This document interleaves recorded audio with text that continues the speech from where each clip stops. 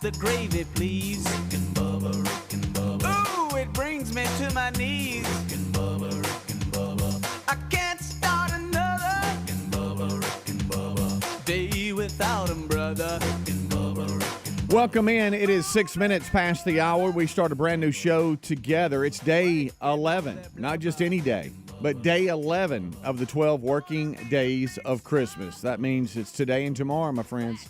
And we have got a busy show today. We have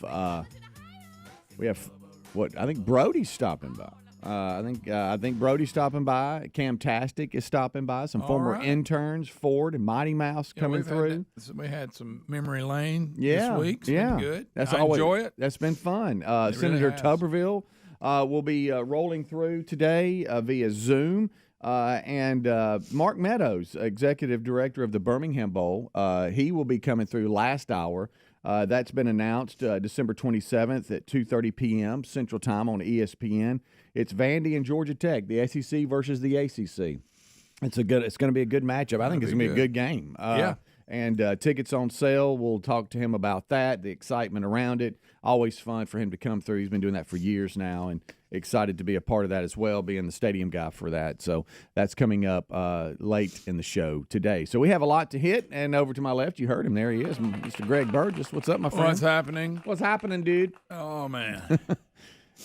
Oh, it's like you said, yeah. Here we are. Yeah. Here we are. Busy, buddy. Anytime you get busy, just look over there at Big Boy. He's just grinning. Mm-hmm. Just a smiling. Got his Santa hat on. He does. Looking Santa sharp. hat. He's ready to go for large another day. Head. Very large.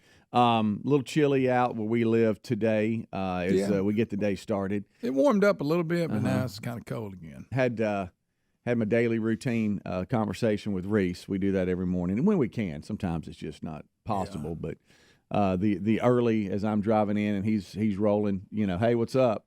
He's like, well, back in it, and a little chilly for the first couple of hours. Always hard to dress, isn't it? For the first 3-4 hours, you think you're in Antarctica, and then it starts to warm up, and you start shedding stuff, just peeling them. Of course, we're talking about the weather, and it's cold this morning. It's that. And then you talk like Reese.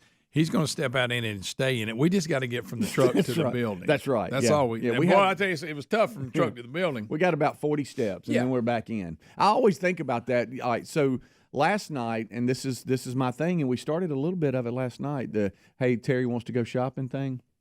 Well, last night she said, hey, let's run to one of the stores. I want to grab something. I'm like, oh. So she's like, hey, I need a coat and this, that, and the other. And I was thinking, all we're doing is we're getting out from the car to go walk into the store, and then from the store back to the car. We need coats for that. We've talked about the fact that we don't like to wear like big coats inside, because then you're like, what do you do with them? Because now I'm inside. You can't sit hot. in here. No, exactly. You got your vest on today. Yeah, but that's not a coat. No, it's got no sleeves. Yeah, no sleeves. Perfect. But she wanted I got to bundle up. But I'm like, all we're doing is just walking from car to the inside. Yeah. Listen, Lisa's whole world revolves around how cold it's going to be. Yeah. Yesterday, we're in her car, and she said the heater ain't heating enough.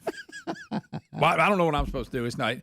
I said, well, let's crank it up. I'll admit it was acting weird. Okay. But she acted like that if the heater went out, she didn't know what she was going to do. How was she going to function? I said, well, I mean. Did you get it hot? You can't. It did. I just turned it all the way up, and it got hot. Mm-hmm. But at times it felt like on one side it would be hot, and one side. This thing where you split temps on the side doesn't work. No. Anyway, they act like that's some sharp feature, and it's really not. No. We just, hey, let's sync it up, or if not, you do your own thing. But anyway, I mean, she was going to have to shut her car down, I guess, until spring if she couldn't get it, because she acted like that it being cold and you can't get out in it without the proper attire, and your heat has to be working. Wow. And it has to be working really good. A story that last night broke late in the afternoon was that, we talked about University of North Carolina football, talking to NFL legend coach Bill Bellichick, 72 years old, and we all laughed at it and was like, oh, that's funny. And then maybe a day or so ago, it says, no, he did confirm he was talking to him. Well, yesterday they announced that they have sealed the deal, and Coach Bellichick is the new head coach at University of North Carolina. His whole life looks like the trajectory is he's going backwards. Mm-hmm. I'm talking about, like, now I got a 25-year-old girlfriend. I'm coaching college. I mean, what's next? He going to play in college? He going to play a little ball? I mean, his choice in his dating, it kind of, looks the same as his choice in career. Yeah. I mean, it's just going. He's going back in time. It's just so bizarre. It's a shock move. I think we all agree with that. And he agreed to a 5-year deal to become the new UNC head coach. Earlier reports had said he signed a term for 3-year deal worth about $30 million. But I think, did you say that they double what Mac Brown was making? That's what I heard yesterday. Look, Bellichick goes down in history as one of the best coaches in the NFL. He's 72, right? Mm-hmm. I know he lives his life like he's not, obviously. But he's never coached college, right? Mm-hmm. No. Of course, today's college is starting to look a little bit, well, actually, the NFL has more rules and stuff you have to go by than college. Now you can just do what you want to do. Mm-hmm. So maybe he's hitting it at the right time. Mm-hmm. But that's a lot of money to throw at somebody that's 72 and has never coached in college a day of their life. Yeah. So his dad, talk to me real quick. Did his dad coach there in the 50s? I just heard him say about his dad coaching college. I don't know where it was. Okay. Because it says here, I'm excited for the opportunity. And then he referenced his dad. He said his father, Stephen, was a coach on the team in the 1950s. And so do you think maybe it's like, hey, I've won 6 Super Bowls in the NFL, coached a half a century there. I've kind of done that, and now I'm kind of free to do whatever I want. You know what? I'll kind of want to go back here and see what this is like. Or is it the fact that his 24-year-old girlfriend was trying to persuade him? She wants to go to sorority parties and wants him to be her date. Is that what you're talking about? Yeah, maybe that's it. Keep him away from the cheerleaders. Good gracious. So anyway, ESPN broke. He's going to have time to keep all it's got a lot of pressure on him. 25-year-old girlfriend and coaching college and recruiting, and boy, it's yeah. Hope he's up for it. So ESPN said after the initial news broke that he has been lining up staff to join him, and he's as well as considering his options. When it comes to the portal and stuff, that's just a new world, man. And I know him and Saban are tight. Yeah. I mean, and I'm not saying Saban's coming. That's not what I'm saying. But he had to call Saban and go, "Hey, talk to me about college, man, and this transfer portal." Don't you know? Saban said, "You are losing your mind." He said, "I got out of it. You're getting in it. You do not want to get in the middle of this, man." But you know that because they always trade information. You know that he's been bouncing information. They used to coach together at Cleveland. Oh yeah. I'm sure he's got quite the network of coaches to talk to. So I'm sure he did his homework here. But yeah, he's headed to the Tar Heels. Of course, when Nick went back to college from the pros, he wasn't 72. Mm-hmm. Mm-mm. No. They went 6-6, including 3-5 in the ACC. And so there you go. They're going with Bill Belichick. That'll get you some headlines. Might even help recruiting for a little while. Yeah, so we'll see. Yeah. It is going to be interesting to see for sure. I was talking to JC a lot, and he's like, "Yeah, I wonder if he's trying to line things up for his son to hand things over after spend a little bit of time here." And there's all kinds of speculations as to why. Yeah. But maybe it's just as simple as I've been successful. I've won 6 Super Bowls. I just want to try this. Yeah, I'll try something else. Yeah. Win a national championship. Who knows? Rick and Bubba. Amid holiday prep and gifts arriving on doorsteps, keeping your home and family safe has never been more critical. Why? Because FBI data shows that the holidays see a sharp rise in burglaries and theft. You need Simply Safe now. Right now, you can save up to 50% on a new Simply Safe system, their biggest deal of the year. Head to simplysafe.com/bigbox to save 50% on your new system with a select professional monitoring plan. That's simplysafe.com/bigbox or rickandbubba.com for a link. There's no safe like Simply Safe. This holiday season, surprise everyone on your nice list with Raycon's everyday earbuds. They already have tens of thousands of 5-star reviews, and their latest model's better than ever with active noise cancellation, a 32-hour battery life, and multi-point connectivity. Plus, Raycon's everyday earbuds start at just half the price of other premium audio brands. Save big for the holidays with up to 25% off site-wide at buyraycon.com/bigbox. That's buyraycon.com/bigbox, or find that link at rickandbubba.com under sponsors. A medical test can reveal your body's biological age, which can show if you're aging prematurely. Better nutrition has been shown to reverse one's bio-age. Now, my hope of living better and healthier is why I take Field of Greens. Field of Greens is an organic superfood fruit and vegetable drink backed by the Better Health Promise. At your next checkup, your doctor will notice your improved health or your money back. Join me in better health with 15% off and free shipping. Go to fieldofgreens.com, use the promo code BIGVOX, or rickandbubba.com for a link. No one wants to think about debt, but many of us will get deeper in debt during the holidays. PDS Debt has customized options for anyone struggling with credit cards, personal loans, collections, or medical bills. Everyone with $10,000 or more in eligible debt qualifies, and there is no minimum credit score required, bad and fair credit accepted. Start planning today. Get a free debt analysis right now at pdsdebt.com/bigbox. It only takes 30 seconds. That's pdsdebt.com/bigbox, or find the link at rickandbubba.com under sponsors. If your approach to everyday aches and pains is to mask them, then repeat that cycle all over again. It's time to try Relief Factor. Instead of masking pain, Relief Factor helps eliminate it with a unique formula of ingredients that helps support your body's response to inflammation. Give it a try and get the 3-week quick start pack for just $19.95 at relieffactor.com, or call 1-800-4-RELIEF to get that deal. You can also find that information at rickandbubba.com under the sponsors. Don't mask pain. Fight it naturally with Relief Factor. Our friends at TheraBreath have some good news if you have bad breath. Try TheraBreath Fresh Breath Oral Rinse. TheraBreath is dentist formulated by Dr. Katz himself. TheraBreath doesn't mask bad breath like those burning alcohol mouthwashes that can actually irritate sensitive mouths. It's alcohol-free and free of gluten with no added dyes or colors. Find TheraBreath in all your favorite retail and drug stores. Look for the bright orange cap or online at TheraBreath.com. You can find a direct link at rickandbubba.com under the sponsors. TheraBreath, confidence in every capful. The Man Church Conferences are coming in 2025. Inspiring speakers, powerful worship, great fellowship, and incredible resources designed for men's discipleship. Tickets are on sale now for Birmingham, Panama City, and Atlanta. Get your tickets and all the details now at themanchurch.com. Disciple men.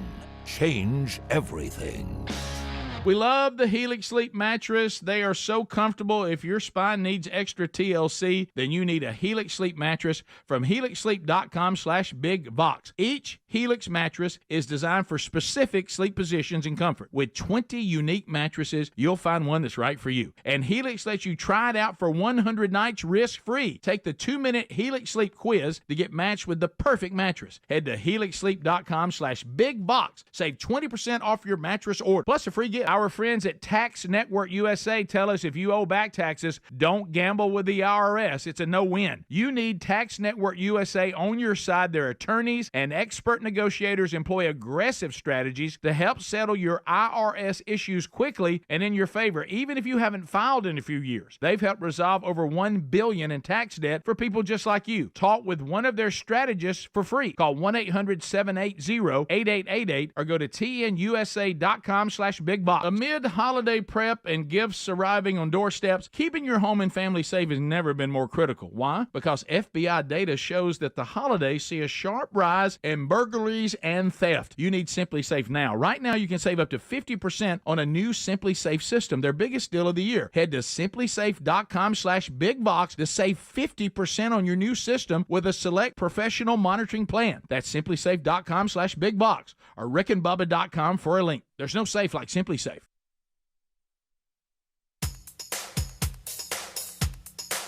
Rick and Bubba's in Ohio. Rick and Bubba. Pass the gravy, please. Rick and Bubba. Ooh, it brings me to my knees. Rick and Bubba. I can't. It is 20 minutes past the hour on day 11 of the 12 working days of Christmas. It's the kickoff hour. I'm Speedy. There's Greg, Burgess, Rick, Bubba, Adler. All join us for the main show about 40 minutes from now. Part of the show today, Senator Tubberville will be here. We've got family members coming by. Brody and Camtastic stopping by. Some former interns will be here. We'll talk Birmingham Bowl late in the show. And as I said, we have day 11 of the 12 working days of Christmas. And yes. Big year ender is tomorrow, and we've got a packed show for that as well. And we just are so honored that all of you are hanging out with us. One thing last night, I mentioned, Greg, that Terry and I ran out and did just a little bit of shopping, bumped into the store manager there. He came up and just said, "Hey, 2 more days." And it kind of startled me. I turned around. I didn't know who had said what, and it was him. And he's like, "Man, love the show." And he said, "We'll have it on in our in the back in our break room, for the big year ender." And so I know everybody's anticipating. It's here, and it is here, day 11 today, and that means today and tomorrow. And there you go. A couple of things just noteworthy here. It looks like Trump is being going to be named Time Magazine Person of the Year, Greg. How about that? And who would have thunk it? Good choice. Think about what we have been through, and when how he announced that he was wanting to run again, I thought, oh boy, no way that'll happen. Mm-hmm. Well, they've been doing a Person of the Year since 1927. The old Person of the Year. And he's also expected to ring the opening bell at the New York Stock Exchange today. So a lot happening there in the Trump world as we're getting a little bit closer. Well, we got about 40 days or so till he's inauguration day or something. I don't know. We're getting close. Getting close. Who you think we'll ever get? We still have President Biden at this moment. Right, stumbling and bumbling and just having a good old time. Got a little something for you. Tell me what you think this is. What do we think about this? Whoa! Call the cops! Something broke. Yeah. And somebody wanted a cop. Under the car? No. It was kind of a very, very scary situation. What do you think? Any idea? No, like I say, I know He came back and he was very emotional. He said, "Listen, if you don't give me my money back right now, I'm going to run this car right through the front door." Oh, what do you think he was upset about? What I think it was over a car deal. Okay, all right. They bought a car and he didn't like the deal, and he angry. I was upset about my money. I kind of blacked out for a second. I know I probably shouldn't have done it, but I guess I just hit a breaking point. That was the driver there. He hit a breaking point. So we got a guy in Utah, Greg. Bought a used car on Monday. Then went back to the dealership the same day and accused them of selling him a lemon. You've heard. You run it through the window. Okay.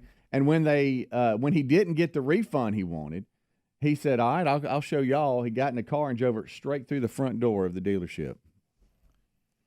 That was the moment of the crash, and you heard from the manager and then the man that crashed the car, Michael Murray, explaining himself, saying he blacked out. Whoa! Call the cops! Whoa! That's quite the showroom right there. Golly. Call the cops! Call the cops! He's mad. So as you go, I like when he goes, "I might have went a little far." Yeah. As you're sitting there and you are, I guess, revving the engine up. I don't know. And you're like, "Okay, here we go. I'm heading in." Do you go, maybe I shouldn't do this? I don't know, but here I go. I'm going. Oh, now you in there? I didn't like the deal y'all gave me. Gave me a lemon. Sold me a lemon. I don't know. That's quite a way to return your item, isn't it? Surprised that don't happen more often, I know. To be honest. Yeah. People don't like to get a lemon. No. How do you feel about it when you lay down big money for a lemon? No, nobody wants a lemon. Nobody wants a lemon. But you're driving through the... Of course, now you're getting charged with all kinds of stuff. Oh. You got bigger problems. Oh, yeah. Now, the car you just bought, let's not forget that. On top of the fact that you just ran through the dealership and there's all the charges that come with that. Now the car you just said was a lemon that you bought, now it's all messed up. It's totaled because you just drove through the dealership. Yeah, it's not good. It's not good. The folks that snap like that, it's not good. But how about when he said, "I just blacked out"? Yeah. All of a sudden I look and there was glass everywhere, and I was sitting in the showroom in the car. About my money. I kind of blacked out I was just really angry. I was upset about my money. I kind of blacked out for a second. You know, I know I probably shouldn't have done it, but I guess I just hit a breaking point. I just hit a breaking point. Now, same day, most dealerships, they do give you, I mean, I don't know the situation here with this car and what the deal was, but most, you have a grace period where, hey, if you within a day or something, if something's wrong, bring it back. I don't know. Normally they were not satisfied. This must have been when they told the note or something like that. Yeah. It must not have been, because you're right. You have a little grace period. Normally you have some common sense there, and some. Now again, because it's used and all this, it could be that they're like all sales are final. I don't know. And they do I have say no that. idea. They do say that on. Yeah. But I'll tell you this: any hope he had of maybe them doing him right, right. he pretty much did away with that. Yeah. That's gone. Yeah, that's gone. That's gone. How about when he said he blacked out? He's got a story to tell. I'll give him that. I know that we'll get frustrated at times, but are you a big I've never been a big puncher in the wall and tear down, punch through a door. Have you done that? I know I like to throw stuff. You do. Yeah. Well, we've been told that by Lisa when not violent, but like just throw objects. Mm-hmm. Like if the lawnmower don't work, throw it. Weed eater, throw it. Mm-hmm. Yeah. Tried to throw a pressure washer. That's hard. Well, they're heavy. They are. They're heavy. They're hard. But I will say after about the 10th pull. Oh boy, it gets frustrating. The more you pull, the madder you get. I think about you a lot, Greg, since the story about you and Lisa saying from inside the house, looking out the window, she saw her husband kicking the lawnmower and just losing his mind. She tells that story, which is hilarious. Anytime something won't crank, I think about you. Oh yeah, it's happened. That and the time I was on a steep hill on a riding lawnmower, and hey Greg, just come back later and either weed eat that spot or push mow it. Don't try to make it. Yeah. And I flipped over, and then the lawnmower caught on fire. What? And I look up, and the kids are little, and they're in the window jumping up and down like, wait, they think it's hilarious, and they're having a ball with it. And I had to put the lawnmower out. It was on fire. Yeah, because I had to get that steep part. Oh, you got to. You got to make one more swipe at it. Yeah, well, at my wait, hold on. The lawnmower was on fire? Yeah, it was on fire. When I flipped it up, coming out of the hood, it was just fire. It wasn't a huge fire, thank goodness. I didn't know that story. It's the first time I've heard this. Yeah. Oh, I thought I told that. Hurt my leg, but I didn't have time to worry about it. I had to get the maybe fire I out. just forgot it, but I don't remember you hurt your leg. Yeah, it landed on my you got lucky, to be honest with you. Yeah. And it was my brother-in-law's lawnmower. When he died. I had that too. I'd borrowed it. You borrowed the lawnmower. He lived next door to me. You borrowed the lawnmower. They lived next door to us. He said, hey, just get my ride more. And I rolled it over. I told him, I said, I think it's okay, but it was on fire for a minute. kind of messed the emblems up on it. Yeah, that happened. Hey, but it was funny. The kids were little, and they were in the window, and I guess it was the way I was hopping and running, and they were like, they were loving it. Oh, they thought it was hilarious. Okay, so they had their hands up cheering. Yeah, okay. They were like 5. Right. Yeah. Got it. So they couldn't hear you. They just saw it. They just saw it. They just happened to be looking. Well, maybe the limping around and stuff. They thought, Dad, this is the coolest thing I've ever seen. Man, Dad set the lawnmower on fire. Pretty cool. That's pretty cool too. Oh my goodness. Yeah, I remember that. Yeah, but I think about you, Greg, and it's the pressure washer that's the main, because you don't use it as much. That's right. When it won't crank. Oh, I have to like, because you get to breathing hard too. And I tell myself every time I quit running it, well, I'm gonna make sure put that stuff in it, make sure ain't no gas in it. I don't. No. Rick and Bubba, Rick and Bubba.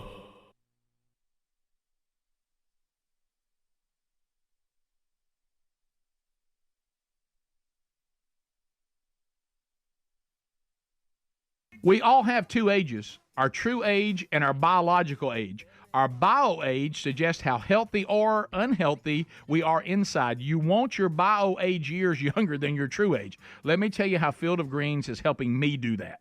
I love this stuff. I definitely feel better taking it. Field of Greens is an organic superfood fruit and vegetable drink. And listen to this. Field of Greens was approved for a university study that doctors believe may lower your body's biological age. That generally means better health. Each fruit and veggie in Field of Greens was selected by doctors to support vital body functions like heart, liver, kidneys, metabolism, your immune system.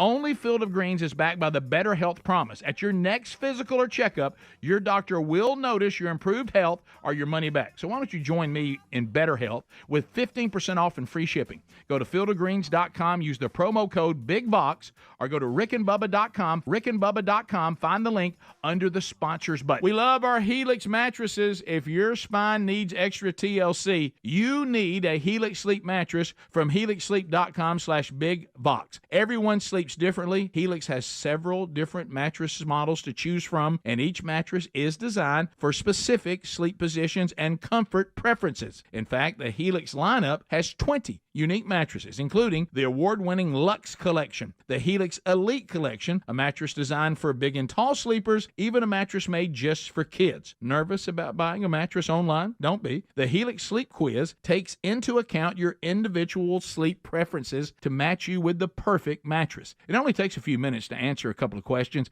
and once you pick your mattress, Helix knows there's no better way to test it than by sleeping on it. You're going to get a 100-night trial to see how you like it. With more than 12,000 five-star reviews, it's time to head to helixsleep.com/bigbox and save 20% off your mattress and get a free gift. Amid holiday prep and gifts arriving on doorsteps, keeping your home and family safe has never been more crucial. Why? Because FBI data shows that the holidays see a sharp rise in burglaries and theft. You need Simply Safe at simplysafe.com/bigbox, and I mean now. And right now, you can save 50% on a new Simply Safe system. This is their biggest sale of the year. Unlike traditional security systems that only kick in after someone is already inside your home, with Simply Safe Active Guard outdoor protection, monitoring agents can prevent crime before it starts, seeing and speaking to suspicious individuals in real time and requesting 911 dispatch before they even reach your door. Monitoring plans start at around $1 a day, and U.S. News and World Report named Simply Safe Best Home Security System for 5 years running. Act now to get 50% off any new system with a select professional monitoring plan. Just head to simplysafe.com/bigbox. That's simplysafe.com/bigbox, or visit rickandbubba.com for a link. There's no safe like Simply Safe. So there's no time like the holidays to realize you have no idea what to get your loved ones. My go-to gift, something they could use every single day and could use multiples of,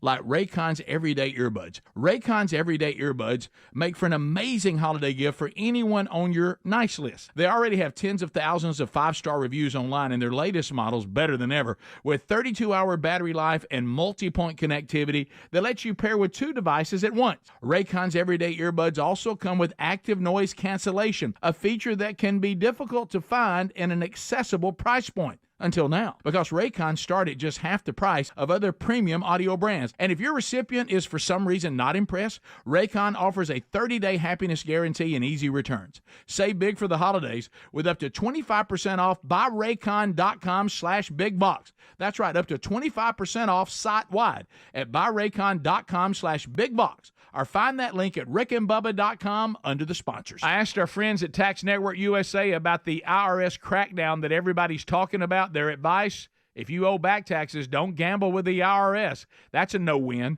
That's why you need Tax Network USA on your side.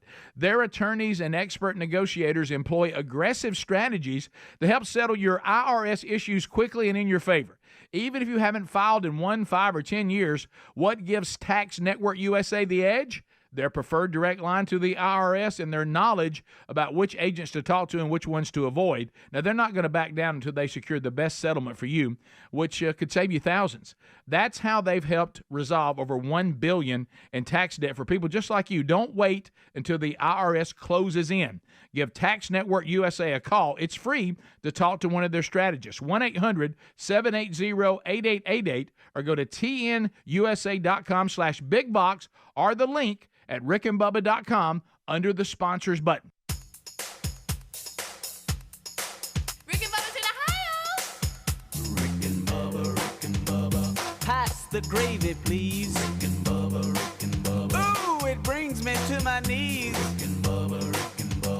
I can't start another. All right, 25 minutes till top of the hour. It's the kickoff hour. I'm Speedy. There's this one, Greg Burgess, right there. What up? There he is. Let's talk, if you don't mind, and 629 We Be Big. That's the number, 629 We Be Big. 629-932-3244. Bring it. We talked about it yesterday, and I don't know why I haven't dialed in on it, and maybe you're the same way. Drones. Boy. I keep waiting on somebody to go, here's what they basically everything I see, they go, we don't know what this is. Which is Are you getting bizarre. That? Okay, and that's where I'm going with this. So I haven't watched, just being honest, post-election and everything. I mean, we have to cover it every day. We're doing show prep. And when I get home, the last thing I want to do is turn it back on the news. I got it. But I turned the bedroom TV on last night, kind of getting ready for bed. And I guess the last time we watched it was on Fox News, and Sean Hannity popped up because he was on. And he was doing an interview on the drones. And he kind of broke it down. And he was like, man, some of them are as big as a school bus and make the noise of a Harley. So they're not like these little quiet, small, drones that are flying. Yeah. I mean, there's these massive drones that, and they're going near military facilities and they're over neighborhoods. And so all these mayors in New Jersey had this meeting, and they all attended. Of course, the governor doesn't show up, and they're furious. They're all furious because as public officials, they don't know what to tell their residents. Yeah. And they're so angry with the fact that nobody can answer anything.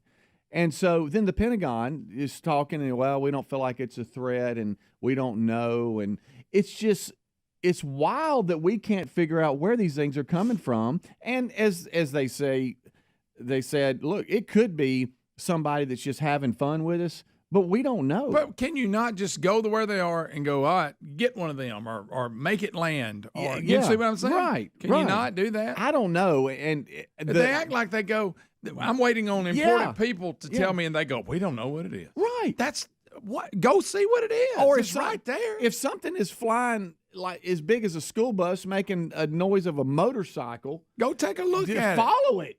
Yeah. The heck? I don't know. I don't know what's going on, but if y'all do, holler at us. No, we really don't know what it is. What we got the means to go up and see, I'm sure. Yeah, we got something that can see. And Greg, I guess, and I don't, but I guess I've kind of paid attention to it, but not really. Oh, I hadn't either. I'm the same way. Until today, I keep waiting on the report and go, well, this is what they are. Yeah, I saw one this morning. Well, we're not sure. We're not sure. Well, go see what it is. They're out there every night.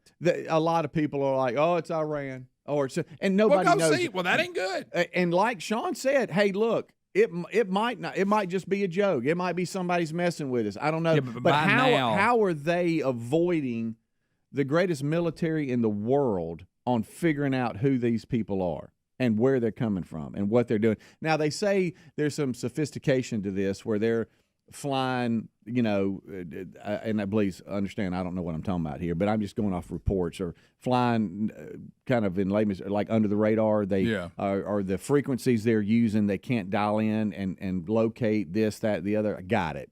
But, man, this is weird. And I guess last night was the first night I sat down and went, okay, I'm in. The same thing this morning when I walked in and saw it on the TV in there. I got to look, and I said, they're fixing to tell me what this is. Yeah. Surely they figured it out. Why can't we? You know where it is. All right, so it ain't like it's hiding. Yeah, and I think one of the senators, I forget who it was, he said, look, I'm just going to say it like this too. This could be nothing. But it also could be something to where, what if somebody was wanting to do something or some type of weapon or whatever, so they just flying around and we don't know who they are? Now, you can say it may be nothing as far as danger, yeah, but it's something. Oh, it's something. The fact that it's there is weird. And the mayors... that's enough reason to do something about it. Imagine if you're a mayor Shoot one of them down. Of a city, and your residents are freaking out because this thing's as big as a bus and as loud as a Harley motorcycle, and it's flying over your neighborhood. You're like, so you start calling around, and then you finally, all the mayors come to this big meeting where you're going to meet with the best of the best and the people in charge and get some answers to what you've got, right? So you can go back to your residents and tell everybody, hey, we met, here's the deal. And they come out more confused than they were when they went in. Makes no sense. And then governor doesn't even show up of New Jersey. I don't know. They're mad, though. And I would be, too, if I was the mayor of a town or any official or any residents going, hey, can y'all not dial this in? All right, so we asked y'all if y'all knew anything. So 629 We Be Big is our number. It says Jeff in Athens, I believe. Jeff, what's up, bud?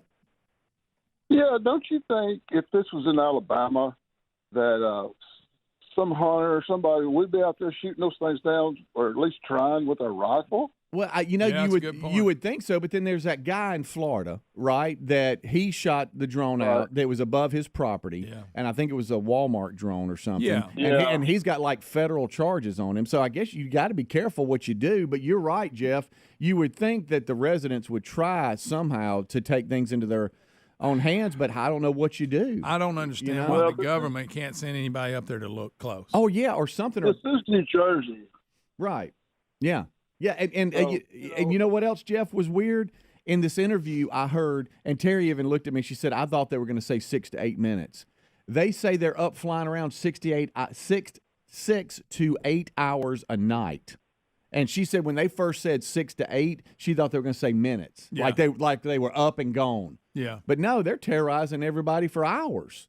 Thanks, Jeff. Let's jump out here. It says Nathan is calling. Nathan is in Alabama. What's up, Nathan? Yeah. No, you're not there. All right, then. Let's go back out.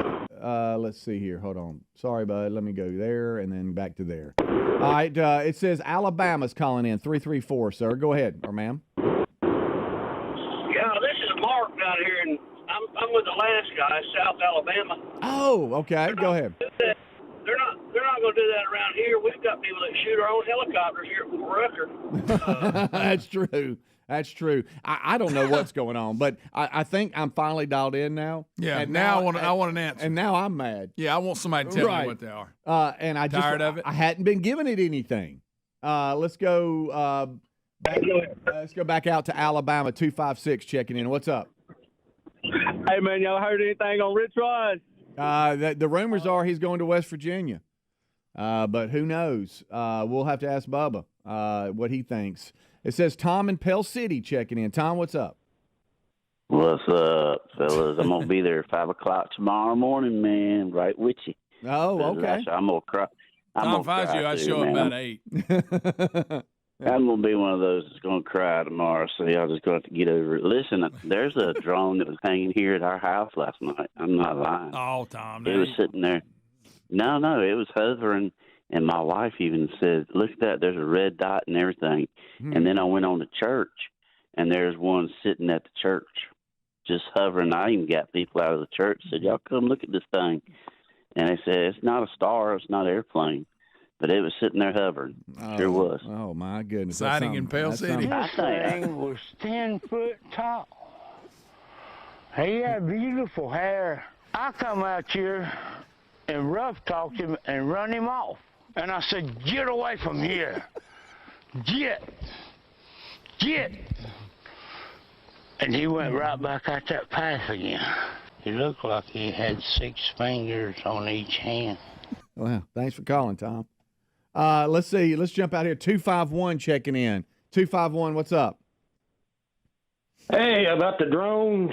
Yes, sir. I'd heard the one that's big as a school bus was actually Chris Christie up there advertising for his new election. It was him. That's not bad. That's not bad. He had that baseball uniform on again. 256 checking in. What's up? Muscle Shoals, Arab, excuse me. Michael, somebody. Hello. It's weird that nobody, it's twice on that same. Something about it. There it goes. That's what needs to happen to that drone right here. That's right. Hey, right there. That'll get it. Done. Out. Go over it now, go to the rubble and see what it is. We're just do that. Drop it down, then we'll go lift the pile and see, okay, what is this? Look, we're just simple dudes, right? And we just sit back with a common sense approach to most things. And I understand there's a lot of folks that are in law enforcement and that are, whatever agency you just name it, that are very good at what they do and experienced, and they know how to investigate things. But we're just sitting back going, okay, why can't we figure this out? And I know that they probably know things that we don't, but it just seems like, looking back at it from our point of view, is, so y'all can't figure this out? Yeah.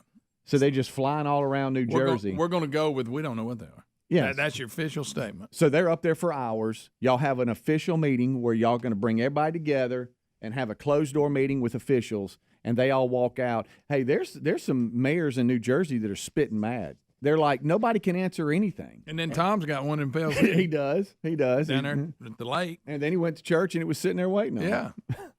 So I don't know. And it sounds like to me that the audience is as confused as we are because nobody's answering any questions. I don't know. You know, sometimes when the government won't answer questions, it's because they're involved. You know, and that's a good point. I'm not suggesting that, point. but it's kind of weird how this is working True, out. that's true. We'll be right back. Rick and Bubba, Rick and Bubba.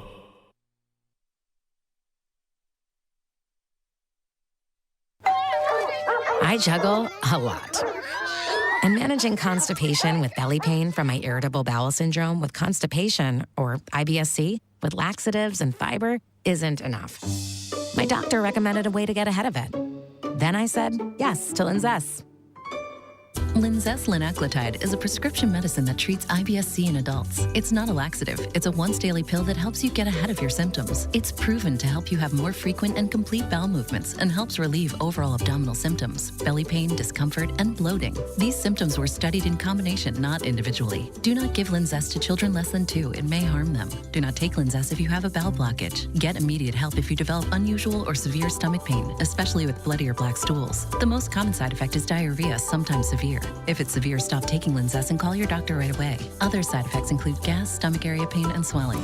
Talk to your doctor and learn more at linzess.com or call 1-800-LINZESS.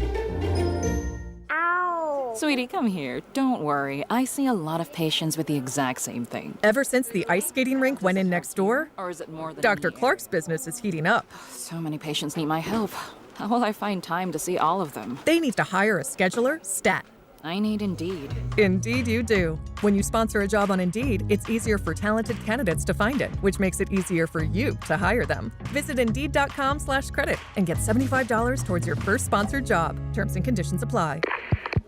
Hey there, you in aisle 2. I see you by the fiber and laxatives. You still using those to manage your constipation with belly pain?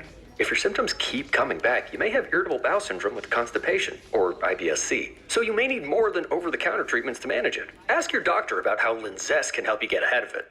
Linzess linaclotide is a prescription medicine that treats IBS-C in adults. It's not a laxative. It's a once-daily pill that helps you get ahead of your symptoms. It's proven to help you have more frequent and complete bowel movements and helps relieve overall abdominal symptoms, belly pain, discomfort, and bloating. These symptoms were studied in combination, not individually. Do not give Linzess to children less than 2. It may harm them. Do not take Linzess if you have a bowel blockage. Get immediate help if you develop unusual or severe stomach pain, especially with bloody or black stools. The most common side effect is diarrhea, sometimes severe. If it's severe, stop taking Linzess and call your doctor right away. Other side effects include gas, stomach area pain, and swelling. Learn more at linzess.com or call 1-800-LINZESS. It's your last chance to snag Dell Technologies' lowest prices of the year before the holidays. The future is on sale today with limited time deals on select PCs like the XPS 16 that accelerate AI with Intel Core Ultra processors. This is their biggest sale of the year and the best time to upgrade, but it's only here for a limited time. Shop now at Dell.com/deals. That's Dell.com/deals. All right, if your approach to everyday aches and pains is to mask them, feel better for a few hours only to have the pain return, then repeat that cycle all over again, it's time to try Relief Factor. And the good news is Relief Factor makes that easy. Their 3-week quick start is only $19.95, less than $1 a day. Instead of masking pain, Relief Factor helps eliminate it. How? Well, it's a unique formula of ingredients that helps support your body's response to inflammation. Relief Factor was developed by doctors and is 100% drug-free. And for so many people, including some of us here on the show, Relief Factor has been a game changer because you just feel better when you're not in constant pain. You'll feel the difference. Give it a try and get the 3-week quick start for just $19.95 at ReliefFactor.com or call 1-800-4-RELIEF to get that deal. You can find that info at rickandbubba.com under the sponsors as well. Don't mask pain. Fight it naturally with Relief Factor. Go right now to rickandbubba.com under the sponsors button or go directly to relieffactor.com. So there's no time like the holidays to realize you have no idea what to get your loved ones. My go-to gift, something they could use every single day and could use multiples of, like Raycon's Everyday Earbuds. Raycon's Everyday Earbuds make for an amazing holiday gift for anyone on your nice list. They already have tens of thousands of 5-star reviews online, and their latest model's better than ever. With 32-hour battery life and multi-point connectivity that lets you pair with 2 devices at once. Raycon's Everyday Earbuds also come with active noise cancellation, a feature that can be difficult to find in an accessible price point. Until now, because Raycon start at just half the price of other premium audio brands. And if your recipient is for some reason not impressed, Raycon offers a 30-day happiness guarantee and easy returns. Save big for the holidays with up to 25% off buyraycon.com/bigbox. That's right, up to 25% off site-wide at buyraycon.com/bigbox. Or find that link at rickandbubba.com under the sponsors.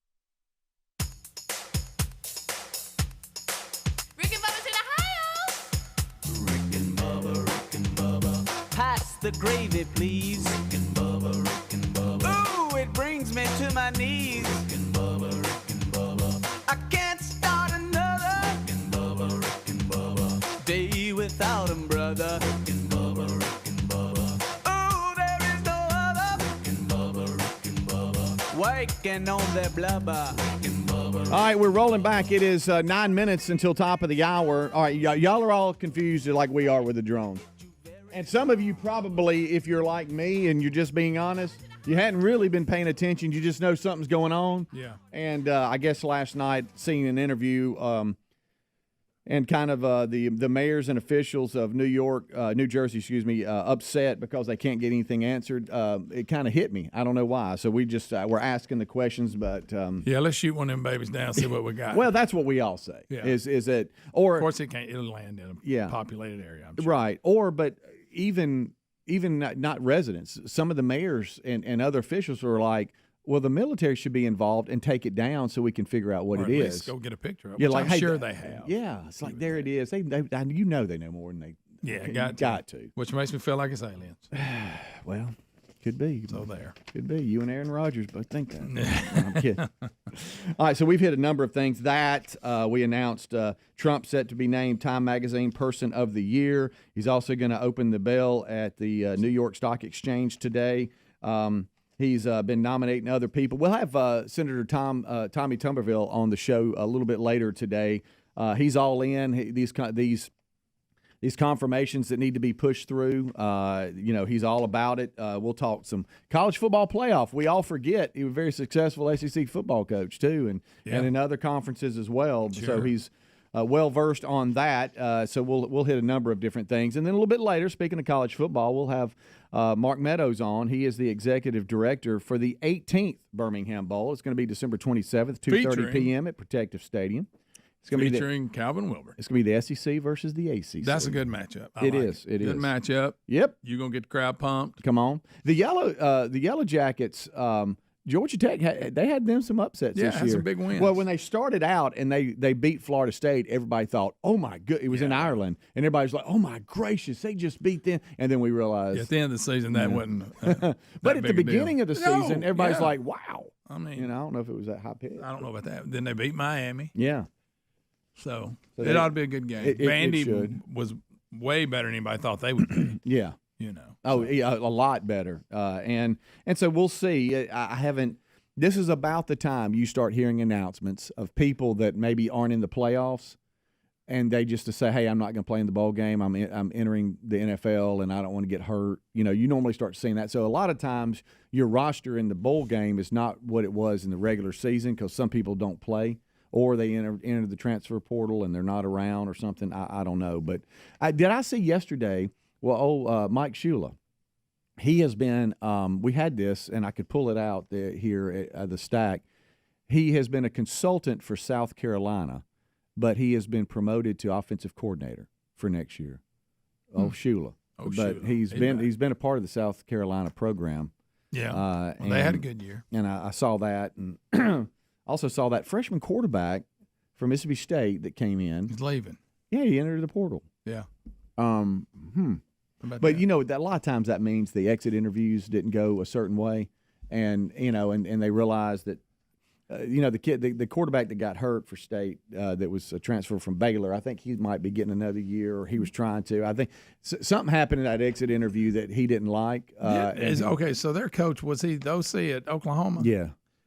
I was hearing yesterday there's an Oklahoma quarterback that may be coming to State. I can't remember who it was. Okay, maybe that's it. Maybe I made that up, too. I'm telling you, something happened in that he saw something and said, okay, I'm out. I'm not going to get pulled in and start, the C. And I thought he did pretty good, but I don't know. But that's there for you. All right, so for today, interns, you remember Ford? We've been talking about him and brought Ford him Brown. up and Sam, and he contacted us and said he's coming in today. And I think he's bringing his mom's casserole. That's a good casserole. Hash brown. That thing ain't going to stand a chance. I told him in the When did you text- start thinking about it? About if you said it. I told him in the text, I said, bring that casserole because he said he was. I said, and also it'd be good to see you too. Yeah, well, yeah, that too. The casserole's one, you're two. Yeah. Also, Mighty Mouse. Now, because I get them all confused. And she's the one that beat up Adler, right? See, I think so. That was before my time. Sorry, Ad. I know you're almost here. Didn't we have a Mighty Mouth too? I don't know. Or something mouth. I don't know. Am I saying it wrong? Is it No. Mouse? This is a different person. This one was. There's been so many. Hey, there. For a long time, I remembered their real name and their intern name, and then it got to be so many. I'm like, I can't keep up with it. Yeah. But I'll see their face and go, oh, hey man, how you doing? So. No hurt feelings, I hope. Yeah. We can't remember all of you. Yeah, well, I do know who you are. You had two names in our life, and sometimes we either remember both, none, or one. Well, maybe Mighty Mouse and Adler can fight again. Oh, that's true. Anybody wants to fight Adler, he's professional. But he wasn't a blue belt then. That's right. That's where he got a couple of stripes. And so that's there for us today. Some other things going on today is day 11 of the 12 working days of Christmas. That's going to be interesting because the gifts have, they continue to get better, and they continue to rise. And so today I know Santa Bubba will have something great in store for us. And then worlds collide. Brody, Taz, he is here with his wife, Camtastic.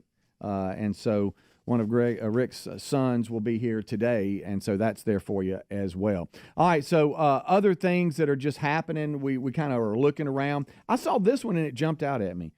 Party City. All right, you think Party City? Oh, hey, yeah. it's been to it many times when the kids had birthday parties. We'd go get loaded down with all the decorations. Really need a costume. Need balloons. I got a birthday party. Something. It says here they have been facing the possibility of having to have mass closures, and I don't know. They're just saying that 850 stores are in jeopardy. And they're mulling filing for bankruptcy. And so you just hate to see all these classic brick and mortars, and we've had stories that have trickled in, over the last months or the last year or so of different stores and different companies. You're like, no way. And so this is the latest.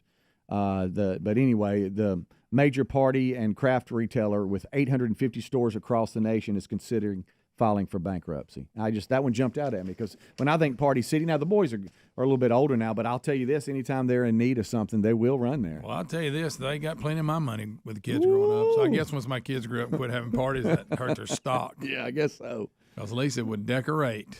Yeah. Hey, you don't think that when the boys said they weren't going to dress up for Halloween and then the last second they said, okay, we will, back when they were younger, you don't think I ran into Party City in a panic trying to find something? Yeah. Well, all we have left is the pirate in their size. That's fine. Whatever. It works. Yeah.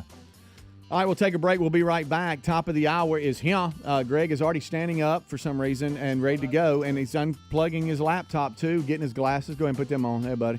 And then get your phone. There we go. And put it in your back pocket. Close your laptop and then slide over. There we go. You did all that for the break. Rick and Bubba.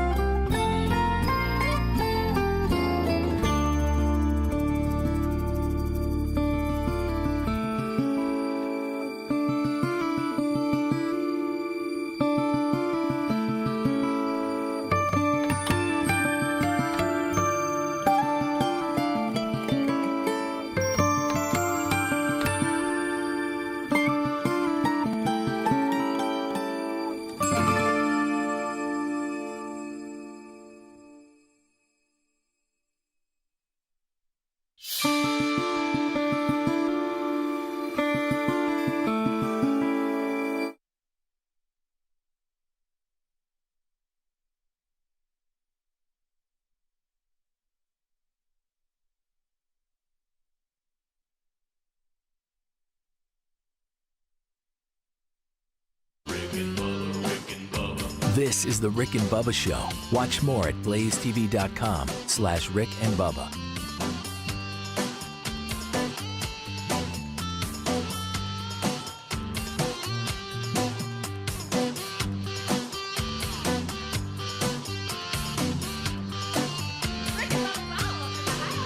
Rick and Bubba, Rick and Bubba.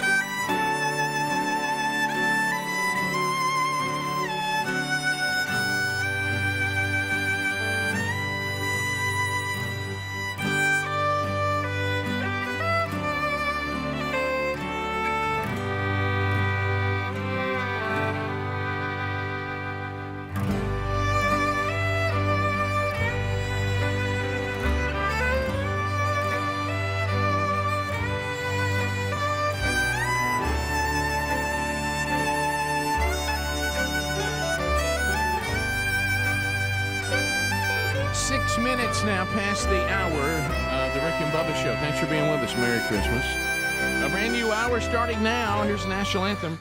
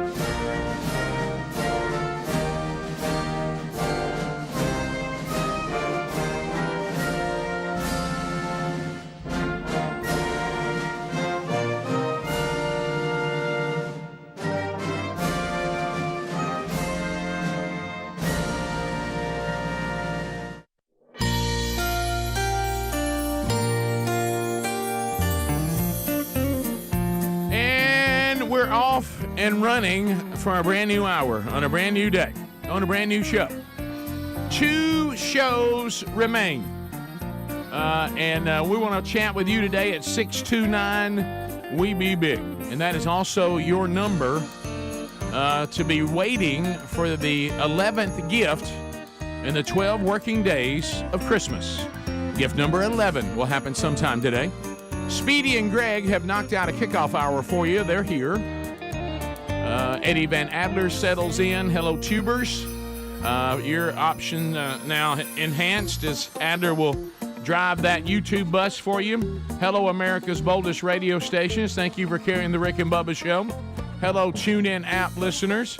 Hello also to those of you that are watching the YouTube archive or maybe listening to the podcast archive if it's become that time of day for you. Also, don't forget yesterday's Wednesday Bible study, the final one of 2024, is now available. We finished Daniel chapter 9. So if you like, and you know what, a lot of you out there that love all this prophecy stuff, we actually mentioned the term 70 weeks. So and we have a lot of fun with all the different theories on the 70 weeks and what all that means. Of course, there's a missing piece that nobody knows the answer to, so that's why no one knows the day or the time. But anyway, so that's enjoy that today on the podcast archive or the YouTube archive of the Wednesday Bible study. All right, we're missing one, the silver-tongued one, the man with a golden voice, professional lunch eaters, man of the year, the inventor of pizza in a cup, Shakespeare's worst nightmare, and the master of the King's English. Ladies and gentlemen, put your hands together for Bill Bubba Bussey!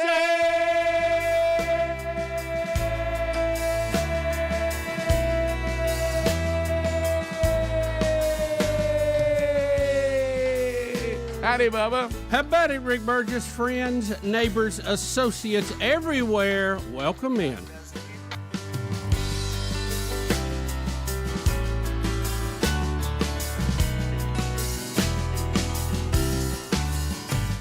To save us all from Satan's power when we were gone astray. Oh, tidings of comfort and joy. And I like that right there. I like that right there.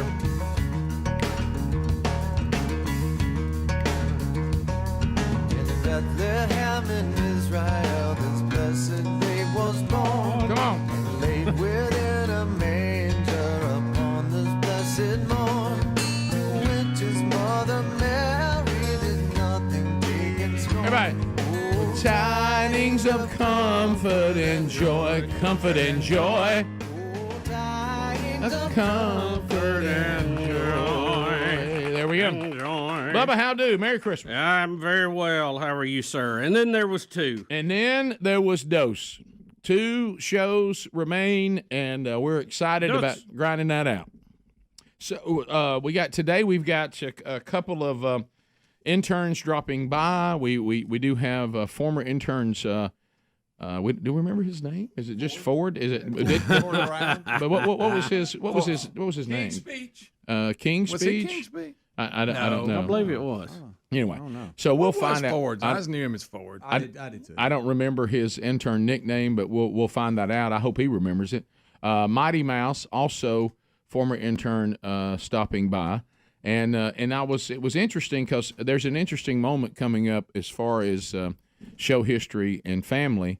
So last night, Sherry and I and our in-laws were invited over to Brody and Camtastic's home for them to host us for a little Christmas gathering, and Camtastic, cooking dinner for everybody, and we see all their home and their decorations and all that.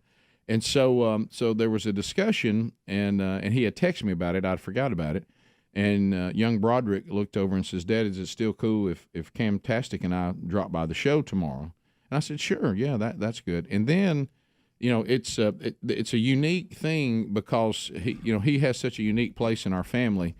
Because his personality is so much different than his siblings and his family, that we're all very loud and gregarious. And he said, "Now look, we don't want to be on the show." And I said, "What?" And he said, "No, don't call us up to the mic or anything like that." And Camtastic's like, "No, I don't. We just want to come by and say hey and just watch for a few minutes." And I said, "Well, now of course I'm going to. I mean, you shouldn't have. I mean, you'd really been better off." And And so then I mean, it's like he's behind the scenes guy, and she is too. Look, if y'all want me to run some cameras or edit or anything like that, I'll do it. I'll leave. Pull up a chair. I'll leave all the being loud to my siblings and to the rest of my family. You know what I mean? I'll just stay over here out of the fray. Yeah. So anyway, of course, that means I'll be calling them up and making them uncomfortable at some point. Yeah, anyway, gotta have that. So anyway, they'll be dropping by, but those kids they all grew up and they know what it's like to be a source of content. But we as Bubba and I have said to all of our friends and family, hey, we got 4 hours to fill. And if you include the kickoff hour, it's 5, and we're always looking for content. Yeah, if you wander by, you too could be a segment. You too could be on the show. Ford was King's Speech. Okay, what's King's Speech? Does that for some reason I'm not connecting that nickname to him. I don't think I ever called him that. I think because Ford, that's kind of a cool. He's one of the rare interns that we really called it his real name. Yeah, because his real name sounds like intern name. You know, him and Sam did some high school football. They really did a good job. They did. They sure did. And I kind of thought, and I think they even did a show for a while. They did on Yellowhammer here in time. Yeah. Oh, that's right. I really thought they might continue in this business, but they ended up doing some other things. And, and Sam, he switched for ESPN Plus for JSU baseball. Okay, all right. Yeah. And we got. He was in the truck. And so also, we don't have a truck anymore. Tell him to come on back. I can't believe that I see that Bill Bellichick is going to be the head coach at North Carolina. I can't believe it. How about that? I mean that is just we'll unpack that when we come back. I would think Belichick could take it to the house if he wanted to. Obviously he just don't have much of a life other than coaching. Right. It's and how long can he stay? I mean, I understand he's a pipeline to the NFL, and that's a great recruiting spiel to make. Right. But I mean, realistically, how old is he? 72. I mean, how many more years can he coach? I know. And you look at his dating life, everything's going backwards for him. He's going back to college. Yeah. Greg, well, here's the thing. Babylon B wasting zero time. Babylon B wasting zero time. Picture of Belichick and his girlfriend, because they got to have that up in the corner, the corner of the picture. Mm-hmm. Bill Belichick agrees to UNC job on condition he can live in his girlfriend's dorm. That's fine.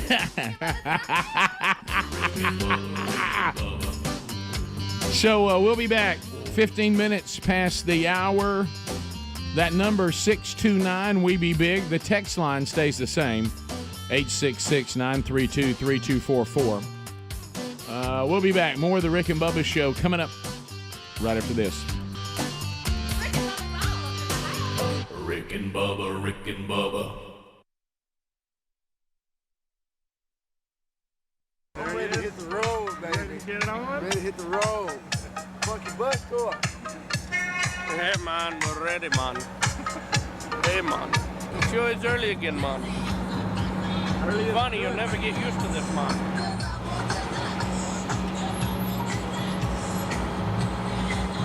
Hey, what time's the bus run?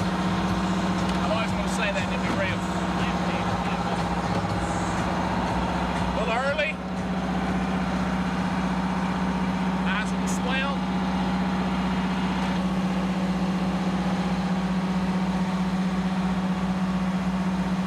My right eye's missing.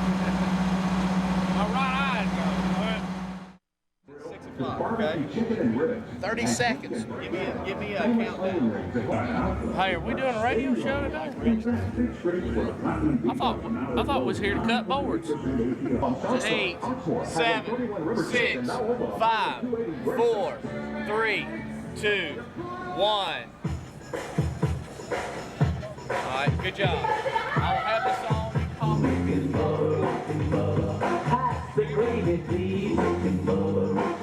Oh, it brings me to my knees.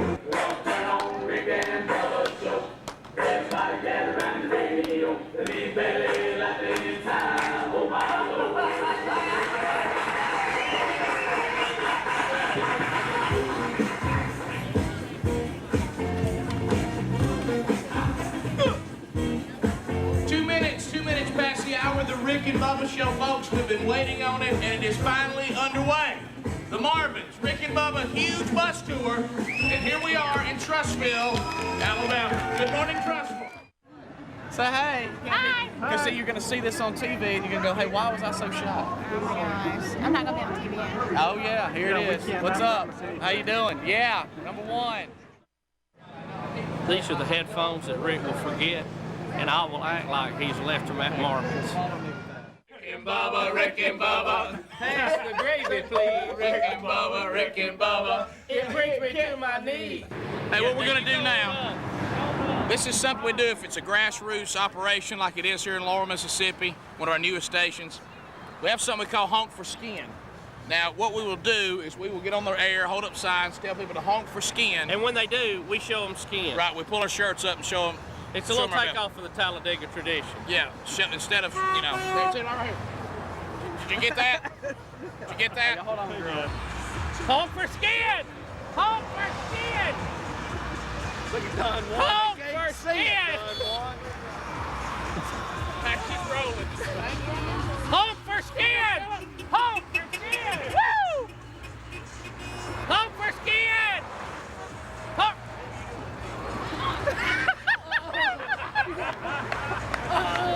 Yeah, I don't know. It was a lot of mud. See, us thin people, we don't need to be doing this, but these guys here, if you have a waist over 40, you can show skin. That's the guy that everybody looks at friend. What's up, Monkey?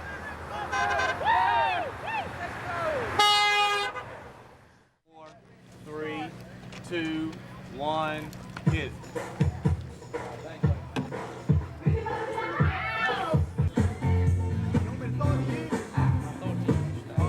It's about a minute and a half past the hour. The Rick and Bubba Show up and running for another day. Thank you for being with us.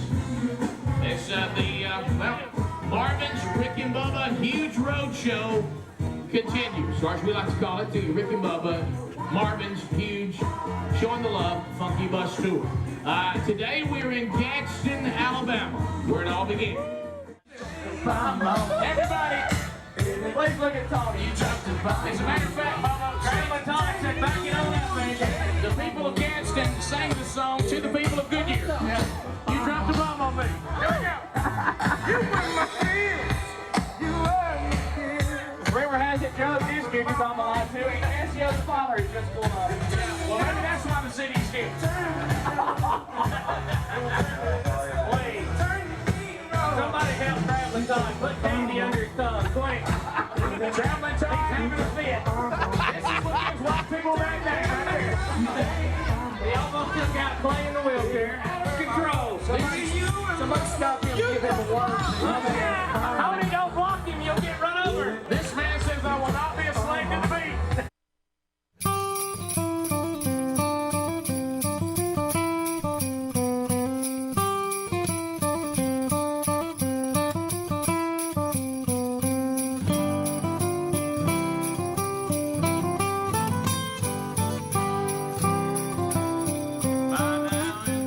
Okay, I'd forgotten the amazing Kreskin messed up Bubba's name too, almost like Tom Landry. I didn't remember it that way. Bubba. He fumbled it too. You know, Kreskin, I saw him live at Jack State. I saw him live on the David Letterman show. We had him on the show how many times? It was 2 or 3 times. Yeah. And I used to watch his TV show on Friday night. I didn't know he had a TV show. Oh, yeah. Rick. The amazing Kreskin. You're the amazing Kreskin. And listen, if you don't think he couldn't read your mind, you are kidding yourself. How about that? Yeah. So I know people that was at the performance at Jack State. You know who I sit next to at that? Our old friend used to do the talk show on HMA. Jay Holland? No. HMA. Rob Street? No, keep going. I can't think of his name. George Salmon? No, one more. You're almost there. You know who I'm talking about, Greg. God, the one that filmed my wedding? No. Smoked all the time? No, Greg, not. What was that guy? No, not Benedict. No. Ed Benedict. No. Ed Benedict. No, you're on DNG now. Ed. You're on DNG now. Remember Ed? Oh, Rick. Of course I do. You know about the legend who hosted it? Yes. Oh, the legend. Yeah. Okay. Ed Benedict. Yeah, no, it was. Oh, doggone. I almost said it. It almost came out. I almost had it. I was this, and you talking about the guy who like everybody considered the legend, Yes. and then we all had to fill Nice. in. Jabbo. Super nice. And No, it wasn't Jabbo. And we all had to try to fill in after his legendary show after he passed. Okay. Yeah, and he was sitting next to me, and we talked about that show the whole time. And I knew him from working upstairs too. Something with an L. It's a. Okay. Somebody, Greg. By the way, take that computer, just crack my skull with it, would you? By the way, if you had not asked me, I would have put it out there so fast. Rex Gardner. Rex Gardner. Good. There gracious. we go. I don't know what a rest is. The bus with the save. Oh gosh, Rex Gardner. Where's this L coming from? What a great guy. I think I was doing Ludlow Porch. Yeah, well, he was the Atlanta version. Right, yeah. But I still Rex, think it was Ed Benedict. No, Greg, he's on D&G. And Rick, he hypnotized probably 15, Johnny Goodbread. 16 people in the audience. Okay. Okay. And I think the question was, this is back when Dallas was on and Who Shot JR and all that had been around.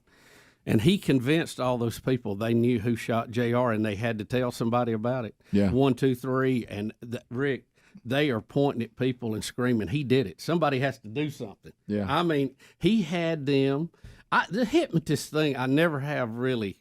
Strange. Because we know what that guy did to Cassio that time. Yeah. And we saw how that worked. And I saw how these people were hung up by the amazing Kreskin. You know, and I love when he was on David Letterman's show because he would start telling David things about Letterman he didn't want people to know. Right, and he's like, hey, you know. Yeah, the Kreskin. Well, and the reason why we're bringing him up is he passed away. Yeah. At 89 years old. Now, Bubba, for some reason, thinks he was snatched out of this world at the prime of life. He was 89, Bubba. No. I said I think he, with his amazing powers. Right. Okay. He did not want to see the last day of the show. Now, that is possible. Now, that's what I think. And the other is, like Greg You remember said, he signed us a book? did he know when he was going to die?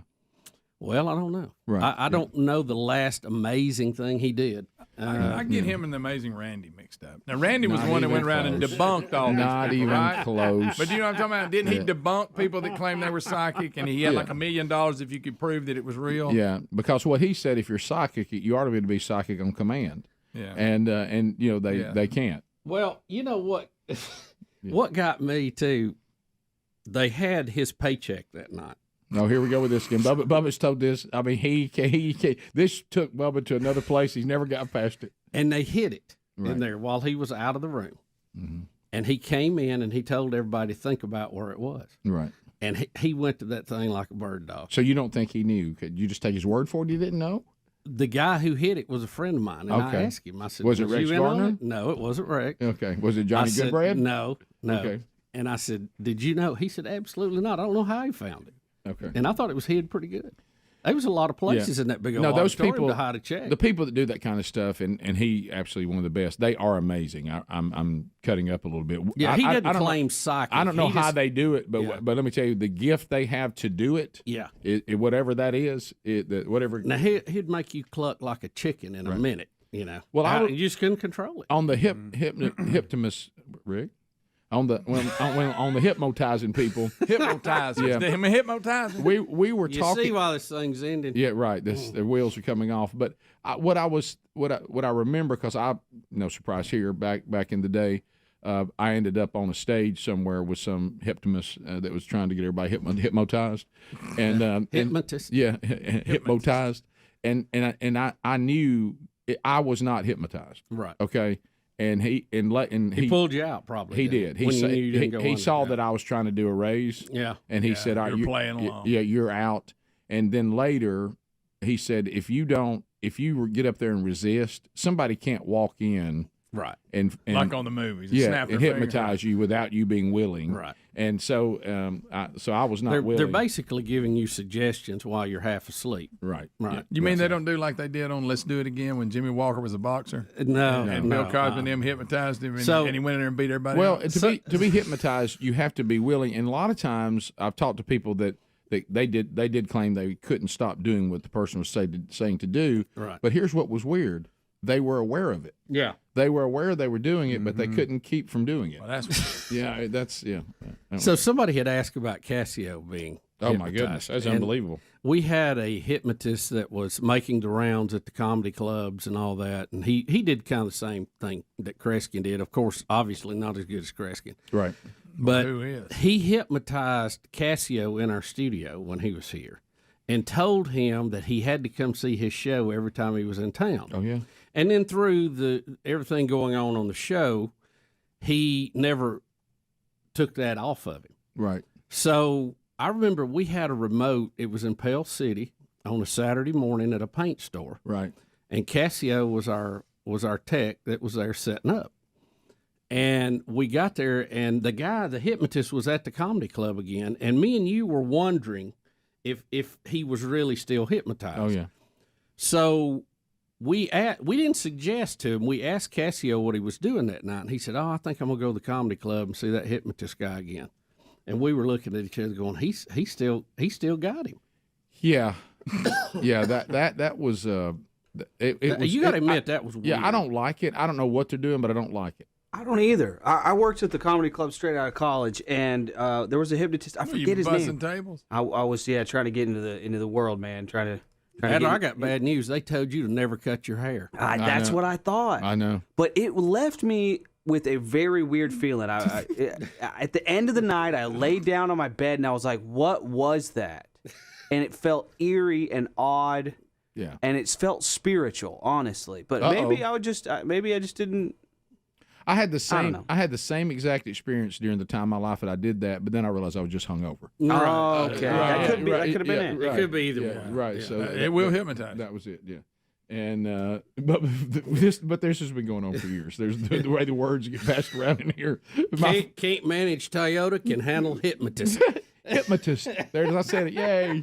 But my favorite though this week was when you were boldly proclaiming that. Isn't it odd that you can say vestibule? I couldn't say it. You're saying it wrong. Bragging about it. Yeah, us in words, man. Vestibule. There's words out there that can do with us whatever they want. Deuteronomy. That was one of my hardest ones. Bottom of the hour. We'll be back. Funny. We got more to cover today. 629 We Be Big is the number. Gift number 11 on the 12 working days of Christmas today. It'll happen at some time. Might as well go to you. We'll be right back. Rick and Bubba, Rick and Bubba.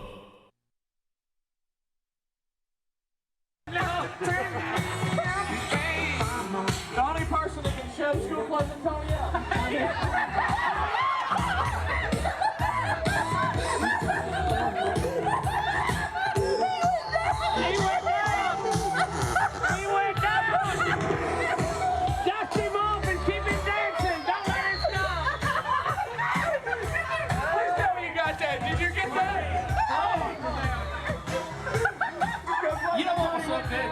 He didn't just go down. He started stumbling right up here. He fell for about 25 feet. It was that drunk stumble, boom, down. He thought he'd come up, and boom, then he went. I feel sorry for the guy that's now got Coca-Cola on his boot. Where he slid into it. Rick and Bubba's Familiar Feud, next on DJ Games.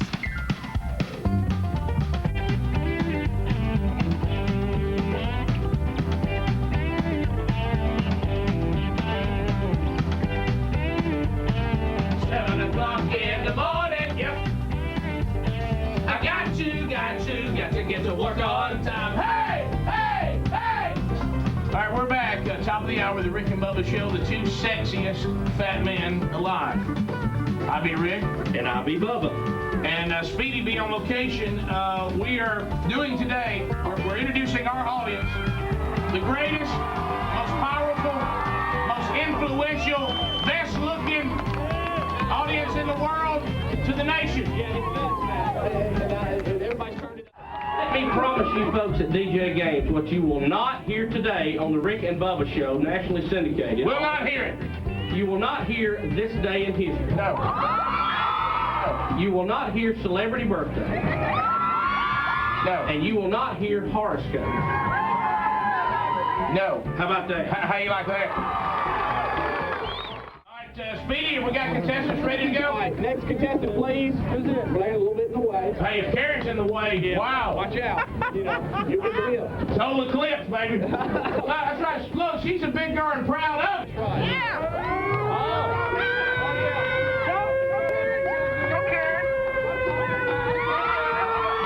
Look.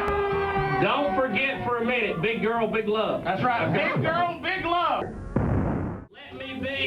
Let me be your teddy bear, number 7. The Game Show Network team.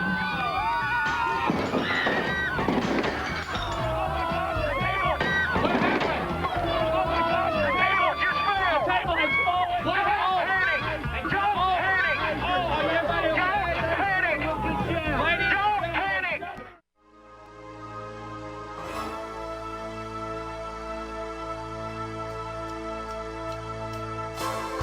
How y'all doing? Woo! Let's hear everybody on your feet now. Woo!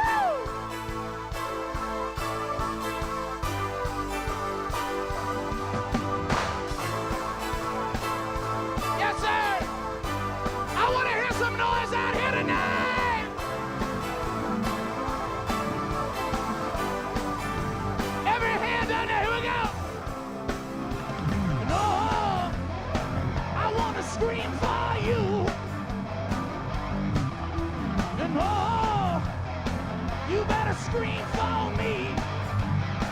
I don't know what to say. Greg Burgess on the bass guitar. What's up? How about the hot dog launcher? Who wants a shirt?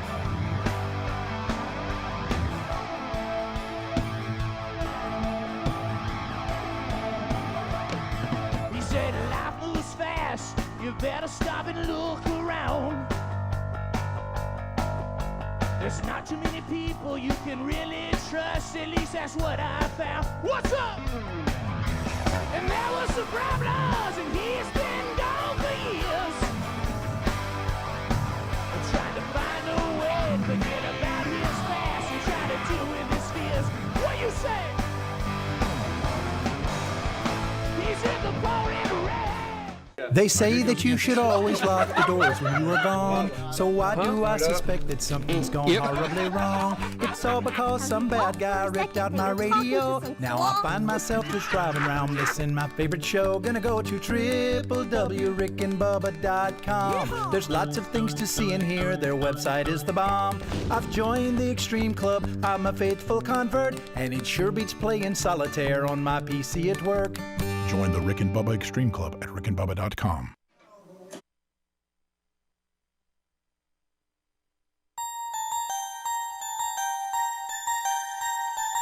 All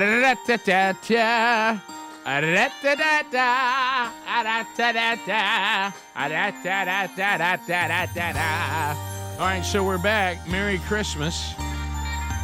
Much to do on the program today. We just found out, and again, it's all very fluid, that we're going to go way back in Rick and Bubba history today with our wild game chefs, Larry and Mark. Understand Are they coming one today? of them is. I understand that Mark may drop by. Well, where's Larry at? I don't know. I think he's like a mayor of a town now or something. But anyway, so we'll looks like we'll get to chat with him today. You know, I will say this. Is he bringing something to eat? Maybe, but he won't. He did one last joke. But Hey. he won't tell us what it is, and I ain't eating it. Well, I don't know. I was a little back and forth when I saw that Senator Tommy Tubberville was on the show today. I thought, oh, Tommy's calling us to, talk about the end of an era and whatever. And I'm looking, he just wants to talk about like this head guy and a mandate on election day and college playoffs. I thought he was going to I thought he was calling solely just talk about how much shows meant to him. Oh, there'll be some of that in there, right? but, yeah. Just anyway, because it feels like that's all we're doing now. Maybe anything else just feels weird. Maybe you got some inside information on these drones that nobody knows what's going on. Well, there could be that. That's insane. Also, do you always love when a mystery gets resolved? I love when a mystery solved, Rick. All right, so love it. It was about a week ago. Okay, I go to the doorstep, and I know none of us are surprised these days. And there's some sort of Amazon package or something on there. Amazing, isn't it? Yeah, amazing. So I pick it up, and I open up the package. And it is, gosh, I can't remember what year it was. It's been several years now. And it is the How to Be a Man 40-day devotional that Andy Blanks and I wrote. And I'm like, okay. And then there was no information in it whatsoever. Nothing. And I'm like, I don't know. I have these. I don't. Why would somebody send me this? And so I take a picture of it, send it to, the manchurch.com store and all that. I say, hey, I just got this in the mail, and there's even a Merry Christmas in here from y'all. I co-wrote the book. I have these. Why do I have this? And no one knew. No one knew. Nobody had it. So eventually, Les Bradford said, look on the order. There's an email. And that may be the source. And I thought, okay. So, days ago, I emailed that email, saying basically, I've received this book. It looks like you ordered it. What do you want me to do with it? Is this you want me to get Andy and I to sign it and send it to somebody or whatever? So I did it, and so here it is. I finally have the answer. First of all, Merry Christmas to you, your family, Team Man Church, and Team Rick and Bubba. Secondly, I have no idea why the book shipped to you. I ordered it for one of the men that gave his life to Christ at our Man Church back in September when you were with us at Shiloh Baptist. I went back to my account and see if I entered the wrong address, and you know what? For some reason, I entered your address. I apologize. That really shouldn't have come to you. It was supposed to go, and he tells me who it was supposed to go to. And then he goes on to tell me kind of the story and all that. And I'm like, okay. So then he's like, okay, well, since you have it, here's his address. Why don't you sign it and send it to him? I guess because he was dealing with, getting everything booked and doing a Man Church, somehow he had my address as well. And he just entered the wrong address and is letting us know that he's the guy who sent us all the Little Debbie snacks. And at the end, he says, P.S., you should receive another box of Little Debbie snacks next week at the studio. Well, we won't be here. We're the best of guys can enjoy. We'll fall across it. Yeah, but anyway, so we'll get it in here. But have you ever had something you're just staring at and you try to think of all the possibilities? Yeah, I know. And I'm like, why do I have this? Yeah, I have a lot in my life. So anyway, and so that's that mystery is solved. Of course, now I got to remember what I did with it, but I got some, so I've got the address, and we'll send that on, and so there you go. So that mystery is solved. Do you think we need to? I know we all love this, and chaos is a lot of fun and all that, but I don't want people to be disappointed, and kind of what we were talking about in the break about tomorrow. Mm-hmm. The studio is not all that large, and as you can imagine, on the last show, there's lots of friends and former people that have worked with the show that basically are going to take up the studio. Right, salespeople, promotional people been on the show, all that, and I think it's wonderful that people are wanting to travel and be in the parking lot, and we talked about some of that. But what I don't want is for people to go to a lot of trouble and then end up being disappointed. Yeah. Because you have to kind of think, just kind of thinking it out. Like, for instance, somebody emailed and said, I think I'm going to drive down, bring a cake, and come hug everybody's neck. Well, it's possible that we might at some point be able to come outside. Certainly at the end, we can do that. And but I don't want people coming here thinking that you just pull into the parking lot and then you're just going to walk into the studio and hang out. That's not even possible. I may not even be here tomorrow. Yeah, Bubba may not even come. I've been here 2-3 weeks in a row without missing a day. That's right. So I'm kind of due for one. But what I mean is, like we know there's one group that's going to be at least 40 people. Mm-hmm. Well, you can't put 40 people. No.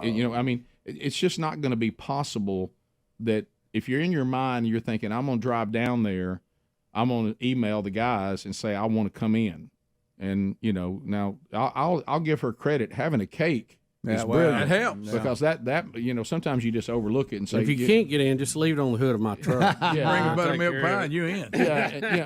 You just don't want cheese straws go to the front of the line. I just don't want somebody to say they bust up in here, bring a cake. We put it down, hug their necks, they get their picture, they go outside, and there's 50 people that didn't get to do that, and then they pull their hair out. It just there's just no way for every single person who wants to. Now, when the show's over, you want to see everybody coming out the parking lot, whatever. But please don't have in your mind that you can come down here tomorrow and just come in the studio and watch the show. That's not possible. This is really us just looking out for you. I'm looking at we care about you. Look, We're honored you'd come, but I just don't he's saying. You just don't want to be out there. I don't want to freezing and be like. I don't want y'all to have the Chevy Chase experience in the original Vacation. I mean, you pull up to Wally World and it's closed. I came all the way this way. And if you are going to do that anyway and you don't care, man, that's great. Yeah. I just don't, and we're honored by that. I just don't want you to have unrealistic expectations. Sure. After the show, sure. Yeah. Come out, meet, greet, hug. But during the show, it's going to be total chaos. And believe it or not, kind of a shocker. Y'all probably would like for us to do a pretty good show tomorrow. I would hope. You know what I mean? And we got some great content. We got there's a What's Eating Scott Gorofsky tomorrow that is going to own everybody. It even comes with a video of an uncomfortable Christmas family experience. All right, love those. So those are my favorite. We got that. We got Twas the Night Before Christmas tomorrow. We got all kinds of stuff. We got Deborah in here singing like normal. Right, and you can be part of that in a tailgating format, but access to the studio during the show is pretty much going to be taken over by all kinds of people who work with the show and have worked with the show over the last, 31 years? That's a long time. Isn't it? But goat drop cookies, cheese straws. Sure. Yeah. Sands. Yeah. Now, various wedding cookies. Yeah. Now, if you want Bubba to come out and stay with you, now all this is a great idea. Yeah, sure. He'll bring him and his top 2 buddy, and they'll go to town out there. Watch it.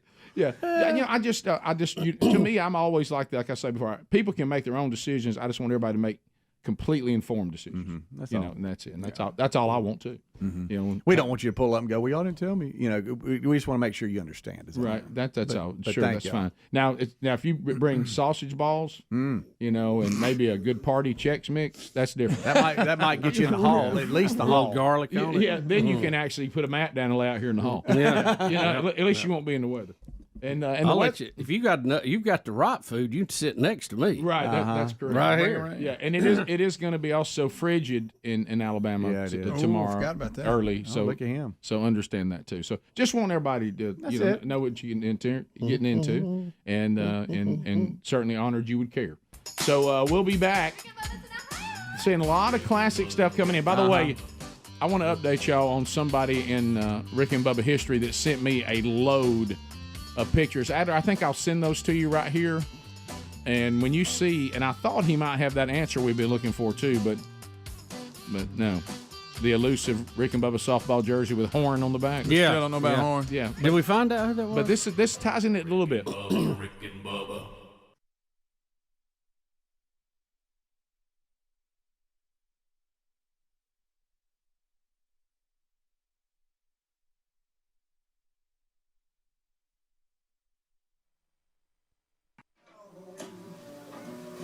Does it come down to this?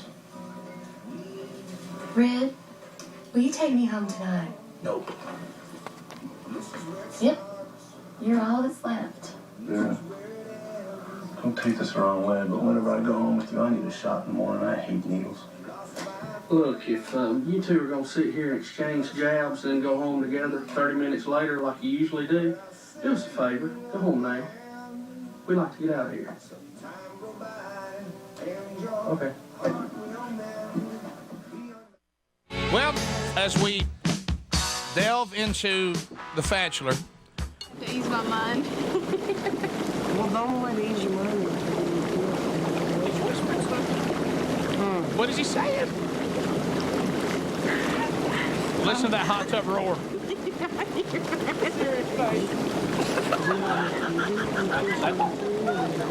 Well, he's trying so hard.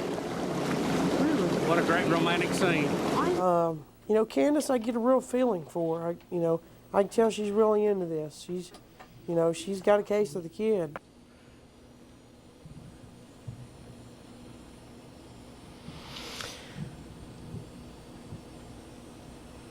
Megan, will you accept my biscuit? Yes. Oh my gosh. Thank you so much. All right, ladies, sit down. I can't breathe. Alana, we're sorry to say there was only 2 biscuits. Would you like to come up here and say goodbye to Cassio? Then he will walk you in. You can come up to mic 3 here. No, the kid. Oh my God! Oh wow! A goodbye cheesecake. A goodbye cheesecake. I made this. Wow! I feel like a loser. On lead vocals, the pride of Cedar Springs, Alabama, the man with the golden voice, Professional Lunch Eaters Man of the Year, the inventor of pizza in a cup, Shakespeare's worst nightmare, and the master of the King's English. Ladies and gentlemen, on lead vocals, Mr. Bill Bubba Bussey!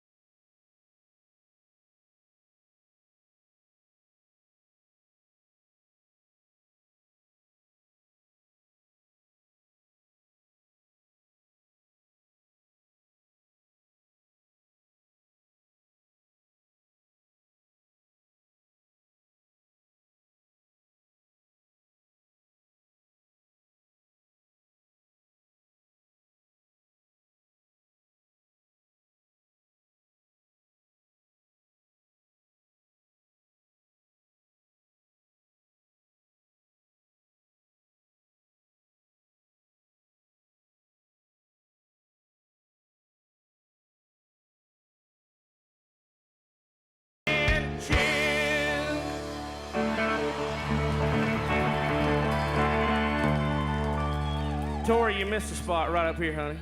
Right there. Put a little right there. And then if you would, rub it in, rub it in. Rub it in, rub it in. I feel the tingle begin. You're getting under my skin. Rub it in, rub it in. Rub it in, rub it in. Everybody. Rub it in, rub it in. Tingle begin, it's getting under my skin. Rub it in, rub it in. Bill Bubba Bussey.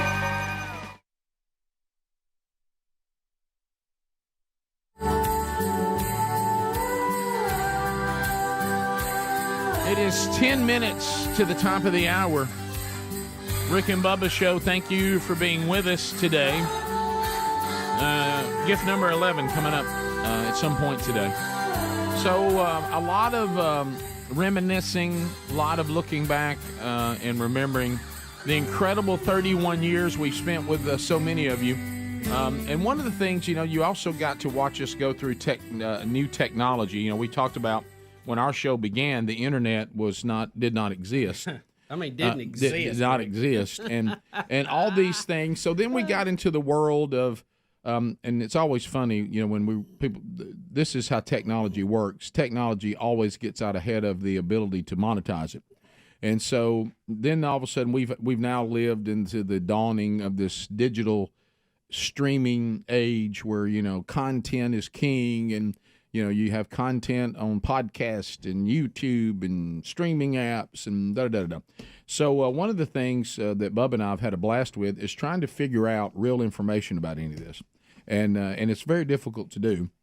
And so one of the things that we sought was to get over 100,000 subscribers to the YouTube channel, and then receive the coveted, what is it called? The button. The silver button or buzzer. And so we've actually had not a buzzer, Greg. It's a button. And then Adler said that they, there's all kinds of things you can't figure out about YouTube, and they this word this and this verify that. And I don't know why we never got our button. Y'all showed a picture once and we demonetized you or whatever.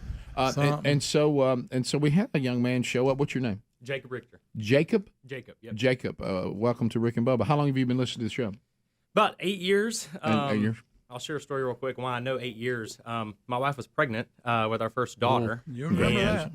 Favorite moment of the show was a daily documentary. Bubba gets caught eating a chocolate something in the sound booth of the engineering room. Sure. Sends my wife into labor laughing so hard. Oh, there my, you go. my daughter is born there you go. a couple of days later. Well, there you kind of had a party. And so this my birth. daughter being 7, I'm like, yeah, about 8 years. You know? Yeah, you're welcome. Yeah. So laughter is the best medicine. It's true. So you That brought right, Mark. Yeah, you brought us a gift today that we will enjoy, but unfortunately probably cause the people who love the archive not to see it today. That's true. But go ahead. We'll Yeah. land on an award. Yeah, today. there you go. I brought you an award today. Okay. Here it all right. comes. All right. So.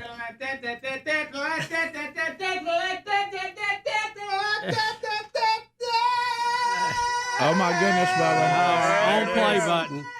We got the play button. It's pretty good, Alan. So you're a woodworker. I am, yes, sir. Apparently, yeah. How about that? So so we now have it. There's the Rick and Bubba button, and it's a wood button, right? It's an award. Yes, it is an award. I had actually listened to the show when you guys passed 100,000 subscribers, and then a couple months later, I think Adler mentioned, like, yeah, we got copyrighted for playing ourselves on YouTube, you know, and I said, Which is weird. Which is Always just, something. Yeah.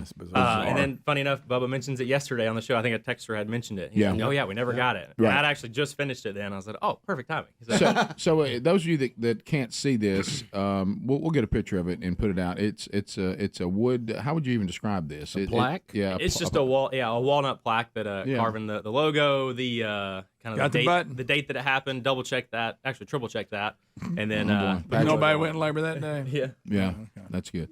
Well, That's awful nice. kind of you to do that. And congratulations on your daughter and our part in that. Absolutely. And thank you for listening to the show. Absolutely. So so there it is. We're running out of time, but we finally got it. We got it. We did. We got it. Look at that. 31 years, one award. We had to make it ourselves. And so this is made out of walnut. What's the junk on the inside? You called it epoxy? Yeah. So it's basically just a glue up walnut. I carved out the logo and everything. The play button. How about that? Quote unquote. It's very detailed. Put Very it with nice epoxy. work. Did the swirl and all that. So that's pretty cool. That looks good. Well, that does look good. And Alabama Millworks is the name Yeah, of his that's right, company. yeah. He's That's not, great. paying me or anything like that. But Right. he did make us. and a it's cool not plaque. officially endorsed by YouTube in any way. Not No. anymore. This is just a ceremonial thing we did to exactly. to show that totally moment. I ceremonial. clarify. I traced that logo. I did Right. not, no way copied it. No. I You're I traced it, That's made fine. sure that it wasn't Understood. all that. Okay. It's all good. Very nice. There you go. All right, Thank so- you, well, Jacob, thank you. very Thank much, you. buddy. Thank you. Great job. So also on the walk down memory lane, the YouTube thing relatively recent Rick and Bubba history, but so I get a bunch of pictures last night from former Rick and Bubba, and only we would have this title, official photographer Keith Mitchell. Yep. Keith. What's up, Keith? So Keith Mitchell also played on the Rick and Bubba softball Yes, he team, did. and he worked, with a. Obviously he did photos, so he had all kinds of photos, and I don't even remember this stuff. He made buttons. Do you remember this? Oh, yeah, he made all kinds. So he sent me all And he kinds. Would, he would of- bring them to yeah, events. he all kinds. He's the one. You remember the puzzle we gave away the other day? Yeah. He made that puzzle. Yeah. I didn't know that. He still got some of those.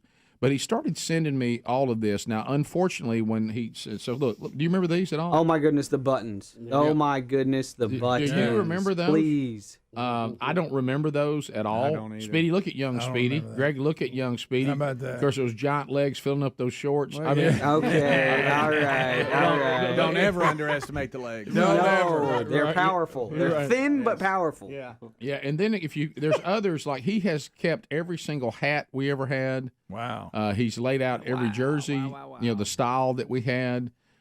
He's really kept a lot, and there's a few Mr. Lucky things in there too, Is because that they a cookie on that plate? Yeah, well, right there. So look at that. I remember those. There's all three hats over the years Had of the Rick those. and Bubba softball team. Man. That's some I pretty. don't know where mine are, but yeah. Yeah, right. I know where I've got one. I think I got it. Yeah, but some of them I don't know. We where had they a are. lot of fun with that. Yeah. The Really softball team. I mean, you talk about first class. And of course, one of our base coaches is here. We'll talk to him here in a minute. Yeah. And so there's one of the Mr. I want Lucky that shirt. right there so badly. Yeah, those gosh, they're hard. The white ones I don't think are anywhere. That's a killer shirt, honestly. Yeah. And then the eights and aces. And then this is the one that had on the back, which went on to be very ironic. The friends don't let friends listen to country music. Yeah, let me find that. Yeah, throw that out. Yeah, so that went on to that was when Bubba and I were still living the dream, fighting against all the giants, and now we work for a number of them. Right, so that was on the back of. I remember that. And then there was other stuff in there like the different jerseys and all that. But unfortunately, I thought when he sent me all this, I thought, well, it's happened. He'll know who Horn was. Right. The Rick and Bubba softball jersey, it has the person Horn, Horn, on the back. We think it was number 9. And Chris, the big one. Chris Gambrill will know. Look at all this, bro. Look at all this. Look, there's Larry and Mark right there. Y'all have trading cards? That's like the package you get when your kid plays Little League. Yeah. So really I don't remember all this stuff. I remember some of the pictures. Well, somebody had a puzzle in here the other day, didn't they? Yeah, well, so there's the puzzle. Well, yeah, right there somewhere. There's a puzzle too he had, but I don't remember all these things. That's a good-looking group shot. Yeah, in dark jerseys.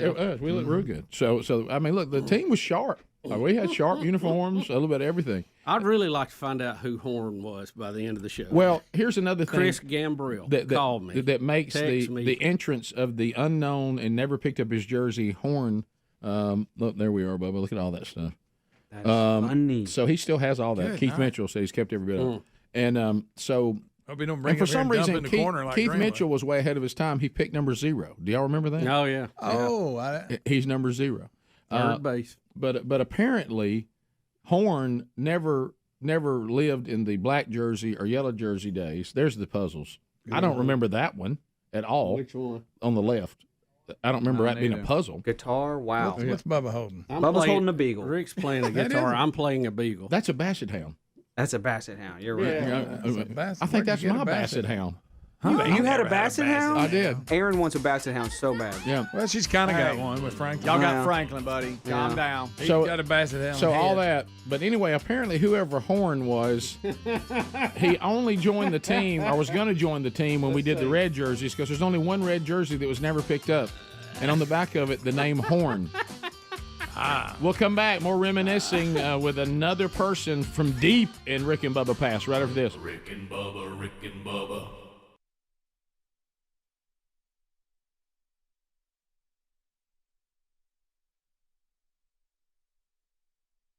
All right, so I don't have to tell all of you out there. We've already been through this, okay? We've been through the college kid years. I mean, I look in there at Eddie Van Adler sometimes, and I think to myself, he has no idea what's coming. And when you're looking for the college years, it's a huge investment. I mean, a big one. And sometimes, you may be thinking, oh, I'm going to send my kid off to a Christian college. And let me put that in quotes.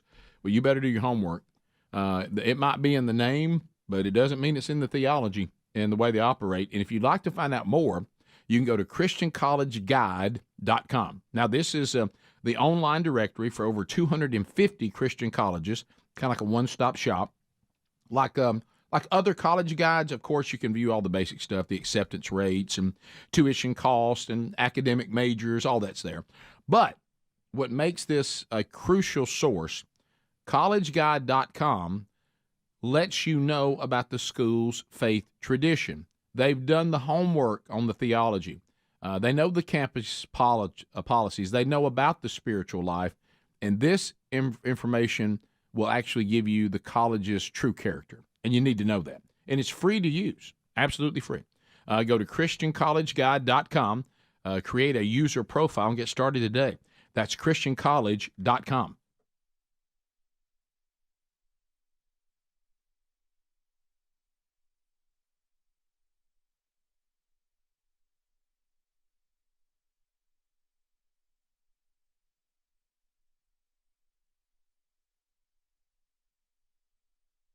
Thousand subscribers in our YouTube channel. I saw us at 99,030. Is that right? So Adler, give us an update. Can you show us an update, Adler, again? Welcome back, Bill Bubba Bussey. There he is. Bubba, look, 9,046. 99,046. We got to have that by the end of the show. Are you still smelling it, or can you taste it? I'm tasting it now. Okay. I think we got to get to 99.5. That's what I was thinking. Yeah, I maybe thought that so. maybe You're would right. taste Then it. you're going downhill. Look at then it. You're going downhill. Added to just now. Boom. Boom. Watching it go. 100,000 subscribers. We got to have it. There it is. I wish, Bubba, every time you see it, will you hit the bell? That like right now. Oh, Boom. there went another one. There it is. There went another one. There it is. Oh, but I'm. There's There it another is. one. There's another one. There we go. There it is. Hit it, Bubba. Yeah! Yes, there it is. Get it going. Adler, are you doing this? And I'm really There it is, Bubba, go. There it is. Look at that right there. 55. getting close. Yeah. Yeah. Oh, we just Racking jumped up. 3. Oh. Jumped another 2. People love the bell. We're going. People love the bell. We love the bell. Bell it. We love the bell. Hit it. Look, guys, we're rolling. Oh, look at that. Cooking with grease. Oh, 69.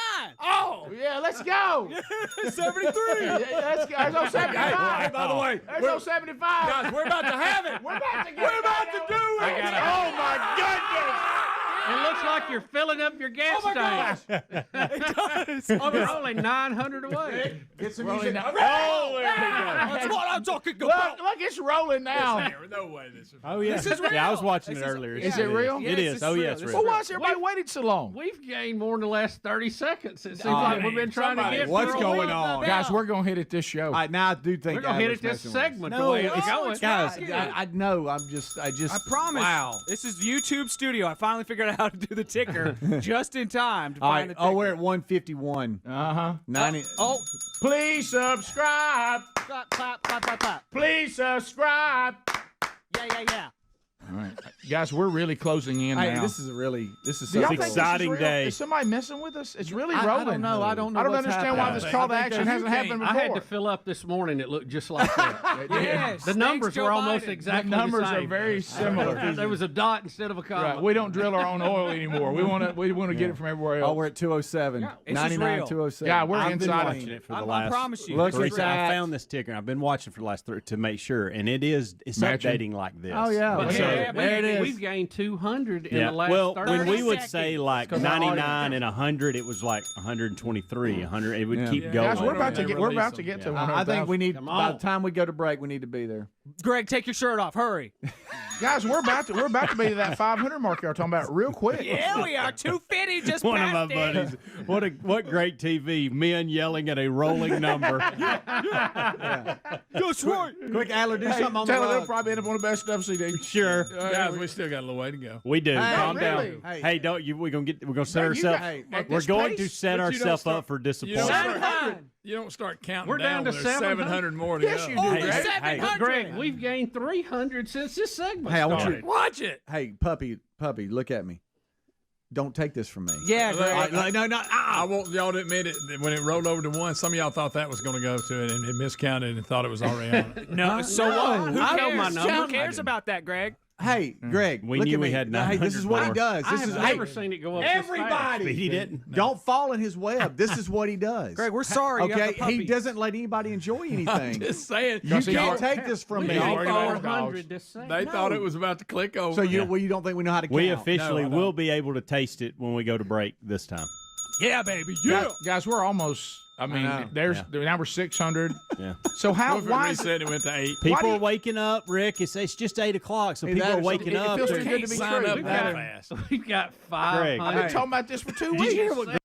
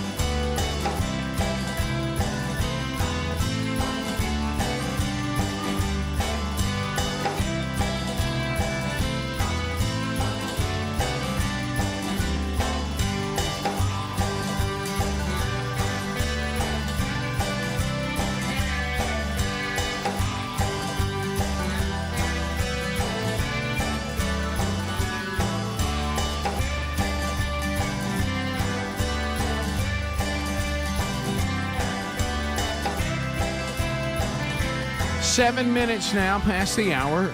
Big Boy Studio coming to you from Sweet Home, Alabama to the rest of the world. 2 days remain in Rick and Bubba history. We're reviewing 31 years of magic. Gift number 11 in the 12 working days of Christmas will be happening today at some point. We do know that tomorrow's final gift will come from Barton Clay Fine Jewelers. We're talking about over $1,500 worth of fine jewelry. Be standing by for your chance to win gift number 12 tomorrow. Gift number 11 today, still to be announced. Speedy, the real Greg Burgess, Eddie Van Adler, all here. Welcome back, Bill Bubba Bussey. Rick, glad to be here. Thank all of you for joining us once again for the many, many times you've tuned in over 31 years. Yes, and thank you all for trying to find the missing Rick and Bubba softball player, number 9, Horn. By the way, if we could find Chris Gambrill, we would know. Let me tell you. And none of us have his number. Yeah, I thought I still had it, but I can't find it. But anyway, the other thing was the fact that we had someone in the golden ticket seats when they spun the Wheel of Meat. They took a jersey, a Rick and Bubba jersey, with number 9 on the back and the wrong last name, Horn. People asked what size. I believe it was a XX. Wow. So anyway, but speaking of all things Rick and Bubba, I actually had a person, Bubba, I think we're on it, that sent me an email. People are sending us all kinds of wonderful, just kind emails about all the years. And the opening statement said, "Pygmy, baby." And they talked about, they went all the way back to when you were just an appearing character on the show, Pigskin Roundup, the beginning of the show. And when we did Pigskin Roundup, it introduced us to 2 very unique individuals, Larry and Mark, wild game cooks. Believe it or not, when you think about it, I mean, Sherry sometimes will just tilt her head and say, "I can't believe y'all did that." That we had a segment on, and Pigskin Roundup was our attempt to do a high school football scoreboard while making fun of high school scoreboards. Yes. That is correct. Right. And so instead of Team of the Week, we had Concession Stand of the Week, who had the best food. And then we had a segment called Mystery Meat. Mm-hmm. And that is when Larry and Mark would go out and kill an animal, in season, of course, and then they would bring us whatever they had taken and prepared, because preparation is key when eating wild game. Oh, buddy. Yeah. And we would eat it, and then they would tell us what it was. And they went on to also be the first and third base coaches of the undefeated 63-0 Rick and Bubba softball team. The only difference we had is they wore shelf hats, and they had grills, one at third base, one at first base.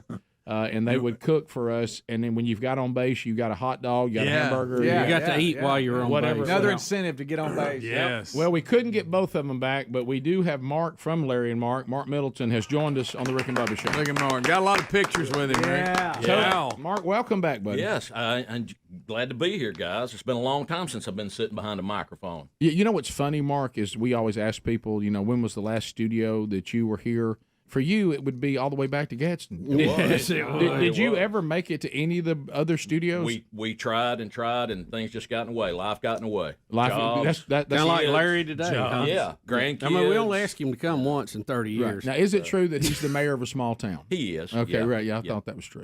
That small town's in his mind. Though. Right. Okay. So tell the audience, because you think about it, you guys go so far back. There's a lot of people that say, I joined after that era. I didn't know anything about that era. So go back. How did you guys, I don't even remember this, how did you become part of the show?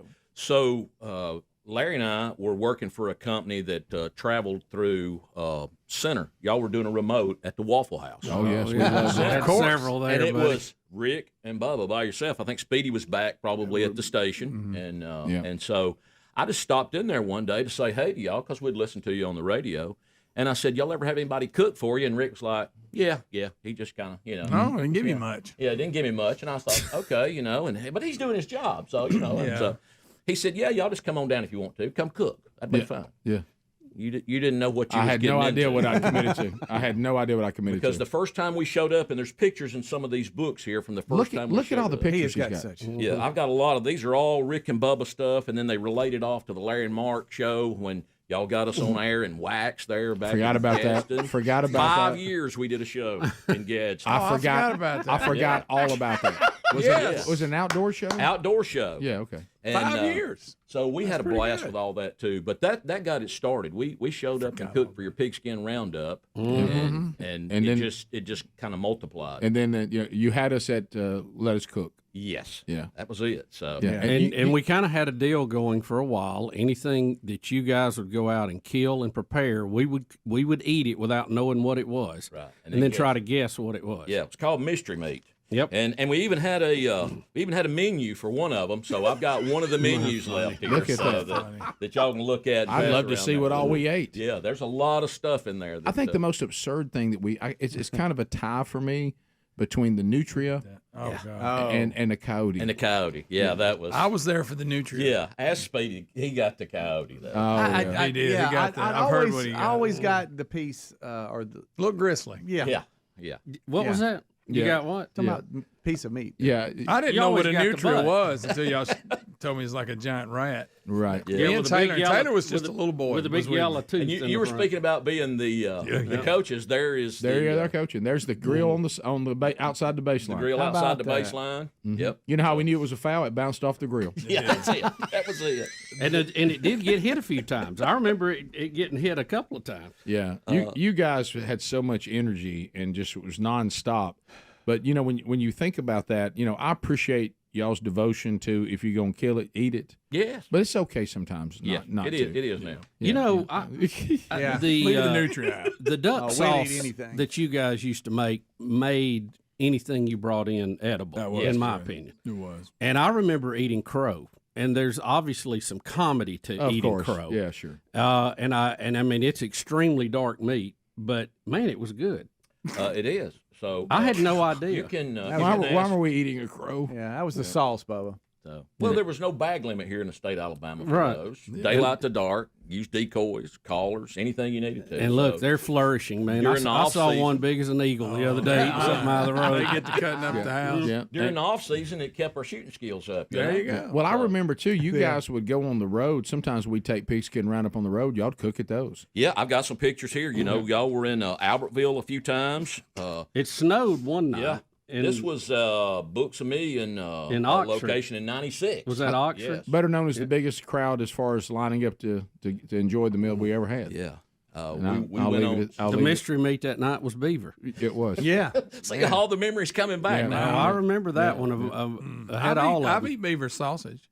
They Yeah. actually make- And well, I mean, but I knew it, right. and Yeah. all I could think about was that beaver. Yeah. Yeah. I could just stay with that old flat tail. Yeah. Oh, it's yellow teeth yeah, like yeah, a nutrient. Yeah. Yeah. it was. That But it was- will draw a crowd. Oh yeah. Yeah. I remember exactly where Would we you were. announce that? Yeah, I remember exactly where we were on the road when y'all served that to the line. So many places, man. There's so many wonderful memories. Y'all don't know how many memories y'all have made. And even when y'all were doing the Marvins. Right, yeah. Funky Bus. Yeah. Got all Funky those. Bus tour. So we had fun at Marvin's. One of the things while y'all were doing your part, we were in the taking care of the crowd. We set up a skeet thrower. We deep fried biscuits, put a biscuit in the skeet thrower, and let them hold a fish net to catch the biscuit, and they win a prize. That's pretty that's good. good. Y'all were very, very creative. That's so good. And Mark. and do you remember what would you say starting and ending? You don't have to get it exact. We would call the Larry and Mark era. When did it get to where it was just too much? For End y'all of to- '95, Yeah. first of '96. We started our show on Wax beginning of '96. So y'all were instrumental in letting the people. When was that on? Was it on Saturday morning? Saturday mornings. Because I yeah. remember being do out remember going places, and I think I called you once or twice. You did. while Now we were here's what's listening to the funny. show. Y'all were doing reruns on Q104 then. Yeah. And we would have a lot of people call in to guess the contest win of what y'all were doing on Saturday. And we would just tell them, yeah, you won. Just come on by and pick up your prize. All right, we'll come back. A few more questions. Mark from Larry and Mark, Rick and Bubba, Wild Game Cooks. And you saw them at Rick and Bubba gatherings and events for most of the 90s. You know? Yeah. And so we'll come back and we'll look to some of your questions on the text line, too, and continue talking with Mark right after this. Rick and Bubba, Rick and Bubba. Keep it going, people. Come on, come on. Ooh, it's back to 97. No, it's not. Here we go. What if all of a sudden did have it reset and it was 91? When we get there, we better take a picture. Hey, so when they we can't get to deny we made 100, Greg's got to say something nice. You better. I'm excited about it. And take his shirt off. Just said he was excited. Whoever is our 100,000th subscriber gets a puppy. Yes. Rick and Bubba, Rick and Bubba. The gravy, please. Rick and Bubba, Rick. All right, we're going for 100,000 subscribers. And, buddy, we are closing in. We're at 99,863, 864. Come on. 865. All right, are we prepared to get a picture of this when it hits 100,000? Because we're about to do it. If you have not subscribed to our YouTube channel, please do. We want to get the silver button from YouTube. Of course, it helps with everything. The more subscribers you have, helps keep us on the air, helps keeps the YouTube channel going. So 99,869 is the number right now. There's 70. 99. So we're 130 away. Wow. I mean, Just hit subscribe. Yeah, baby. Yeah, and so Wow. All right, Bubba, here we go. Is everybody ready? 77. Are you going to capture this, Adler? It's capturing. We're streaming. We're But broadcasting. are you going we're to capture? capturing. We need to have a shot to put on social media when we hit it. Yes. I mean, we're now Hear the bell, everybody? Closing in. I mean, we are 886. Greg, do something. Greg, do something. Hurry up, Greg, sit up. My goodness gracious. You're sitting back like we're not So even close, on the air so right close. now. I did see somebody unsubscribe a minute ago. Why would you do that? It didn't at go least down. wait. It went down It went one. down one. It broke her heart. Who would do that in this time? Who would do that? Probably my friends. A lot of people we know. We're 100 away. We're 100 away. 97. Here we go. Oh, it's rolling now. No, Greg, I know. Don't be like this. Can you not be Eeyore for 1 minute? Can we enjoy this thing? We've been staring at this How thing are we for 2 going to days. capture it? That's what I'm. Bubba, you would go stand in the front. Bubba, Just we- go stand there. We're about to be there. Well, I You're was going there, to say you're is there, if you're I there. step right here, it ruins the shot. What so should I we- can't stand right there. Yeah, what should we do? You want us at the desk, Adler, or in front of the desk? Just You're great. Yeah, yeah. Biscuit! Bubba, just look right here. Here we go, folks. Oh, wow. Here it that's comes. Here it now. Here it comes. Thank you, people. I hit the bell, Rick. It flies. When I Here hit we the go. bell- Here we go. Are you ready? Here we go. Coming, Greg. Greg, 12 what's up? people. Oh my gosh, here it comes.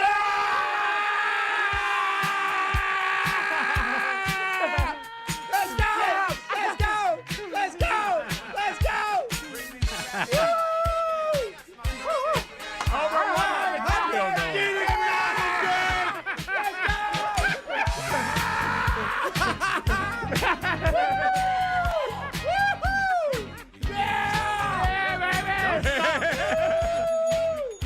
Let's throw a few more on there for good measure. Everybody's got to go shirtless. Lady,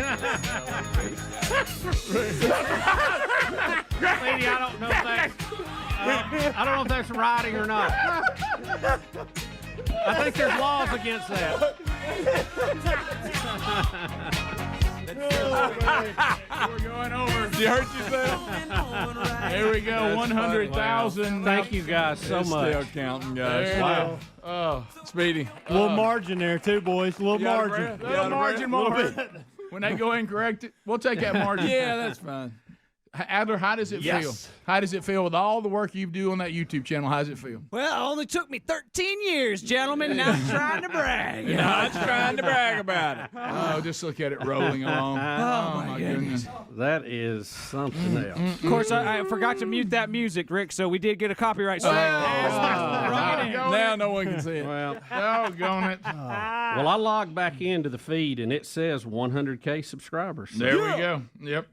Thank you, Rick and Bubba family. You've done it again. That's big time, guys. That is big time. There we go. Congratulations, Rick and Bubba, for real. That's a really big No, congratulations to everybody. The first That's 100K is, everybody says, the absolute hardest. That's the hardest. We are in the top, I think, 1% of people who create content on YouTube. We're in the top 1,600 of content creators for subscriber count as well. So we're doing great. Give me some more facts like that. I like that. Don't you love all Yeah, that? I do. God, I love facts. You guys Yeah. are killing it, gentlemen. Hey.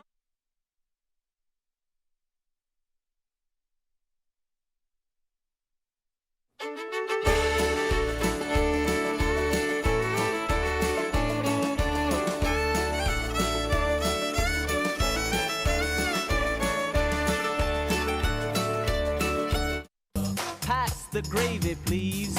All right, we're back. 22 minutes now. Past the hour. Reminiscing with Mark Middleton, better known to Rick and Bubba veterans. Mark from Larry and Mark. Rick and Bubba, Wild Game Cooks. And he's here visiting. And, man, we have so many memories. All right, here's some things that people are asking. When did Pigskin Roundup start? I don't know. That would have had to be 90. Did we start it before we were Rick and Bubba? Would it be 93? I think I think it was 90 after 94, Post- but it was right away because we started in January. Right By away. September, we were probably ready to do Right it. Yeah. away. So it's got to be 94. Got to be 94. Also, Keith Mitchell, who is he's almost like he's taking on the softball team for his area of expertise. But he says, I also know a tremendous amount about the Pigskin Roundup. Yeah. So we had mystery meat. We had concession stand of the week. Now, this one is going to slay you because I completely forgot about it. Bubba, brace yourself because I think this is going to hit you sideways. Don't forget the Joe Desmuke Golden Plunger Award. Yeah, that was added. That was several years into it that we added. For the best bathroom. Yeah.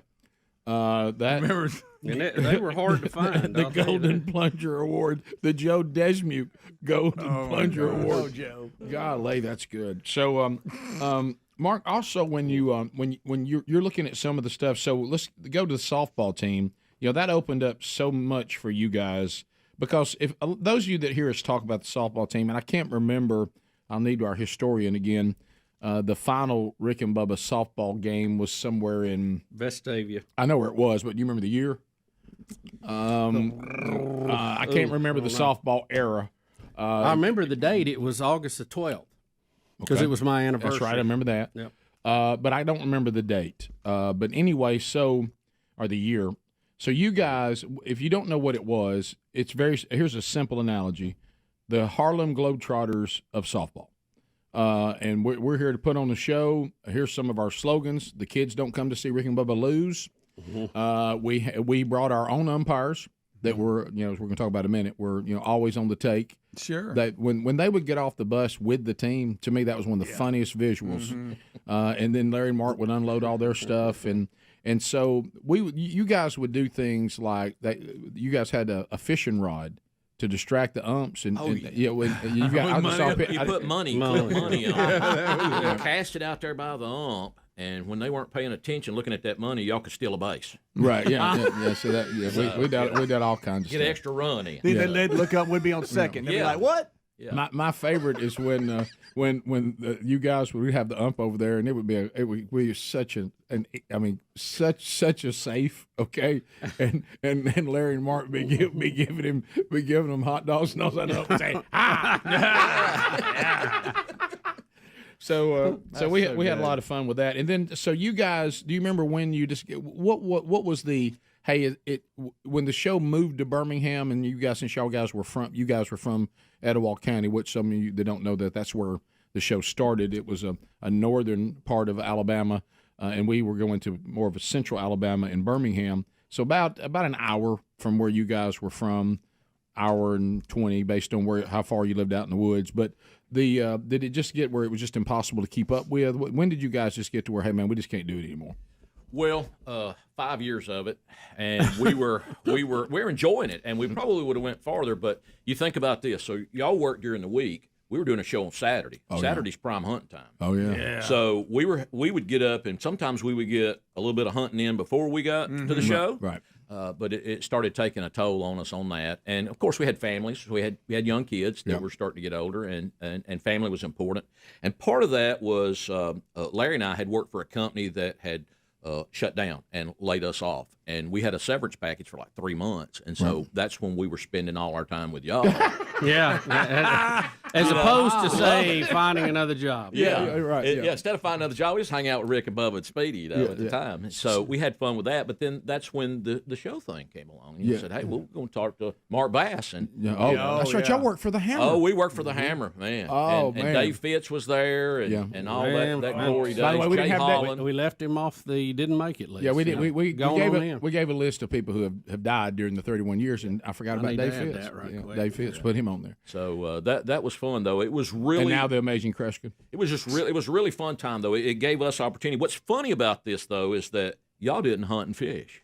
And now y'all become hunters. Oh yeah. So I mean, it's just. So when you guys first started, we just dabbled in it, at all, really. You know, we've taken credit for that. I know. Thank you. Pretty good. Yeah, you may be right. Well, if it was now, we'd have gone out and helped you. Yeah, you're going to get an ugly email from our wives, but well, that's okay. Our wives do the same thing as well. So it's all good. What were some of your favorite moments over the years that you look back and go, man, that was iconic? Gosh. Well, I will tell you one fun moment was we did a Christmas parade with y'all in Arab. And we carried the wax van with us up there, and y'all did y'all's thing and left. And we stopped back in Arab at a Pizza Hut to eat supper, and they thought we were Rick and Bubba, and we didn't tell them any different. We got free pizza that night. That's all right. You know, whatever it takes. Living large. Whatever it takes. That's great. Well, there was an advantage to the internet not being around. Yeah, there was. Well, I remember you guys were you really took on what there's a lot of things that. No, it's obvious we don't do very well, but one thing that I think that you could say that we do pretty good is marketing and hyping, yes. and you guys really took that on. I mean, y'all got your own jerseys with Larry and Mark Outdoors on it. And, I almost brought mine today. Yeah.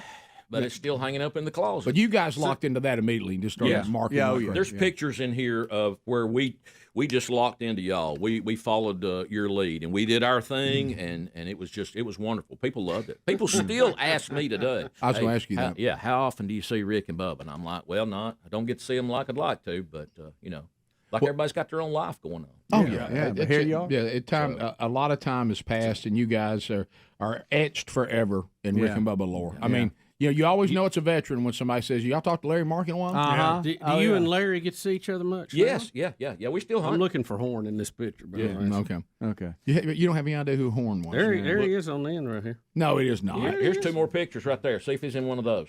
So, but who is he? He's got the red sleeves on right there behind Larry. Isn't that him? Or is that Kate's? I can't tell. That's Kate's. Yeah. Okay. Well, he looked a lot like Kate. He looked like well, hang out and enjoy the rest of the day. Mark, good to see you, brother. Yeah, good to see you, man. Thank you for coming by. Yeah, I appreciate the time with y'all guys. I'm just going to hang out for a little while and listen to the show. Thank you for all the fun. Yeah. Appreciate you making it when Larry couldn't. Right. Yeah, y'all be sure to keep saying that on air, so hopefully he'll hear it. Somebody said we were the original Savannah Bananas. We were. Yeah. Like the Savannah Donuts.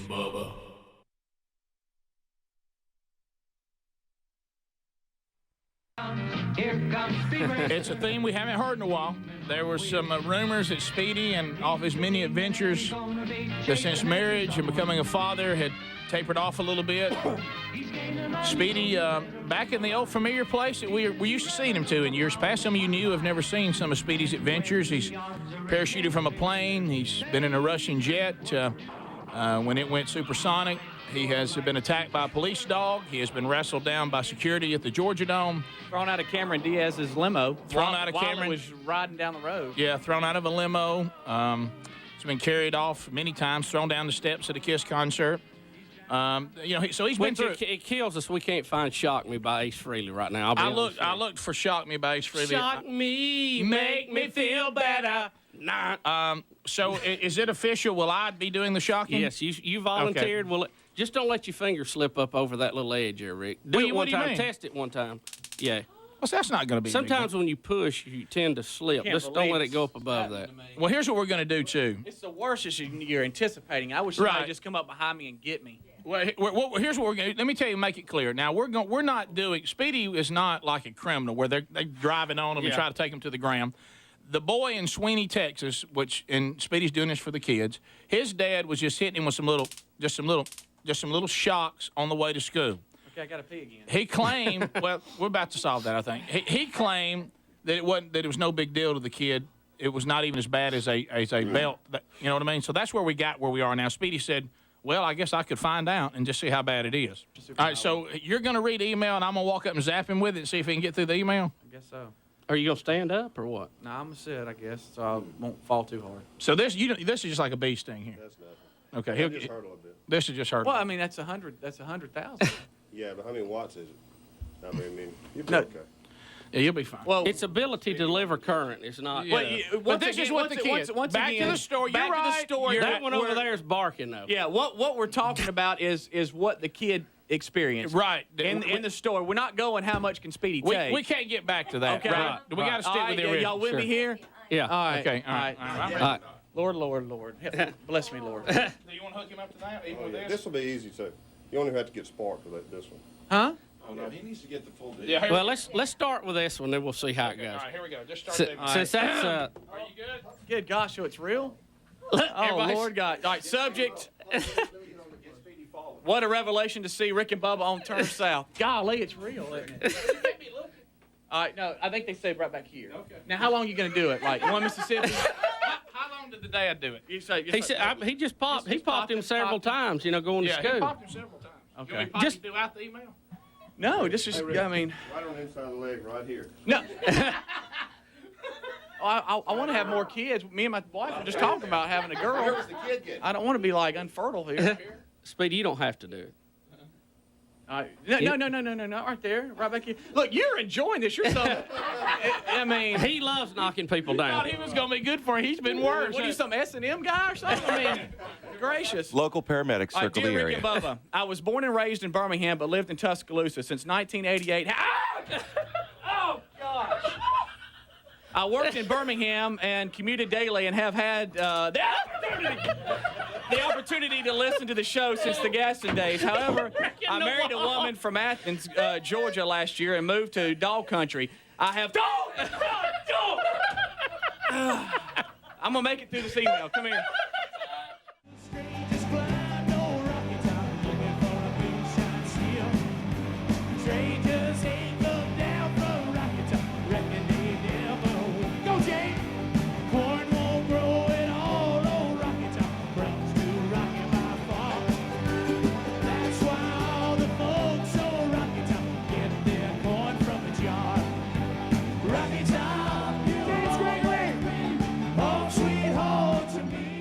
It's Rick's 40th birthday. It is the running of the Goobs. JT has an obstacle course. He has 4 envelopes to grab. The envelope on the end, Judy, that's yours. See the last one? That's Judy's challenge. If he gets it, he gets it. If you prevent him from getting it, you're going to get it. JT, our Goob, is in the woods. He is hiding behind a pine tree. JT, at any time you get back to that tree, that's home base. They can't hit you, okay? All right, are you ready, JT? Give me the thumbs up. Speedy, are you the official timer? We're going to, 15 seconds, JT. Get ready. Hey, everybody get out of the way of the shooters because they're going to be running. It's going to be crazy here. 5 seconds, JT. Are you ready? Rick and Bubba's in Ohio. Rick and Bubba. Pass the gravy, please. Rick and Bubba. 35 minutes past the hour of the Rick and Bubba Show. Thank you for being with us today. Much to do as we're reminiscing over the last 31 years. Gift number 11 still to come today. Gift number 12 coming your way tomorrow. Visiting again today with Senator Tommy Tubberville. Coach, welcome back to Rick and Bubba. I'm doing my dance.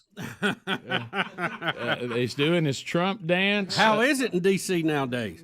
Well, it's pretty good. About 11 o'clock last night, I got my jailhouse Joe Biden pardon like everybody else did in the country. We're not going to need prisons anymore. He's just going to pardon everybody. So it's amazing up here. We got drones flying around, and everybody's wondering, what are those? They don't tell you anything.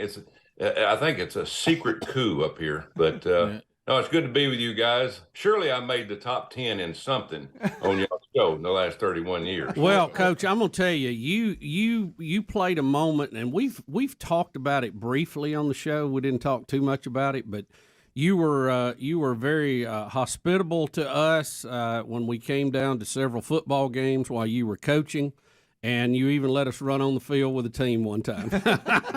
Yep. No, I wouldn't call that a run. Well, it was it was a waddle, quick walk. Jog. Yeah, all that. But what a thrill! What a thrill! Yeah. Well, I appreciate y'all letting me be on, and it's been a good run, guys. 31 years. It's hard to do something like that, and whatever you're doing in the future, good luck. But people around the state of Alabama, I know for sure going to miss you, and of course around the country, there's a lot of people watching. A lot of people up here even ask me about your show. They're senators in North Dakota or Missouri or places like that. So you've made an impact and a very positive one at that. Well, thank you. And there's a lot of people that ask me what you're doing now, most of them from Lubbock, Texas. Hey, that's almost been forgotten. But that wasn't one of my better days. Of course, I was getting ready to play golf with Bubba, and so I had more on my mind than that. So, well, we had a lot of fun, didn't we, Coach? Oh yeah, had a lot of fun. Well, you actually, in a roundabout way, announced your campaign on this show at one of those. Sure events. did, yeah. That was one of those days where you just you kind of go back and remember when it all started. But again, it's been a lot of fun, and it's been. I can imagine the memories that you guys are going through, the next week or so about all this, and it's again, it's been some good times because even my buddies will text me something. Can you see what Rick and Bubba said today? And, Did you? Yeah. Were you? Of course, you. With us, it's you go over 3 decades, and I was telling Bubba we even beat Johnny Carson by 1 year. Yeah. Sure. But people bring up things that you just don't remember, and then when they bring it up, it'll spark. And you go, you know what? I forgot I was part of that. I'm going to enjoy that memory today myself. By the way, so you of course have a lot going on there. Everybody is wondering about the drones. I know you made a joke about that, but. Time Magazine is now, which I was shocked, Donald Trump Person of the Year. Did they have any other choice? Yeah, that was. I guess in this case, I'm still shocked that anybody saw his win as surprising. Yeah, it seemed about as obvious a choice as I think America's had in a long, long time.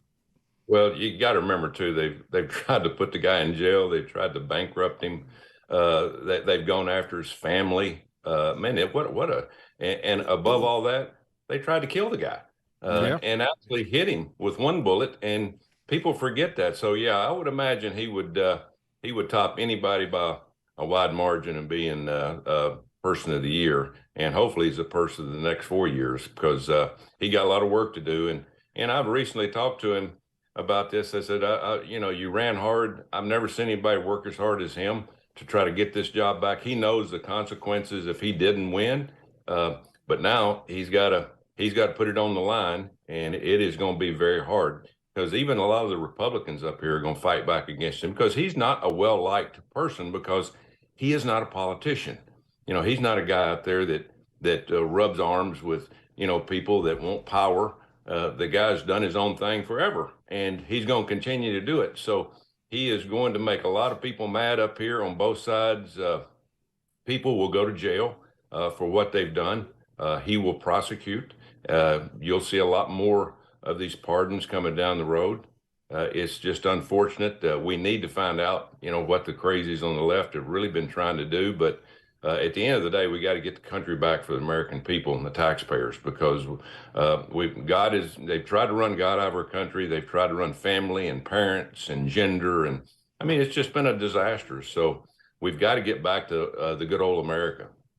Coach, let me ask you this, shift gears just a little bit, talking about coaching. Bill Bellichick back to college football. What do you think about that? Anything can happen, I'll tell you. Of course, you just look at the internet and they're not showing him; they're showing his 24-year-old girlfriend. right. Yeah.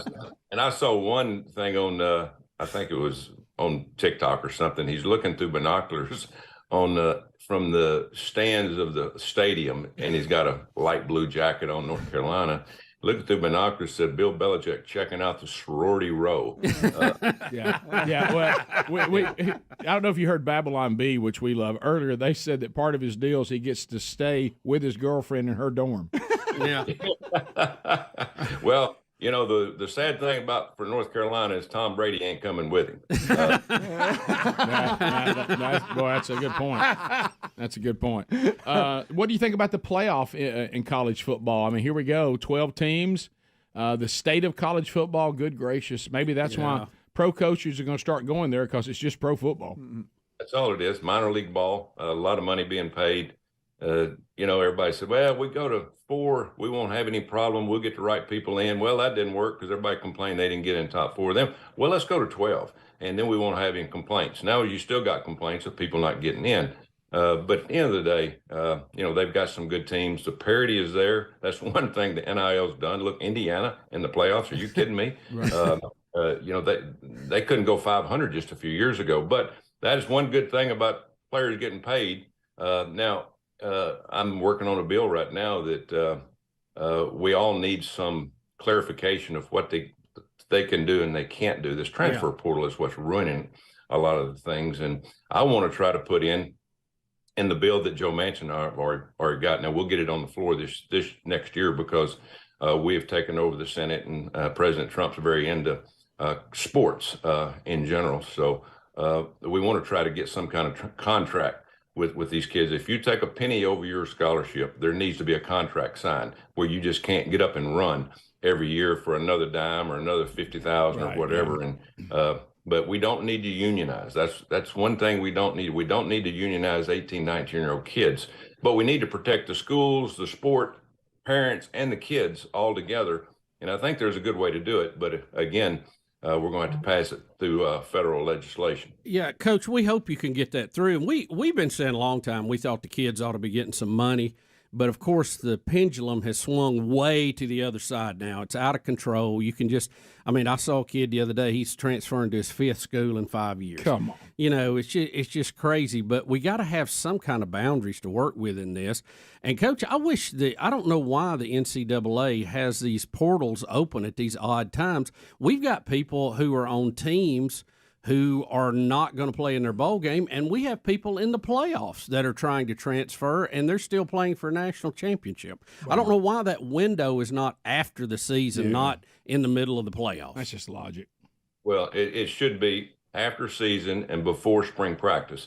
The other beef I have is after spring practice, they have another portal. Yeah. And you can practice quarterbacks and running backs and all these kids for 15 days and get your team together. And all of a sudden, you have 4 or 5 kids coming after spring ball go, well, I don't like what I'm doing or your offense or your defense. I'm out of here. But we've got to go back to education. We have to go back to the formula of you have to have so many hours towards education before you can transfer. You have to be in good standing. But education has gone out the door on this.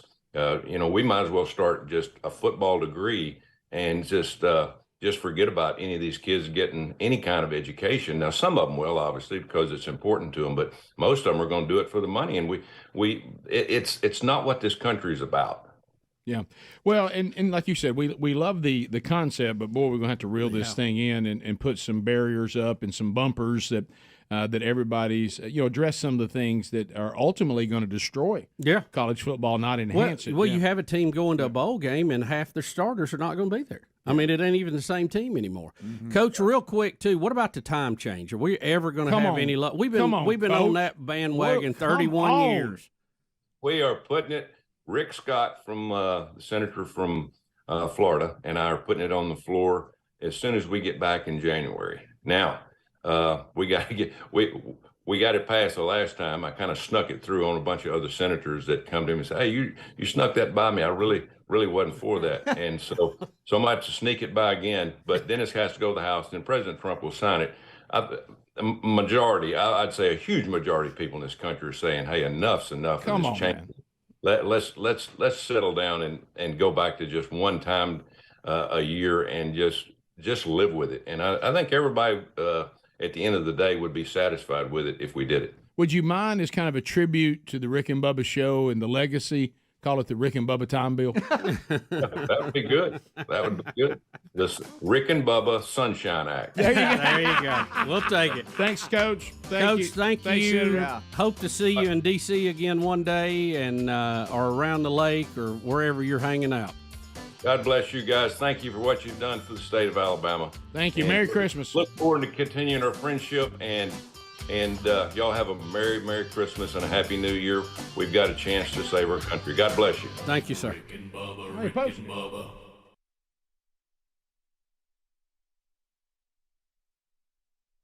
Go!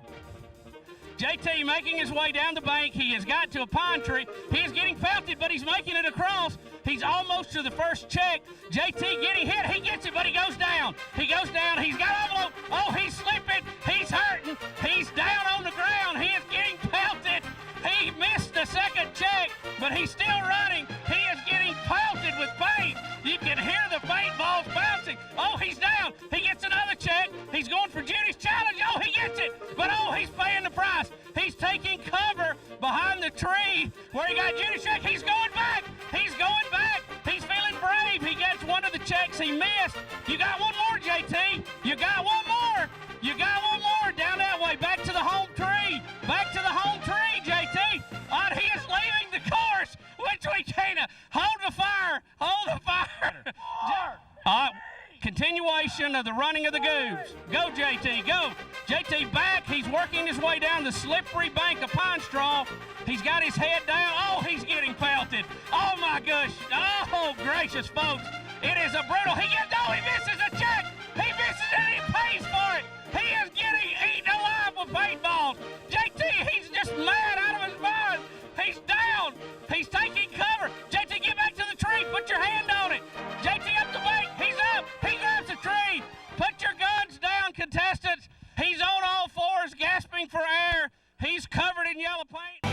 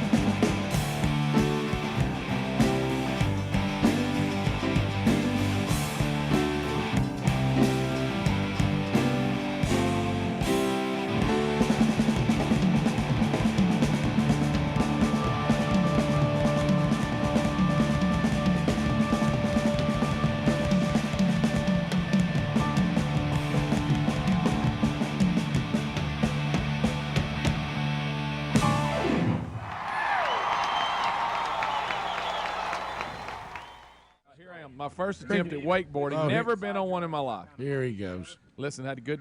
Man, my coach was awesome. Yeah, it was like snow You ready skiing. for this though? Watch this. First time up. First time. Go. Oh yeah. First time I'm up on the wakeboard. Now wait a minute though. I'm not sure what to do when I'm what up. do you do with it? Well, watch. You're supposed to do tricks. I'm not really good at that. Now I'm doing. Look, I don't realize. Are you gonna spin around? So you're right behind the boat. Oh, you're stepping out. Watch what happens. Greg, wow!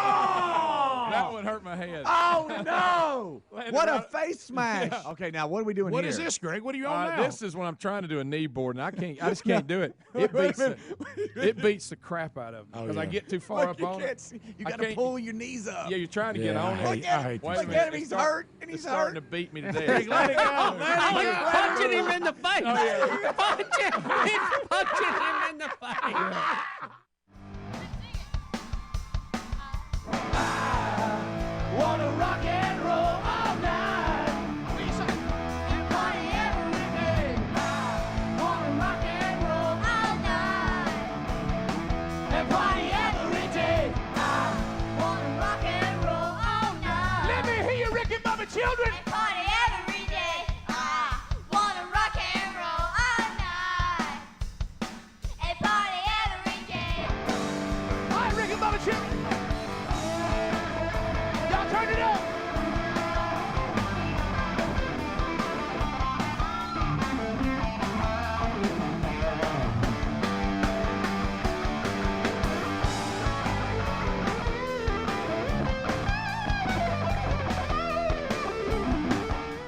Bobby, have you ever been on one of these?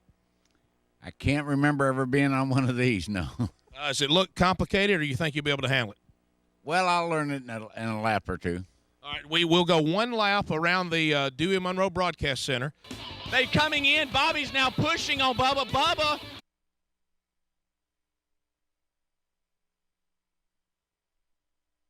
All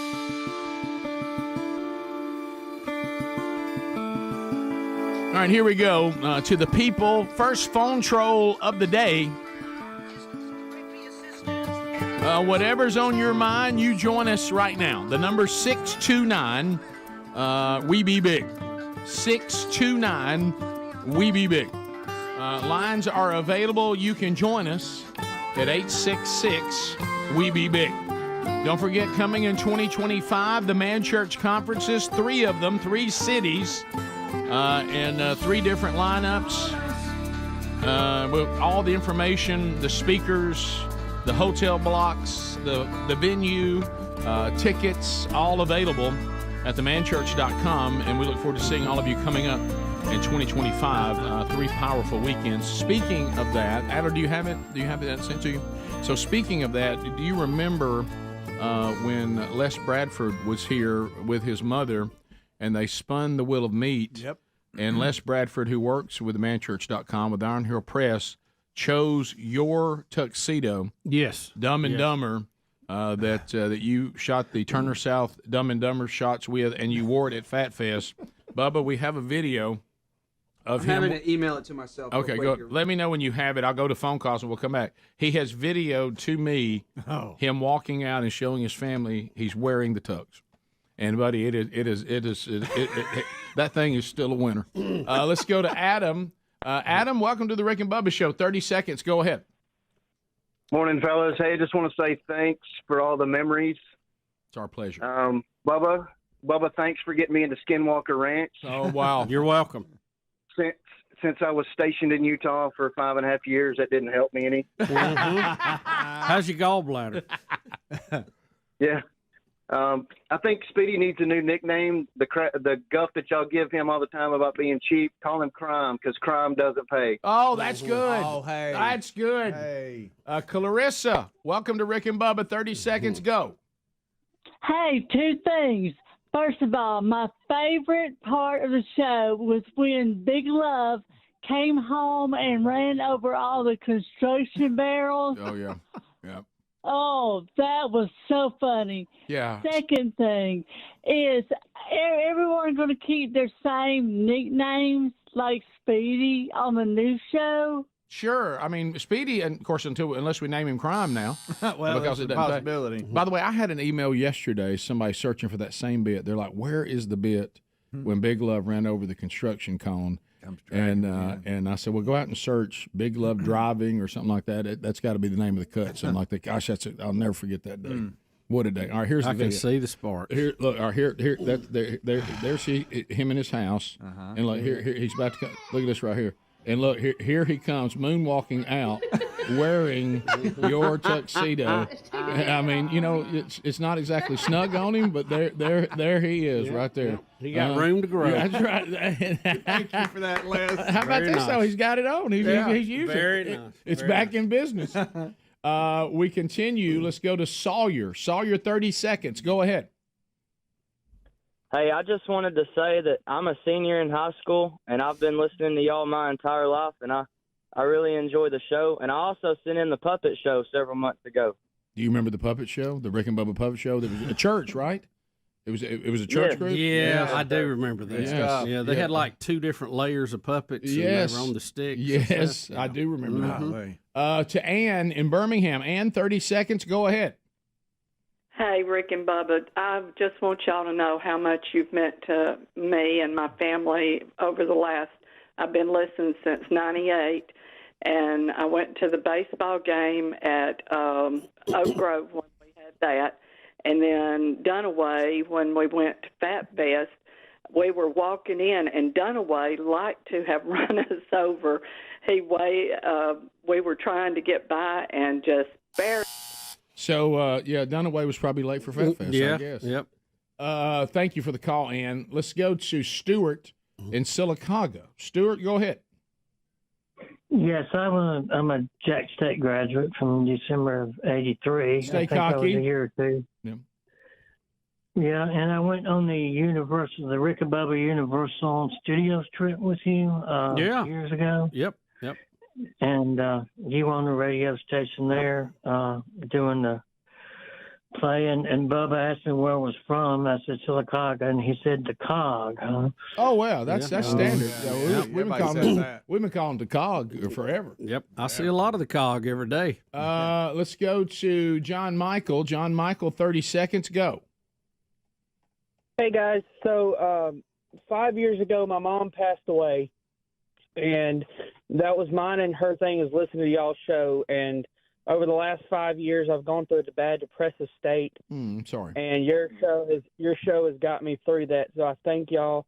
I love y'all, and I'm going to miss y'all. So thank you. Thank you very much, man. brother. I'm glad you're doing better, and it is tough. That's siblings, parents, spouses. Those are hard hitting stuff.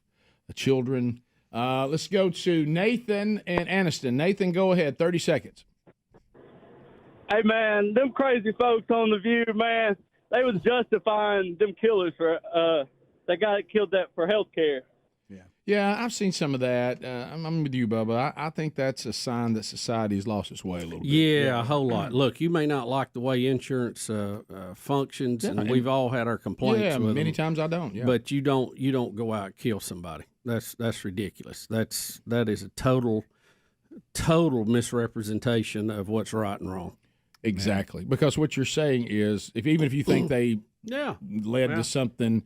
So your answer to whatever wrong this person's done to you is now you want to be known as a murderer. Yeah, you're going to become the judge, jury, and executioner of somebody who you feel like has acted in an inappropriate way. And frankly, nobody gave you that job. Right. And you certainly wouldn't want it handed back to you because all of us certainly have fallen short. Oh, yeah, absolutely. Vengeance is mine, saith the Lord. Let's go to Keith. Keith, welcome to the show. Go ahead. Rick and Bubba, I called you guys about 3 years ago from a cave in Disney World's Animal Kingdom trying to escape my family. Okay. Yeah. And, been there. Yeah, and you guys have been to Disney World 3 times a year for 15 years, and you didn't even know it. Well, I don't know how I'm going to go without y'all. Well, I will tell you this: the only way I'm going is somebody else is going to have to take me, and so thank you for that.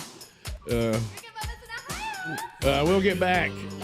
We got more to cover on the program today. Gift number 11 still to come too. 629 We Be Big for the number. That's to win the gift and also participate if we ask for more phone calls. Bubba, when we come back, something special. I mean, the gifts just keep coming. We'll take a look and a listen to it right after this. Rick and Bubba, Rick and Bubba.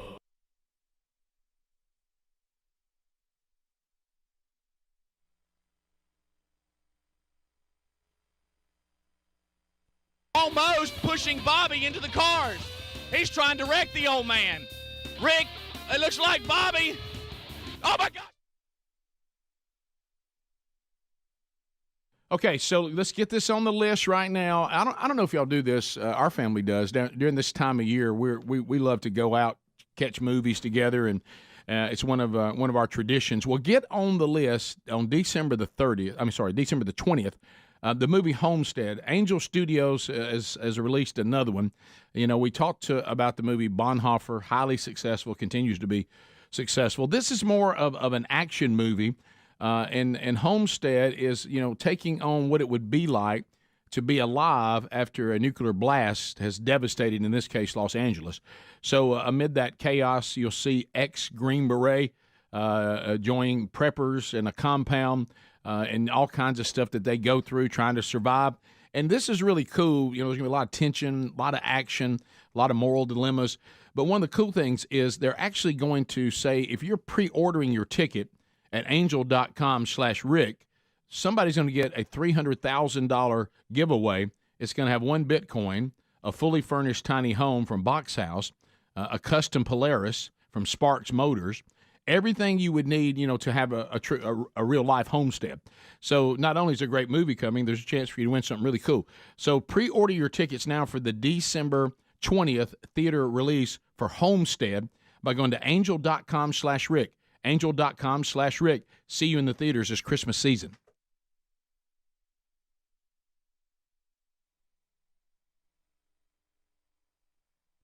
Down! Bubba made contact! Bobby now starts it.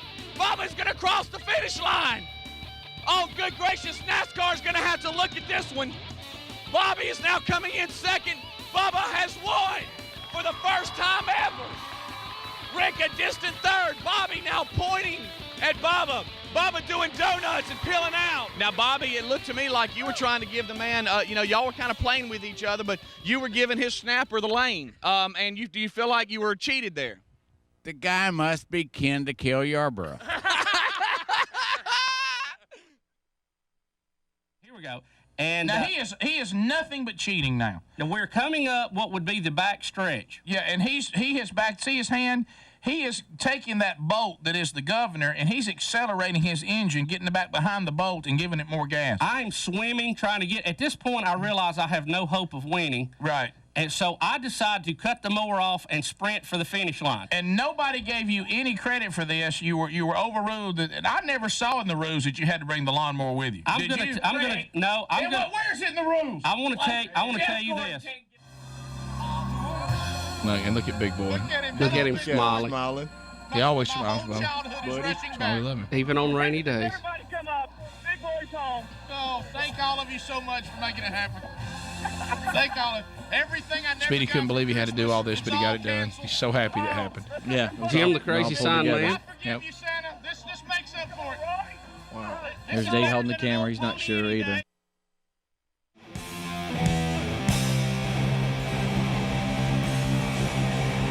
We love you. Good night.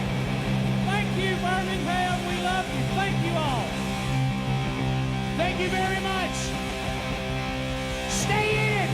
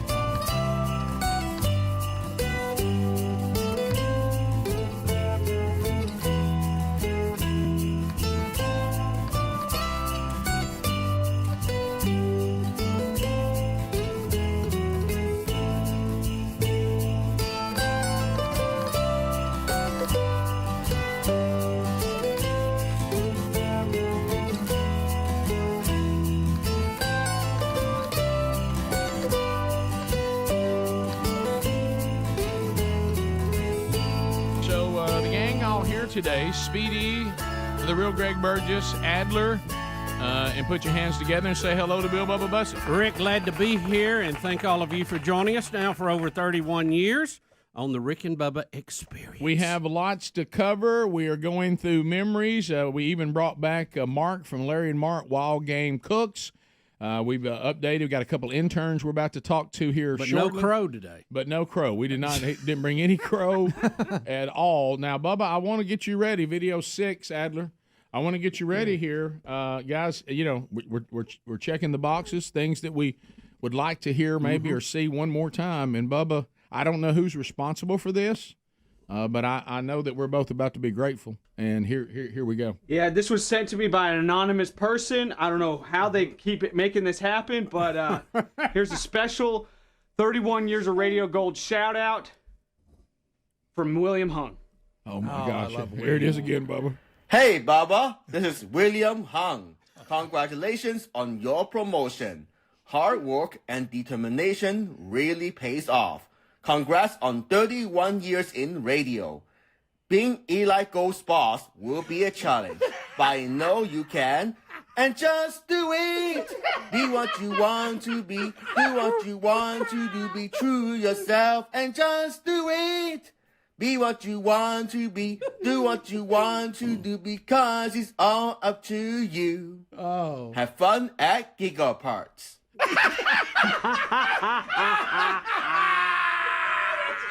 Bubba, that's awesome. Those, I can't get enough of it. Oh, who's sending these y'all things? Are so wrong. That's so good. wrong. What would we, you know, I can't wait to show that to one guy today. That is awesome. Oh, yes. You know, I got one from one of the 1,000-pound sisters. I don't know what happened to it. I don't have my own copy. Only you would say that. Yeah. Good. Amy sent me one. Yeah. Oh, of course, she messed up in the middle of it and just kept going. Didn't That's start all over. right. But doesn't that, isn't Hadn't that she what had you some want? other problems since then? Wasn't she in a Yeah, she wreck got or arrested. something? Arrested. Yeah. Well, yeah. I knew it was something like Listen, that. I'm watching this year's. It was a wreck. They're in either way. London right now. No, they're not. They're not in London. I heard she sat on a bobby. Yeah. Oh, Well, I was driving Funny. in, to work and listen to Kickoff Hour. Just do it. As everybody should. And Greg said that he said it like you were going by saying, I ate breakfast every day. He goes, of course, I tape, 1,000-pound sisters. And I'm like, you record it? Yeah, they don't have to sit through the commercials. That show, you're going to make sure you don't miss it. 1,000-pound sisters? Oh, it's outstanding. Does it take a special tape to record that on? Listen, Big Tammy's down about 260. And she was... and it ain't the weight part that I like. It's the siblings. There's 5 of them, and they are Okay, so that has nothing to do with it. And they're all huge. No, well, you take these same people. They're not huge. They're still funny? No. I mean, Okay, they're all right. funnier. Okay, because the redneck part's kind of still good. Yeah, but Greg, we got plenty of redneck shows. Yeah, we do. But Right. 1,000-pound sisters is And hilarious. how much? And they've lost some weight? Oh, yeah. Lots when of they weight. go throwbacks to Big Tammy, she looked like Macy's Day balloon, like a float. Like she ought to have ropes on her leg. Thanksgiving plate, yeah. So- Oh, it was unbelievable. Yeah. Her forehead stuck out as far as like she's wearing a visor. But she's calmed down. I mean, she's down about 260. Okay. Oh, so okay. Down, I mean, down what's to just two- a miracle? Found the No, that is a miracle. Is that the one? This is the one Amy sent me. If she messes up and just stays with Yeah. it. Okay. This is. Hey Greg, it's Amy with the 1,000-Pound Sisters. I heard you just opened a dog breeding business. That was a mouthful. But congratulations, that is a huge accomplishment to you. And I hope you the best in everything. I got a golden doodle if you want him. He's a jerk. He's 13 weeks. So he's a puppy. I'm just playing. But anyway, yeah, so I have a golden doodle. But congratulations, and I'll talk to you guys later. Bye. I think Williams is a little more organized. Yeah. He seems. William Hung I seems never like thought Williams would be more professional. Well, I think William Hung understands what people want. I'm not sure Tammy does. No. Maybe another just favorite. stop driving on the buckboard road and record that. And if you mess up, maybe start over and try it again. If you'll notice her hair, I think she's got the window down too. Yeah, I mean, so not only, so we're just going to have the window down and mess up and still think, you know what, that's it. Hey, you 1,000-pound sister, you're going to keep the window down. Yeah, I guess so. Oh, they in You London. can see a little something flipping around there at the top. When she said it was a mouthful, she should know. You should have seen you should have seen Tammy. You're right. Try to go up the stairs to get on the double-decker bus. They never got her up them stairs. Really? Why would that even be attempted? They did. Why would that even got be her up attempted? there? How's she doing on that pole? Oh yeah, they took a little dance class. Y'all, it's hilarious. What burlesque y'all are not moves. suggesting what I think you're suggesting. are you? those no, they have those classes, right? Yes, class. I bet it had to be a telephone pole. Listen, and listen, and the woman teaching it, Rick, the woman teaching it, she could have been on the show. She was gigantic. And she's the instructor. All right, let me answer that question because it's one of those things we all love. Large person that can move pretty good? Yes. Okay. Oh my gosh! Good feet. I'm Good watching feet. it. They're coordinated, you know. Yeah, Oh my God! I Hey, can't show this. No, No, please you can't. don't. It's Don't show ridiculous. it. It's Don't horrible. show it. Oh my gosh! Don't show it. That's the instructor. Rick, that's the instructor. No, it's not. Don't show That's that. the big one. Yes, the big one was the instructor. That's more flesh than I've seen in a butcher shop. No. Looks like a left tackle. No, I I did. tell you that yeah. picture right there will work better than Ozempic. Look, You know here's, what? there's Amy. That's Amy, but the teacher. Oh, yeah. Look at the, that's the teacher. That's the teacher. What is happening? See, that stuff I don't like. That's not funny. But when they get to dogging each other, and they have to blank out every word they say when they get mad at the sisters. When I fight. first saw that thigh, I thought it was a throwback to Rocky 1. He's about to come do a workout.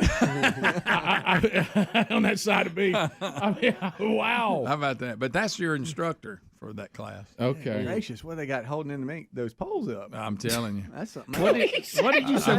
What they got holding them poles up? I got a little The scared. first time, what'd you say? What they got holding them poles up? he knows what he did. I think I said No, it. but We can go they back. don't show a lot of it. Most of it's now. That's some it's- anchoring is what it's I'm just saying. the arguing. One sister wants to whoop everybody. She's threatening to fight people constantly. Okay. It's awesome. So you watch this. Oh, yes. And record it. Yes. Make sure I don't It's miss hilarious. it. Make sure I don't miss it. Yeah. Now I tuned in one time. They had a lawnmower in the living room. Yeah, they were going to renovate a house, and they go in there looking around. There's a push lawnmower in the middle of the living room. They even made that story. Well, I don't know how that got here. Right. Well. Yeah, it's gold. You need to watch it. But to me, it's not troubling to you. No, it's hilarious.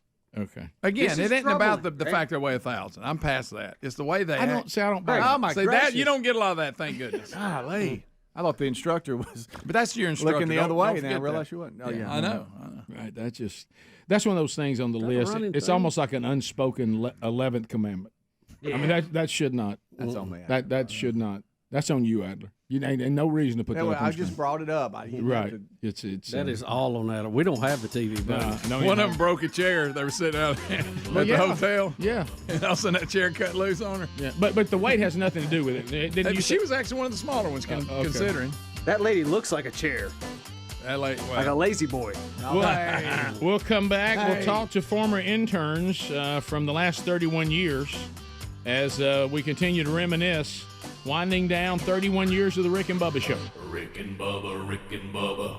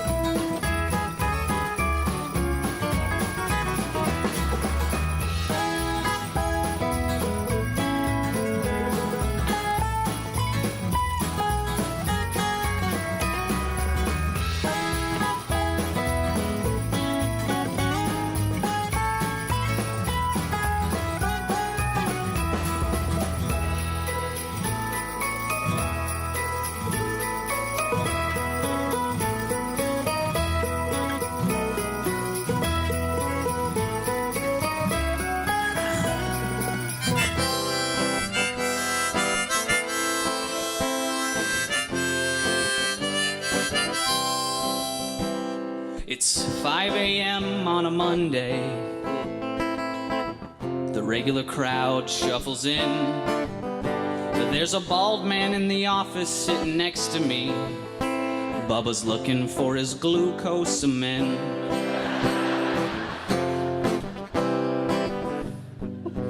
And then Greg says good morning by making fun of me. What his cut down actually means, no one knows.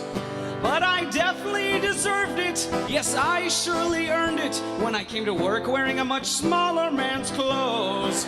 Rick and Bubba, Rick and Bubba. Rick and Bubba.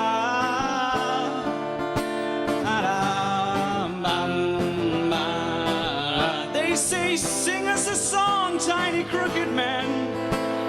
Sing us a song and make it bright, 'cause we're all in the mood for a parody, and that's the only thing that you can do right.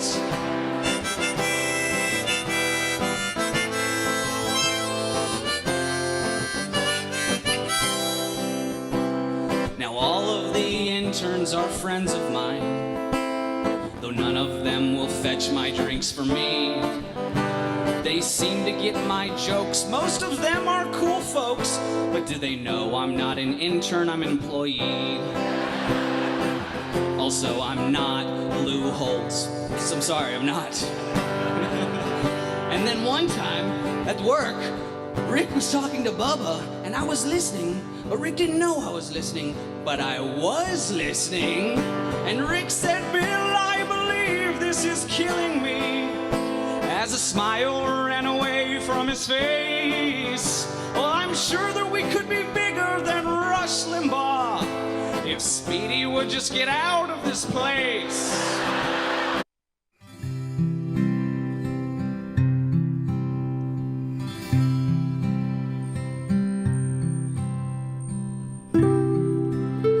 We're back 20 minutes past. Merry Christmas.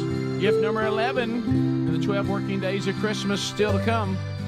Nobody's got it yet. Might as well go to you. Tomorrow, Barton Clay Jewelers, over $1,500 worth of fine jewelry will be gift number 12 tomorrow on the big year-ender, and this year, the big show-ender, all coming up tomorrow. And we mentioned this earlier, but just, hey, man, I just want you to make informed decisions. It is your decision. Some of you are saying you're going to come here and be part of, be outside. We've let you know it will be difficult to see.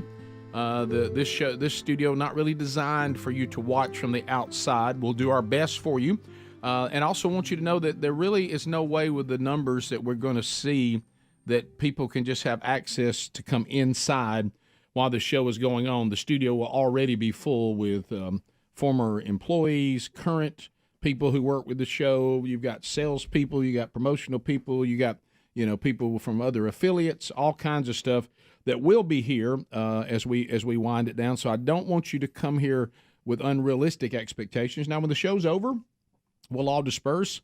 I know Greg's got to get Mom to something tomorrow, an appointment, but there certainly will come out, say hello, and see you, and that would be great. But I don't want you to have unrealistic, expectations. If you're really wanting to see the show, probably like Gigaparts is doing tomorrow, and William Hung mentioned them, which own me. Viewing parties probably will give you the best experience, but just know that we are so grateful. But just kind of get in your mind, just logically, with the kind of numbers that we're talking about. We don't want you because over the years, and there might be a camel in here. Who knows? Yeah, well, I know you never know. It's happened to all of us over the years. Happened before. You talk to somebody and they'll go, well, so and so, they don't like y'all, and you go, really, what happened? Well, y'all was at a thing one time. They said that y'all didn't even say hey. They don't even wave at them. And you're like, well, I didn't. How did that happen? Maybe they were walking. We were going outside. Maybe we didn't see them because we're never going to on purpose, any of us. No. Just give you the. Hey, but I don't want you to come here and then go, hey, I didn't get as much as I wanted. I brought some food and I was never able to get them in, and I sat out here in the parking lot with my food. Just know that this is when golden ticket seats come, we're ready to accommodate. We're ready to, give you just, roll out the red carpet. Tomorrow, it's going to be a lot more chaotic, not a little more chaotic, a lot more. So we'll do the best we can. Just want you to know. So, Bubba, we have more interns. So I shouldn't just tell people to come on. You can. Yeah, it's gonna be outside. What I just said is no. That's perfectly fine. I just want to inform them on what the experience could be. You know, it's kind of one of those things. You know, you're more than welcome to go stand in Poison Oak, but I want to tell you it's there. You know it. So you know, just an informed decision and not unrealistic expectations. So we've got 2 more interns, Bubba. Here they are. I mean, going back over the years, Mighty Mouse is here. So what, Ford, were you King Speech? Oh, it's King Speech. Okay, yes, we were trying to remember your nickname. We couldn't And remember. it kind of just drifted into Ford, didn't it? Yeah, at one point? it did. So- It did. We're You're one of the few that we actually call you by your real name. So, so Mighty Mouse, what was your era here? When were you here? I was here May 2007, that whole summer through August. May 2007. And you said you're about to be 40. Did My you next say birthday, that right? Well, I will be 40. Don't make that face, Rick. An intern almost being 40. I Wow. don't look 40. No, you don't. No. It's just No. another marker of the years. Like I told you the other day when somebody said, you know, when I think about the fact if someone was 10, they're now 41. Yeah. You know, that kind of stuff. How if old they are you guys? If they listen at the beginning. Yeah. A lot older than 40. Yeah. Bubba and I are 60. But see, we look that way. Yeah. Mighty Mouse doesn't look that way. Yeah. Nobody's surprised we're 60. How old do you think you look? I think look and feel are different. I really don't feel like I look that much older, but then I work around teenagers and kids for a living, and Yeah. so I have a reference point at least when. Yeah. What are you doing now? So I coach gymnastics in Mountain Brook. So it was actually my home gymnastics gym growing up, and I've Okay, been back there in you go. Birmingham almost 9 years because I had moved to Southern California and was coaching out there for a while, and I moved to Nashville for several years and was coaching for a while, and then Ooh. when we started our family and we had our firstborn, I had to come back. Although California was okay while I was there, but I'm definitely glad I'm not there now. Weather's I came nice, back isn't in it? time. Well, my dad was like, "You got to get out of there." So what city were you in? In California, Yeah. I was in Oceanside in San Diego County. Okay. So I would say a little more like Yeah.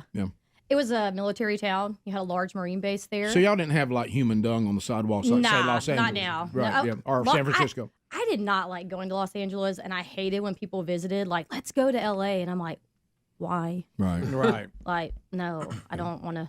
No. So home now though. Yeah, we're back. I literally, if I was in shape, could jog here. Like when y'all moved over here, I was like, oh, this is nice. Now you've got one of those moments that's iconic in Rick and Bubba history. You beat Adler up. Yeah.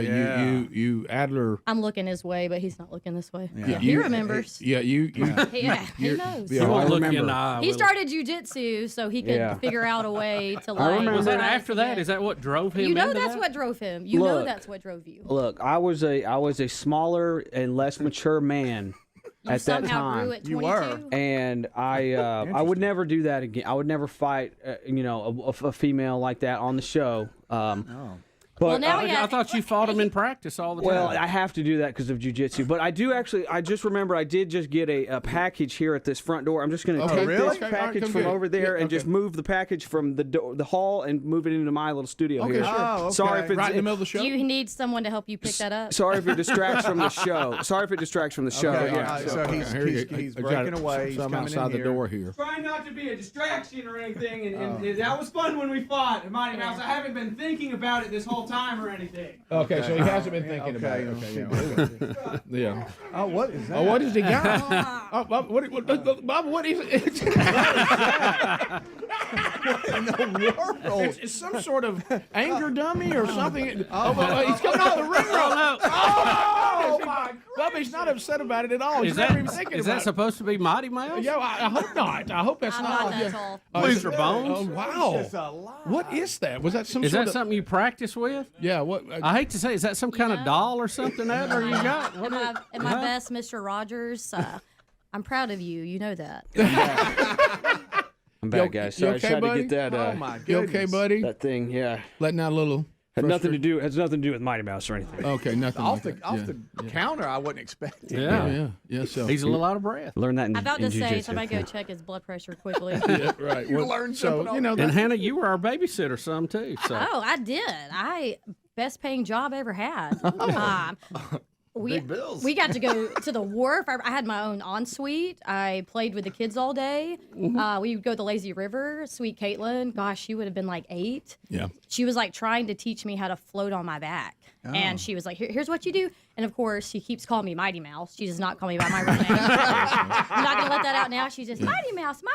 You can do it. And Right, I yeah. literally would just That's funny. sink. I was 105 pounds Wow. and sink, and she didn't understand. And Caitlin, sweetie, if you're listening, I still can't float. Well, there's a reason, because you're muscle. I mean- And muscles doesn't float like fat does. Okay, apparently. Well, Trust that makes it feel good me, I can float in anything. If I go to the sea, I can't even get wet. I'm in salt water. That's funny. Funny. I have to spin like I'm on a rotisserie just to get wet. You just come around like a chicken. Yep. I did. I love travel, and I got to babysit a few times to your kids too, because I remember. Please tell us about babysitting Well, Bus. I laughed because my last interaction with Hunter. So this would have been 2007, probably the last time I saw Hunter. Do the math, someone. But I remember when Bubba and Betty were leaving, they're like, "Hey, they can eat dinner. They can do this." But he's like, Keep Hunter away from all the fridges. He can't. He's gonna want a lot of popsicles. So every time I would see him sneaking, I was like, "Where are you going?" Nowhere, Mighty Mouse. Right. Yeah. Still calling you that. They still called me that, Yeah, and well- I always would want them to. Yeah, well, that's great. Well, we'll come back. King's Speech is here too, and we'll find out. And his tie to several other interns. His tie to the triad we call So it. good. It was a triad, and through him we may get an update on some other interns. So we'll look at that too. So Mighty Mouse 2007, King's Speech. We'll chat with him when we come back. As we continue to remember 31 years of Rick and Bubba, a show and a half remain. Tomorrow, gift number 12, over $1,500 of fine jewelry from Barton Clay. Today, we still don't know gift number 11, and it's still out there, so stay with us. More Rick and Bubba right after this. Rick and Bubba, Rick and Bubba.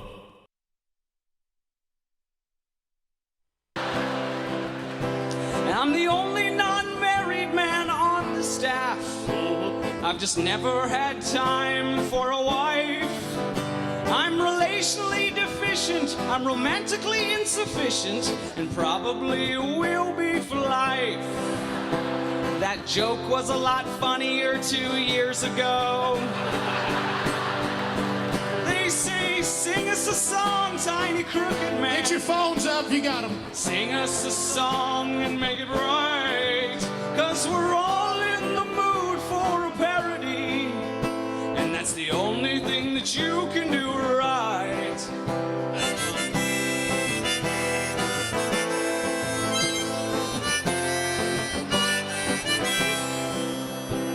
It's a pretty good golden ticket crowd for a Monday. I introduce myself and one of them actually gives me a smile. But I know it's not me they've been coming to see, to forget about Obama for a while.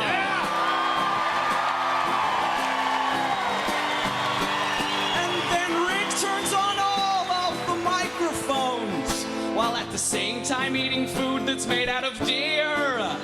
But you can always guarantee it's the best show in history, and that Greg is currently thinking about beer. Rick and Bubba, Rick and Bubba. I need more over here. Rick and Bubba. There you go. They say, sing us a song, tiny crooked man. Sing us a song and make it right, 'cause we're all in the mood for a parody, and that's the only thing that you can do right. Take it home, crooked man.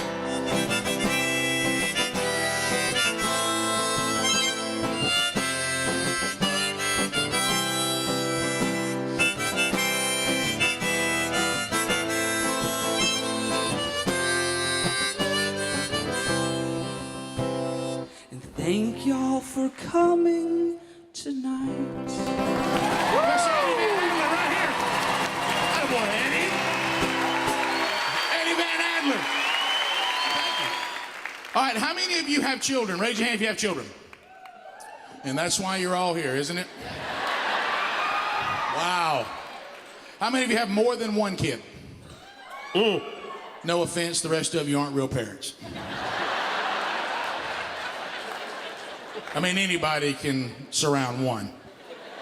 It's when they start, getting out of hand. You're playing zone. Yeah, Dad has to get involved. That's really what that means. We call it playing zone. It means Dad's involved. I've had 5 kids. A lot of them are in their 20s now, and of course they're on their own. 24-year-old daughter, my phone rings. Hey, baby. Dad, I was just thinking about you. How much? So anyway, this was when they were all living at home, and how many of you have had to ever try to go find a new church? And that's a lot of fun, isn't it? We moved from a little town from Oxford, Alabama. It's not little anymore, but it was real little when I lived there. 300 on Easter Sunday if you went to one of the bigger churches, and there might have been some that might have been close to 500. So we moved to Birmingham when the show moved to Birmingham, and now we're visiting churches have 5,000. And we didn't know, we just folks from a little town, and so we didn't really know how to handle that, and it was all kind of new to us. So we were going to visit one of these big Birmingham churches on Easter Sunday. My wife, we oversleep a little bit. She comes out and she says, I have laid out their clothes. See, I thought that we on Sunday get up, drink coffee, read the newspaper, and then get ready for everybody to go by us as we all go to the car. Right, dads? She said, it's not a big deal. Get them all ready. I've laid out their clothes. That's all you got to do.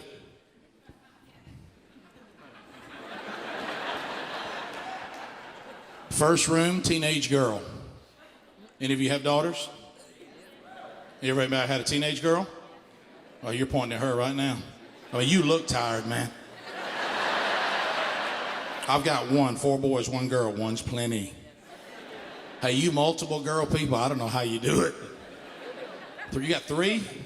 God bless you, sir. Medication. We'll do a circle prayer for you before you leave. Yeah, amen. So I go in there and I said, hey, honey, he is risen. Rick and Bubba's in Ohio. Pass the gravy, please. 35 minutes past the hour, the Rick and Bubba Show. Thank you for being with us.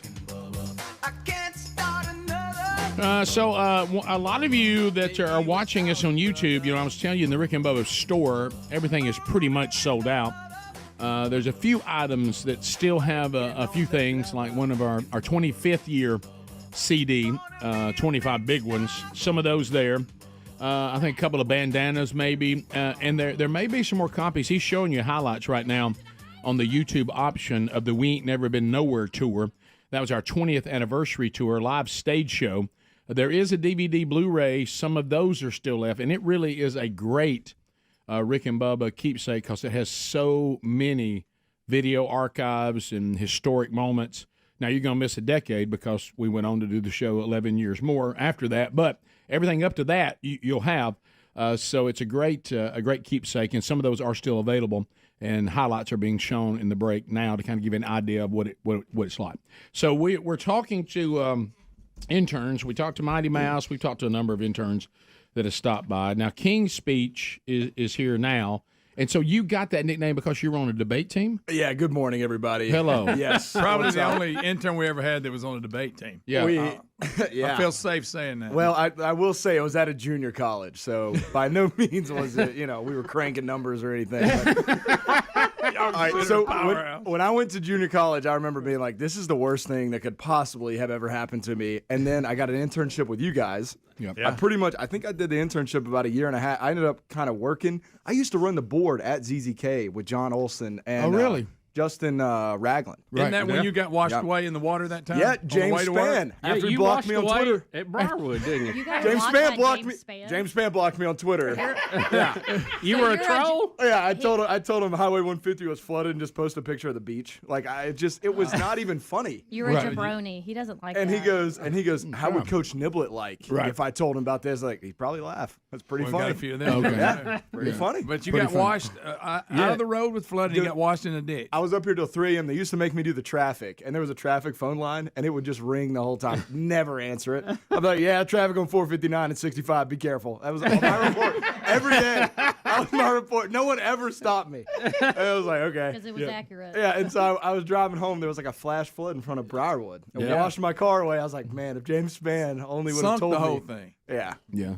So you don't. I remember going by and seeing because part of the road had washed out and all that, and I said, "Well, there's where Ford was." I remember that too, and I love that he got blocked on Twitter. Yeah, crazy.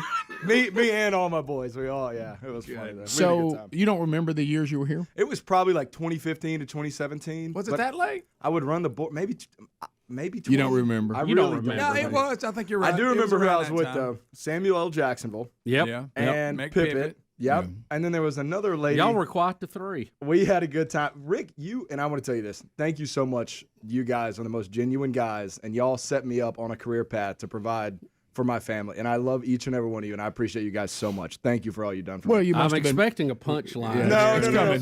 but It's coming. But saying that, you guys were the only thing I looked forward to when I was at junior college. I can't wait to wake up at 3 a.m. and Rick make me do push-ups when I'm late. This is going to be so much fun. Greg never got mad at me about sleeping on the couch. I really appreciate that. I don't think he ever forgot told me about you in my office. Yes. You was there, sound asleep. One time at like midnight, I accidentally texted Bubba instead of someone else. I wish we were cuddling, but you never told anyone that, and I really appreciated that. I can't believe you kept that to you. Bubba, man, I appreciated that. Oh, I really didn't know how to take it. That was the coolest thing you've ever done for me, and I really appreciated that. It was awesome. Well, that explains that awkward moment I caught you spooning Bubba. I know. You really like Bubba. You're there on Greg's couch. Yeah, I went in there and he was sound. He's sawing logs. Speedy would take me to go work out with him. I'd be like, oh my gosh, he may have forgot his wallet, but he remembered his muscles. My God. Hey, Speedy will run you into the ground. Oh, yeah, Ask he his will. kids. He will. He's crazy. Now, But no, you and Sam did high school football games. we did. Rick goes, hey, we need 2 people to go do play-by-play in color. And I was like, I've never done it. He's like, you'll be perfect for it. Yeah. So we started That's doing how we it. started. And then we got you McPippet to be your sideline reporter. Yes. Remember that. And if you And guys told her that she needed to talk more. we go. And every time we took it so seriously. Looking back, we should have made that thing spinning plates on sticks. We should have circused it up. We should have done some funny Circus stuff. it up. So you guys tried to be like straight up legit. Yes, complete disaster. Yeah. And so and we did it actually a couple seasons after, and then we got that show on Yellowhammer News. Yeah, so that we went did on a talk for a show. little Yeah, Yeah, you sure did. and then they ripped good radio off the air once again. Of And, course. Yeah, after We know that feeling. Yeah, I was like, I just go into sales and Well, there you really, go. yeah. So what are you doing now? I do payment sales, like architecture, payment, encryption. It's the most boring thing in the world. Let's get back to I'm bored. Let's get back to live action. Okay, That this. was the most fun time ever. By the way, your description of it bored me. Yeah, it did. I mean, it's like Jim Halpert when he puts you to sleep talking about paper sales. Oh, yeah. It's just like that. Right. And I know Let's no get terms. back. Let's get back to live radio. Alabama public school, I never learned how to read. Imagine me sitting in a legal meeting like, yeah, that looks good. I didn't do the traffic report right. Imagine sitting in a meeting. So you got paperwork? The reason why I thought that you and Samuel L. Jackson had potential was the same reason that Bubba and I mean, y'all had that look of us that was willing to just try anything and convince people we knew what we were doing. And you were having a good and time. I bought into that's that. fun. And I knew that would work. Yep. But then you guys put Pippet on the air with us. And we were, that was great. we'd be like, Pippet, it's your turn. We turn her mic off. Watch you. I remember it was like one of the last games she went on. Y'all came back and said, that's it. She's never coming again. You were talking about riding in the car, and it seemed like y'all got lost. And We all had to ride together to Yeah. the game. Yeah. Oh. Yeah. Now, how long did you date? Oh, Pippet in secret a while. I couldn't By the let way, you the guys text was know. intended for her, Bubba. That was intended for Pippet. You know, you have we've had so many interns, and some under that I knew and some I didn't. But it's almost like a class full. And Sam and Ford were the cool guys. Yeah. You know, then you had the geeky guys, and Yes. they were great too. Don't get me wrong, but they were the cool guys in the class. Greg used to look at me in my eyes when we get a new intern. Dude, I ran for a good stretch. Like by the end of it, Greg was like, "Man, I got to give you some cash or something." I've been here way too long. You were like, and Greg would look me in the eyes. He goes, "We're getting a new intern. Stay away from him. Don't make fun of him." The first week. Which was the worst thing I should have said. Yeah, I remember looking that around. coming from Greg. Yeah, right. Of all people, I was in management position. Of all people, I remember looking around thinking to myself, this kid's still here. Yeah. Well, y'all were having fun, right? I hope you were. Yeah, we're having a good time. And you know us, if you're willing to come to work for free, we won't run you off. No, 100%. We had so much. I actually made up that internship off of a Jeff State Community College header. Oh, my goodness. It was a fake internship I made up. Oh, my gosh. Yeah, because Christmas Rhonda TMI. Introduced me. And so I was like, man, I got to make up this internship. I got to get on the air with these guys. These guys are funny as everything. We had you on file. Do you talk to Sam? A little bit. I saw him the other day. We do the B-Dub Saucy Nugs Day on Thursday. You get half price wings or something. Yeah. And Sam was there. I was like, oh my gosh, dude, what's up? He moved to Louisiana, and I think he's selling TV ads. Really? I think so. He's in sales. I mean, that's when you fail in radio, you go into sales. That's all that's all. I thought y'all were really doing a good job though, because I listened to you and I thought, these guys get it. They're having fun. The first game they did, we put some of it on the air, and I was ready to make fun of them, and I was so disappointed because it was good. Pretty good. Yeah, and we practiced. We watched like YouTube games and stuff and practice in the room back there. I wanted y'all to get hung up and So I was going to ask you what you learned from the show, but you've told us. And then was it one week that Sam couldn't be there? Somebody in Adler filled in and made everybody mad because he was trying to be funny, and it was like a team that was really serious. I forgot about that. Yeah, I did it one time and they never asked me back. What? Yeah. I don't know why.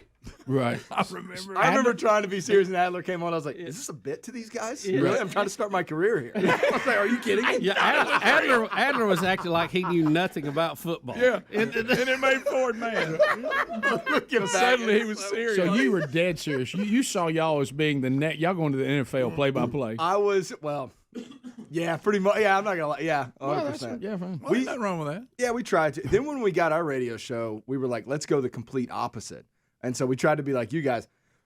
There's only one spot in this town for that, and that was you guys. So we did not get quite the love you guys got. Not everybody appreciated that with us either. I'll tell you. Well, you also dropped yourself into a world where people struggle to have a sense of humor. They couldn't stand us. in the whole political. Crawford was like, "Yeah, we got to get you guys to the morning. Maybe the morning drive I like you get." And I was like, the people who would listen to us all of them are listening to Rick and Bubba. No one's going to tune into our channel. Yeah, y'all came on around lunch because I remember on the way home sometimes I did. Oh, absolutely. I couldn't wait to listen. It was a good time. But seriously, thank you guys for all you've done. You guys did a great job. We did. Y'all got me into career and media, and then, dude, I filmed for like a year in NASCAR. Yeah, I remember you were Discovery Channel. I worked on Amazing Race for 3 days, and then I got injured, and they were like, "Take your redneck tail right back to Alabama." You got injured? They cut my pinky up, through the tendon and stuff. The lamest injury that could have ever happened. I got. And didn't you with Jeffrey Earnhardt? Didn't you have something to do with him in the race? Yeah. We were filming them with Joe Gibbs Racing. We were having a good time. It was fun, but 32 weeks a year, 36 weeks a year, weekends, it was miserable, man. I could never cuddle. I mean, it was horrible. I was always out of town. Bubba's like, "Please come home, please." I couldn't get home. The heat's out. I know. I was like, "Oh, hey, only 500 laps." Did Sam ever get married? No, I think he's still out there playing. Really? Okay. Yeah. He's trying to find his way. I wish he'd have. Boy, he let a few of them slip through his fingers there, you know. I know, man. Talent. I tell you. He was a scouter. He could bring them in. I was blown away. I was like, "Wow! So how'd you do that?" So you're not married either? I am married. We've been married 4 years. My wife Ellie, she's amazing. Well, congratulations. She pretty much, we do this every night over dinner, and then she's like, all right, she'll mute me, like she just needs a controller, and then she'll play the TV. Yeah, is that enough? Well, that's right. Yeah, a little bit of forward sometimes. You just goes have a long way. Yeah, just pace yourself a little bit. It's much cuter when you're dating or engaged. The second you get married, it's like, I don't think you're that funny anymore. You're annoying. Okay. You're actually annoying. You know what? This is just turning you kind of right along, don't you? And she does. My whole family could fit on a pontoon boat. Her whole family is like the Italian mafia. There's 80 of them.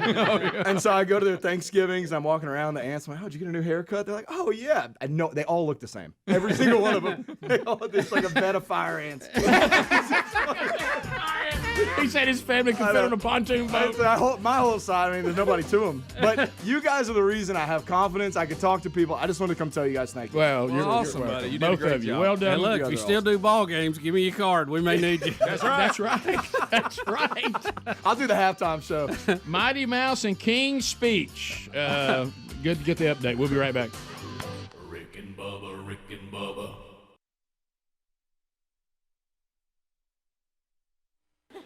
He is risen Easter Sunday. What is wrong with this family? Y'all don't understand me. We put this dress out here. I'm not wearing this. I hate my hair. And I just went, we just want you to get ready, baby. Go worship the Lord. I leave that room of drama, go downstairs to the dumbest thing God's ever created, a teenage boy. Wow. I find him where I usually do, wandering the downstairs area in his underwear, asking when we eat. Son, your mama wants you to get some clothes on. They're laid out in there. We'd like that to happen most every day, getting dressed thing. And put a belt on. She said something about a belt. I don't think I have a belt. No, you have a belt, buddy. We find your belt, put it on. You ever have the teenage boy? They could go off on a 2-week, they could go for 2 weeks, climb Mount Everest, come back and you say, man, how was it? Good. Tell me about it. It was all right. That's it. So now I go up and now I'm going upstairs where they live. The little boys. Stepping over purses of babysitters who just abandoned them.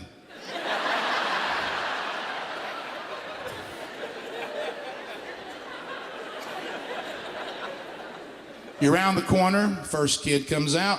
I'm not going to church. Yeah, but you're gonna go. No, I want to go to church. I want to eat some Pop-Tarts. I want Pop-Tarts, strawberry Pop-Tarts. That's what I like.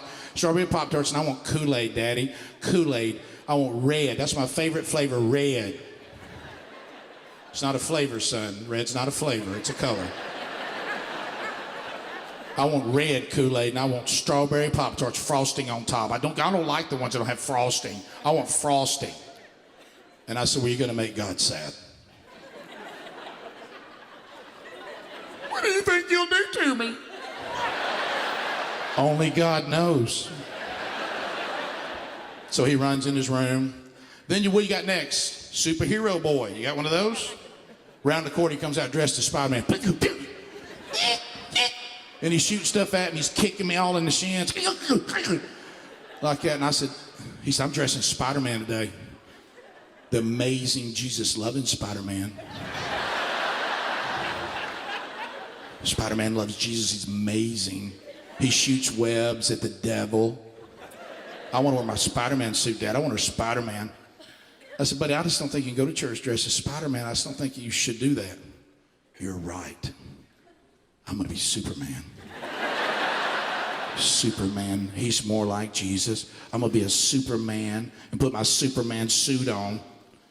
And, of course, I'm a veteran parent now. This is kid 4. So I say brilliantly, why don't you dress as Clark Kent? Wish I'd have told him to tuck in his cape. Looking back. Then I go to the hall where the baby is waiting. Throw open the door. He stands up in his baby bed, hair on his head. Meow, wow, wow, bow, bow, bow. And he looks at me. I see you've come up here without her.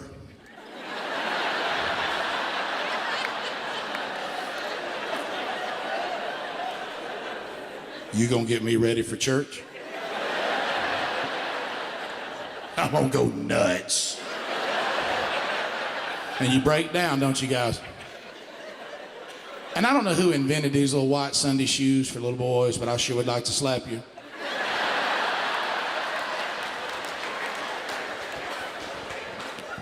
Screwing them shoes on. Well, it's like roping a calf, isn't it? Putting little boys in Sunday clothes, and that's the last thing you got, and you look at your time. And I think to myself, I don't see what's so hard about this. So I go down the steps. I look out in the backyard and I see the dogs fighting over something. And I look and it's a belt.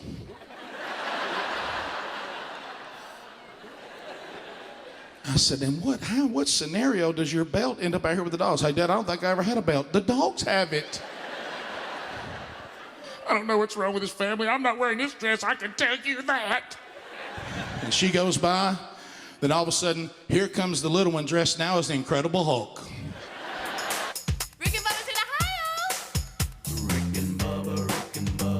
All right, it's 8 minutes to the top of the hour, reminiscing 31 years of Rick and Bubba. And we never know who's going to come through that door. We've had various interns. Mark from Larry and Mark was a shocker today. So, young Broderick has brought his wife by, Camtastic. Oh, look at that. Camtastic. Did she tell you she suffers from secondhand embarrassment too? Yeah, and she got me. She just said one thing to me, and I said I understand because I was going to try to force her to come on air, and now she can just sit over there and enjoy the morning and her time in the seats and watch her husband. Right. So she said that. Oh, that's funny. She said absolutely not. I will not be on the mic. It just makes you too uncomfortable, right? Yeah, but we have a wireless mic. We'll send over in just a minute.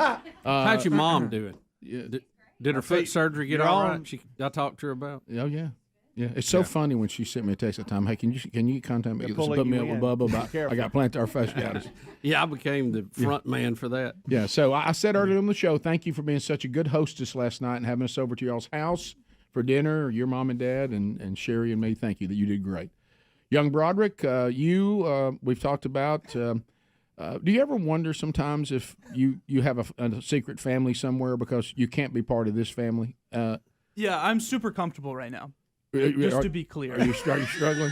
Yeah. No, this is great. I'm happy to be talking in a microphone right now. Did you adopt me or no? So, unlike your siblings and really the rest of your family, this on-air part, that's not your gig. No, my hands are in my pockets because it's cold. It's not because I'm uncomfortable in any way. It has nothing to do with that. We shouldn't read anything awkward into this. No. So how about you, old married man? Yeah, that's weird, right? Was it strange? Was it strange to you the first time that you introduced your bride to somebody and said, "This is my wife"? That was always I remember that being very odd, introducing Betty and going, "This is my wife." Go, wow, I got one of those now. Yeah. Honestly, we dated forever beforehand.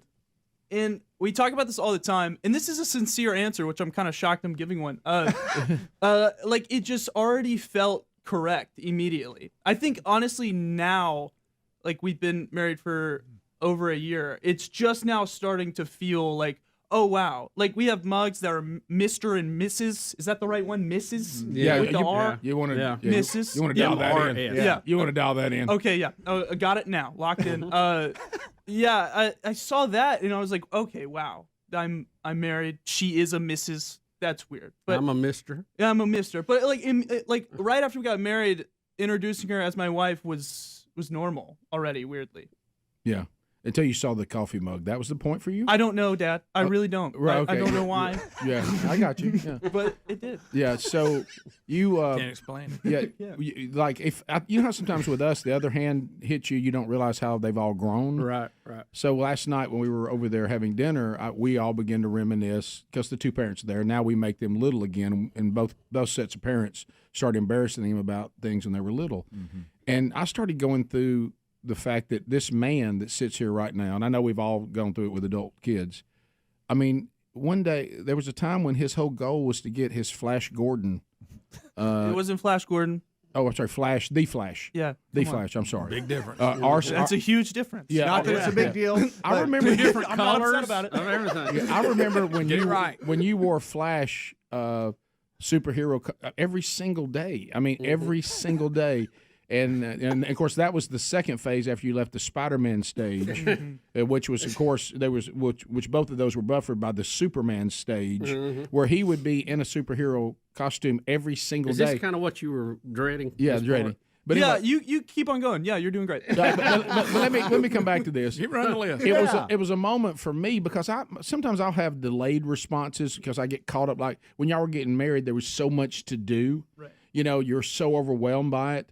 And everybody's like, how did that feel? How'd that feel? I'm like, well, honestly, it was kind of numb for a little while. But then when it, like you're talking about, when it gets over, like moments like that when all of a sudden I saw him in that Spider-Man outfit and I thought, oh, he's a grown man now and he's married. Here's his wife. Those moments kind of sink in. Tell the world, though, because I know this is what they're wondering since we're doing the end of the show. I'm sorry, tell the few people that are listening that are all close friends and family. Of course. Tell them what because the Rick and Bubba kids, was it odd being content for a show that was roaring on in front of lots of people? Thank you for putting that so delicately. I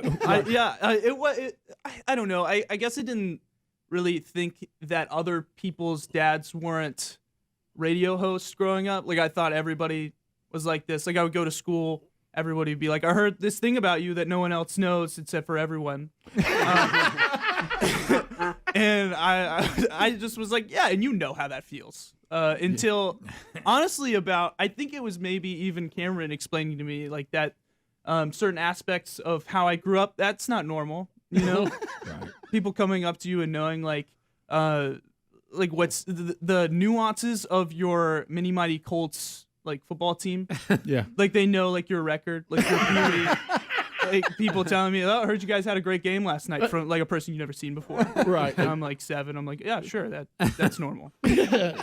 So tell everybody what you're doing now. I make videos for people. Yeah. Oh, that's why he took the HDMI cord from him. Yep. Yeah. Okay. Stole it. Oh, I'm so glad I'm here to set the record straight. That wasn't me. Anybody figure out who Did it you was? take the HDMI cord Pretty sure it from was Camp House? Spencer. Pretty sure it Who's was Spencer? You know who Spencer is. He works one of your crews? Yeah, it's Spencer. So Really, guy, technically, if it was a guy working for you, then was it you. goes back to you. Spencer takes things sometimes. Well, he's one of those guys. Spencer, I love you. He's one of those guys that, like, will fix anything at any moment, no matter what it takes. Yeah. And so he saw a cord. We need an HDMI, and he stole your HDMI. But from the Camp House. Look how it turned out. You have an industrial one that is a mile long now, and I think that's huge. That's helpful. Well, got more cord than you Bubba need. being the engineer, you can't really get mad at Spencer. He had a situation. Yeah. They needed it. He was resourceful, and he fixed it. Yeah. It's kind of like the time we got on the air from New York that time. Don't ask any questions. We're on the air. Yeah. There's some soccer people still not talking to us over that one. I remember that. Well, I'm glad you guys are here. I'm glad you're figuring out that your life was not normal. It's a little late now. yeah, too late. And in a good way, maybe, I think. In a good way. See, that wasn't so bad, was it? I thought it was fine. Yeah. You did great. Thanks. Yeah. Yeah. So Yeah. take your hands out of your pocket. Rick and Bubba. All right, we'll be back. Top of the hour. Rick and Bubba, Rick and Bubba.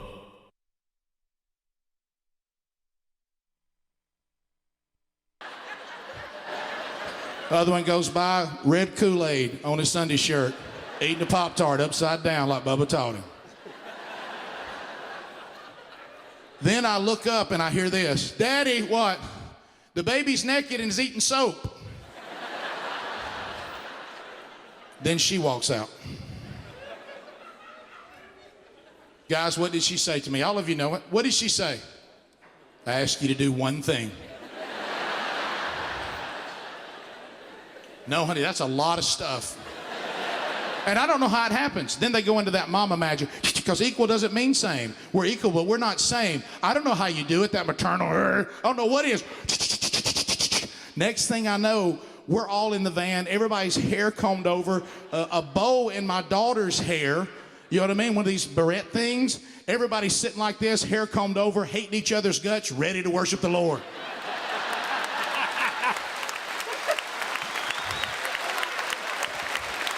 Amen. She says, you've made us late. I'm going to pull in. Why don't you take the little boys down to the worship care. Worship care. Big old church, 5 floors. You know why worship care is on the first floor? Closer to hell.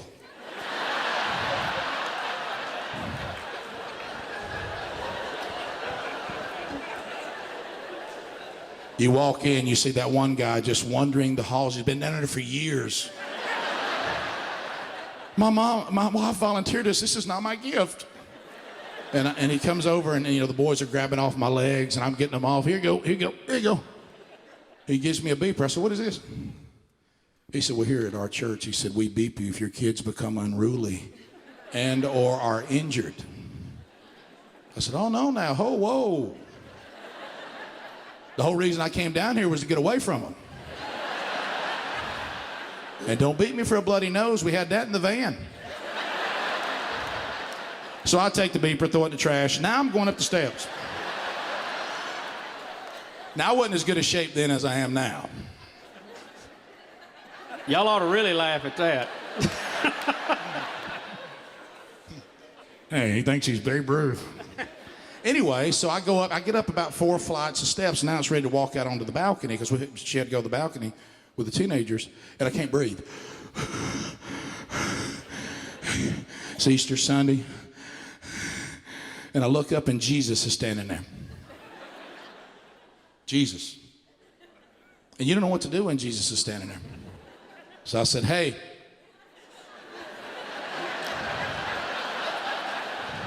I just want to thank you for what you did. And a guy grabs and says, sir, this is Mike from the choir. He's playing Jesus today. I said, hey man, how about a heads up? Jesus wandering the halls, nobody knows where he's at. I want that in the bulletin last week. Mike playing Jesus. Next week, look out. So what do most big Baptist churches do? We got to do what on Easter? He is alive, right? And then Jesus comes in, or God pretended to be Jesus, if you got a long-haired guy in the choir. So he goes out, spotlight hits him, and I need to find my family, so I just walk in the light with him. Sherry! Sherry! And I hear from the darkness, get up here. And I walk up, and she goes, she says this a lot to me. What is wrong with you? I said, we ain't joining this church. You don't know what I've been through today. And I said, let me tell you what the final straw was. She said, what? Will you stop talking so? I said, you remember when I walked in with Jesus a minute ago? By the way, that's Mike from the choir.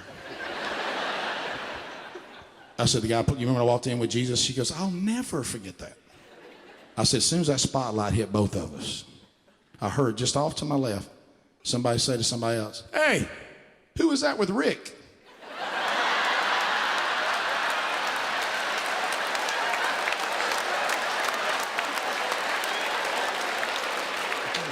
Put your hands together for Bill Bubba Bussy right here. Thank you. Of course, we're celebrating 20 years. About 21 years ago, we were messing around on the air part-time. That's when Rick asked me if I wanted to come on and be Bubba full-time.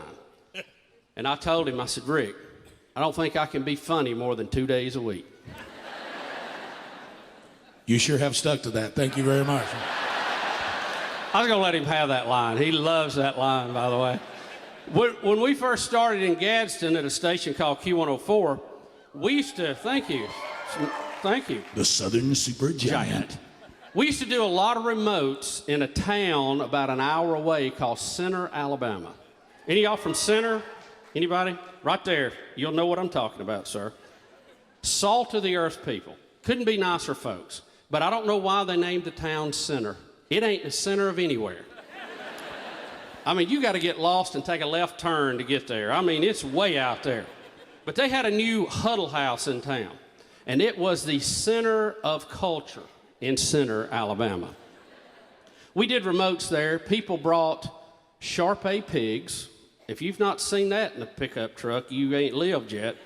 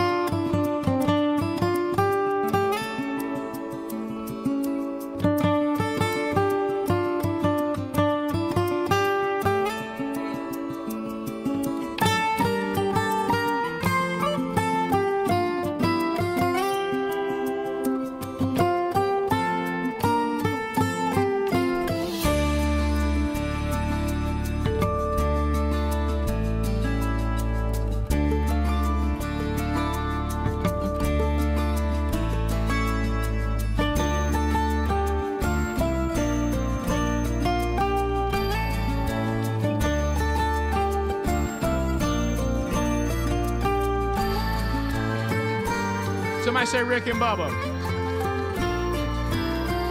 Starting this hour with phone calls at 629. We be big as we reminisce over the last 31 years.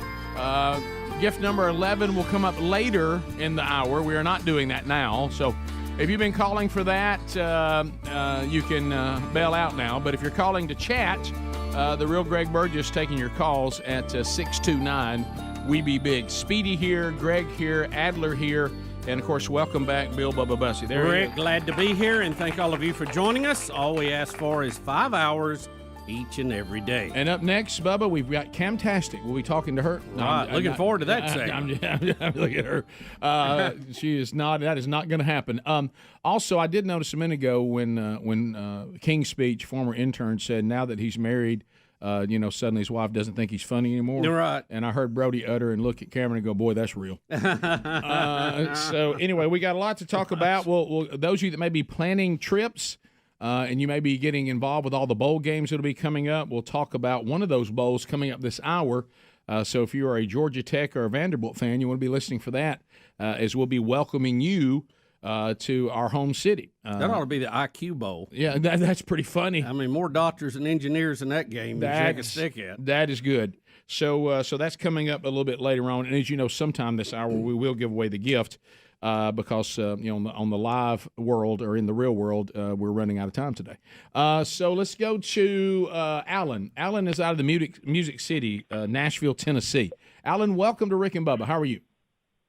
I'm well. There used to be a day in this country where a hard-working man could get up of a morning, turn on his radio, laugh, hear the news, hear sports, be insulted by Greg. Of course, that's over. That is good. That's about how the guy sounded, by the way, too.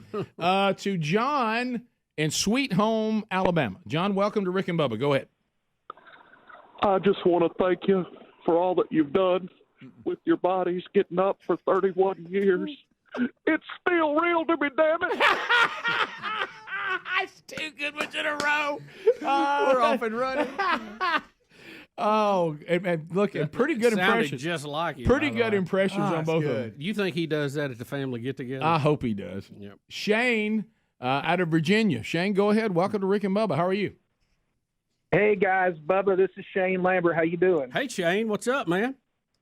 Oh, man, I wanted to call in before you guys go off the air, tell you how much I appreciate you all. I actually have ties to all number 1 through number 4.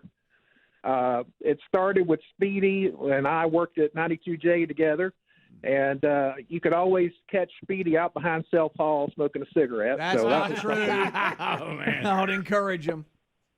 Bubba, of course, I worked with you at AM 810, and I was actually running the board on the morning that you announced that the station was going dark. I pitched it to you over in the studio, and so what a memory! Hey, Shane, you're bringing some great memories today.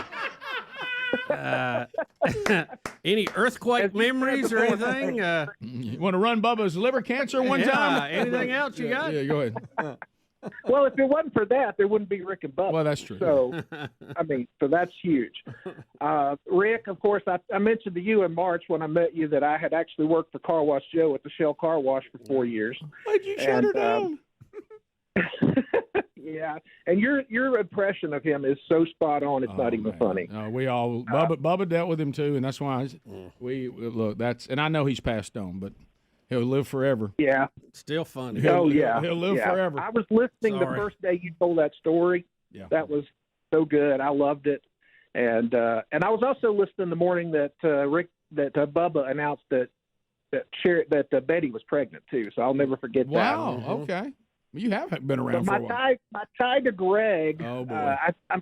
This one's kind of a very loose tie. I think he restored my power one time. There you go. Yeah, well, that's important. Well, Shane, thank you for a trip down memory lane. And tell everybody at Liberty we said hello. Yeah, thanks a lot, buddy. Brett, welcome to Rick and Bubba. Go ahead. Hey, guys. How's it going? We're good, Brett. I listened to you guys when I was about 8 years old, starting back in 1993. Wow. If I listened to the first show, it had to have been the first week that I listened because Q104 was our station in our house. Oh, yeah. In my dad's truck specifically. But I've listened to you guys throughout the years. Pigskin Roundup, I think that's the best thing that y'all ever did. I know that goes back kind of far. I've had other people y'all say done a the same- lot. yeah. since then. I tell you, when we debuted the udder machine on that, and Amy was giving a demonstration how to use it. Oh, yeah. To to put your condiment on every hot dog that we had. That was something. But no, I think you've touched on something with that, Brett. I remember that wasn't the first group that did Saturday Night Live. They were called the Not for Primetime Players, I think. Pigskin Roundup, you could only do the things we did at the time of day that we did it. Yeah. It was and to like, be as tired as we were to do it. Yeah, Pigskin Roundup, it had an edge to it that you just couldn't carry into the civilized world. Where people actually going to work or coming home from work, or there was an edge there that was it is forever etched in its own time. And sadly, I think you have some recordings of them, don't you? On VHS tapes or something? Probably so. Yeah. There's still a lot of those laying around that we need to get dubbed over one day. it was truly wide. It was 2 hours of nonstop craziness. Former intern Kung Fu. No. Wait, the smartest intern we ever had? Well, how about that? And is actually going to do the stadium work instead of Speedy at the Birmingham Bowl. Yeah. Kung Fu, welcome. Hey, appreciate it, guys. I just wanted to call and say congratulations on entertaining so many for so long. And I had some really good times with you guys back in, like the 2001, 2002 time frame? I don't know. Is that right? Is that when you were here? Yes. Yeah, it's quite a long time ago. And not to make you feel old, but, hey, I just turned 50. So What? Goodness. What? So what are you doing now? So I spent the past 11 years back on active duty and actually got promoted to colonel. But I'm in the process of retiring. Yeah, so I'm in the process of retiring and looking for what I'm going to do next. So are you still, I guess I can say this, with the Patriot battery? I did get to command some Patriot in Europe as things were kind of kicking off out back in 2002. So, yep, still doing that along with some bigger things that involve space. So I know you'd like that, Bubba. Oh, I would. Well, we always thought you'd probably be the first billionaire intern. Mm-hmm. Well, yeah, we're almost there. Wow. Thank you very much. Wow. Well, so where are you nowadays? Where are you?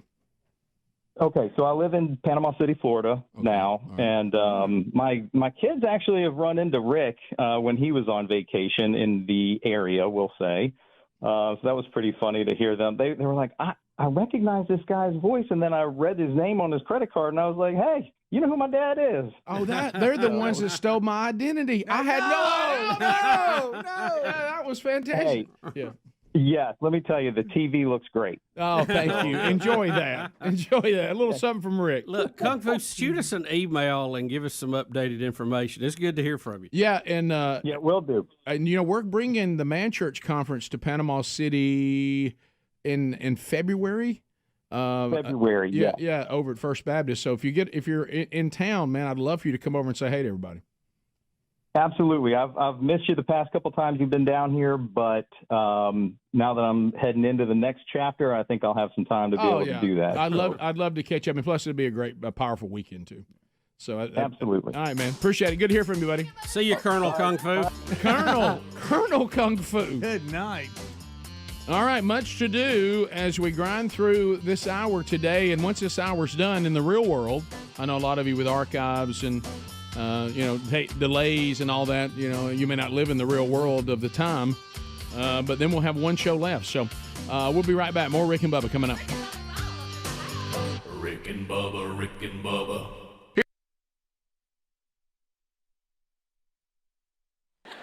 We had a guy bring a cougar, a real live cougar, full grown, big tail on a leash. Yeah, no offense, man. We're talking about the animal. Right. I didn't mean to offend anybody. Hey, it was nice of you to bring your son tonight. He's very handsome. Y'all are sitting a little close.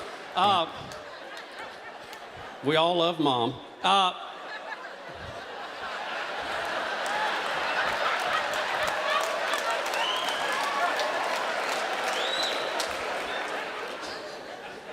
I'm sorry Rick pointed you out, but I was just going to be general with it.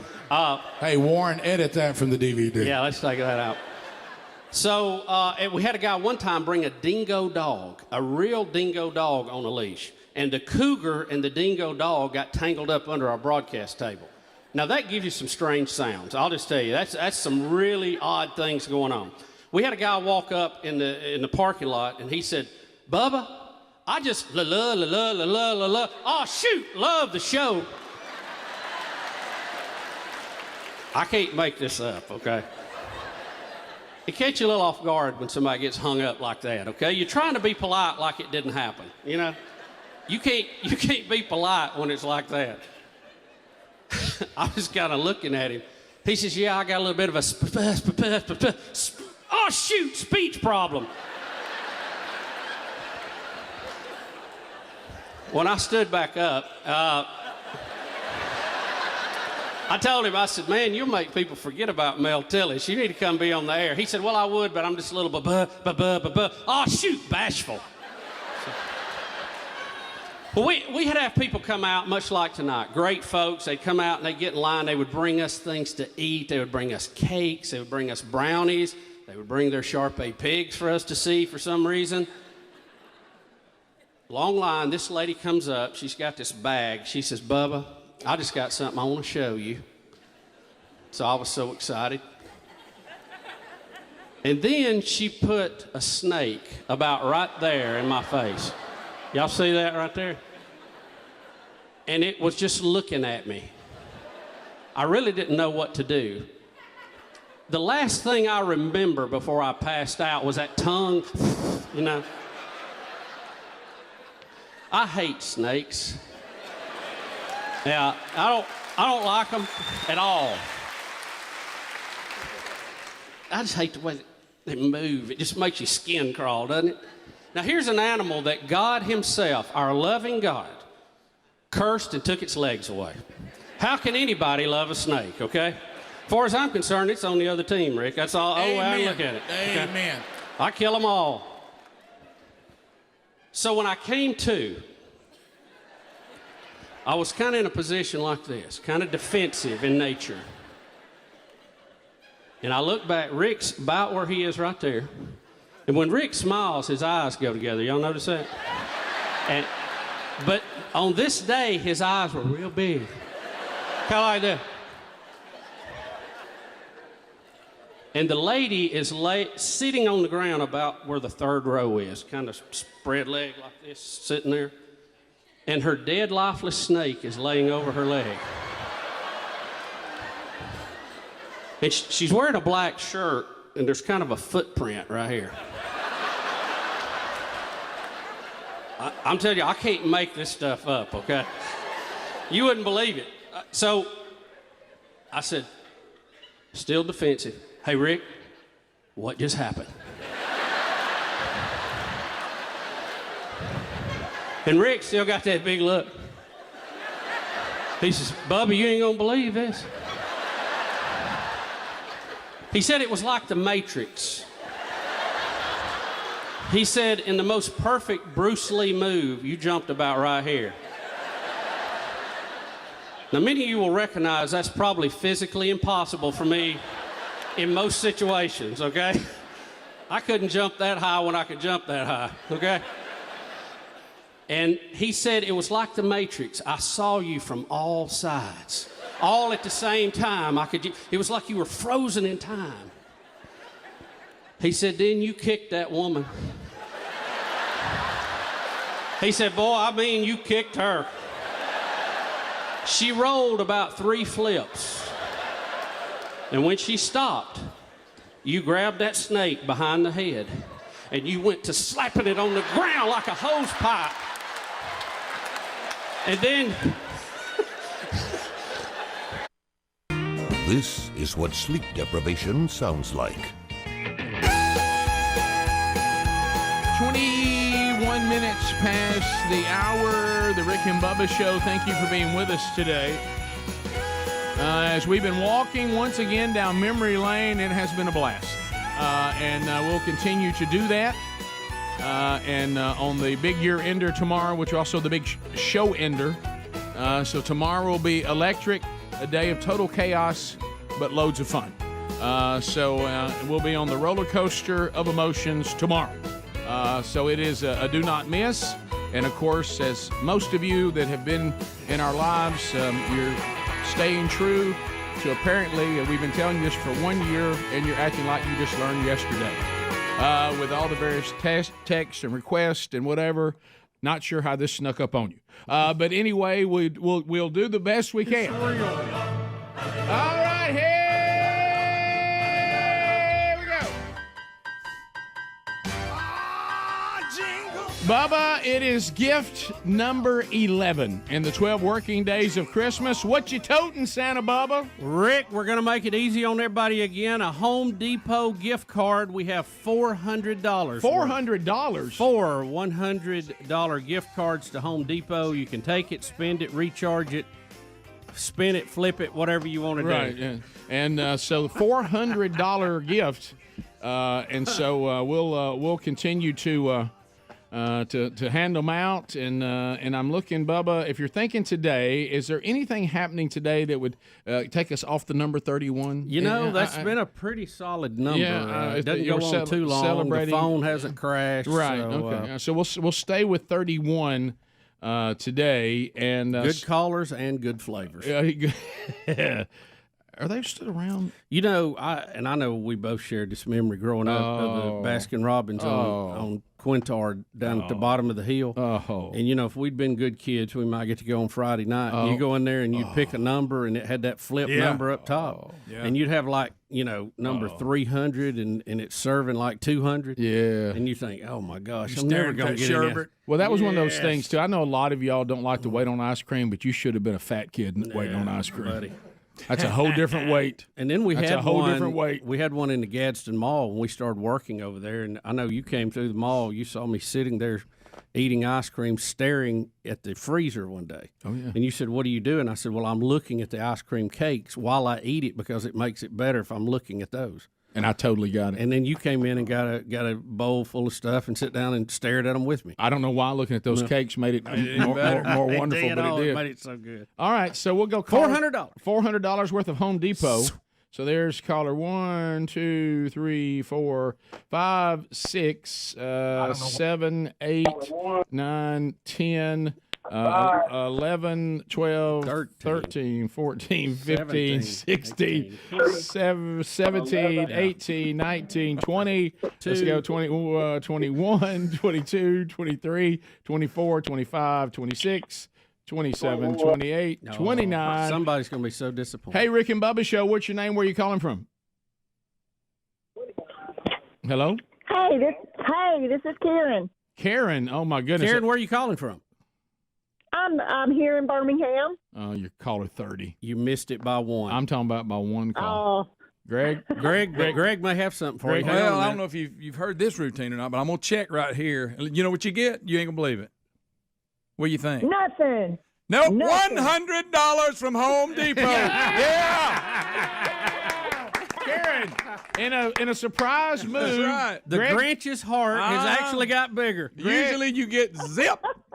But you're getting $100 from Home Depot. It is a Christmas miracle. You can tell Greg spent time with his grandkids yesterday. Yep. Yeah, I got in a better mood. All right, so Karen. That's awesome. Thank y'all so much. All right, we'll put you on hold. Hold on. Let's get your info. $100 Home Depot card from Greg of all people. Now, y'all don't get used to that. All right, okay. All right. Normally, I like to give them so that that's big 10. zip. It's called, I don't think Speedy knows. Speedy. Did we tell 10, him? we got a backup winner there. I don't think he knows that. Did we tell him what we're going to do? I don't think so. Okay. Can somebody tell Speedy what we did? Do you know what we're doing? Do you know what we're doing? $100 to caller 30. $100 for the caller on 10. Which is on line 10. Okay. Got it. All right, got it. He got it. Hey, you got it? Okay. Hey, Rick and Bubba Show, what's your name? Where are you calling from? Hello? Hello? Rick and Bubba Show, hello? Boy, you're shaking. We hear you. Danger. Hello, what's your name? Hello? Dennis, hello. Is your name Dennis?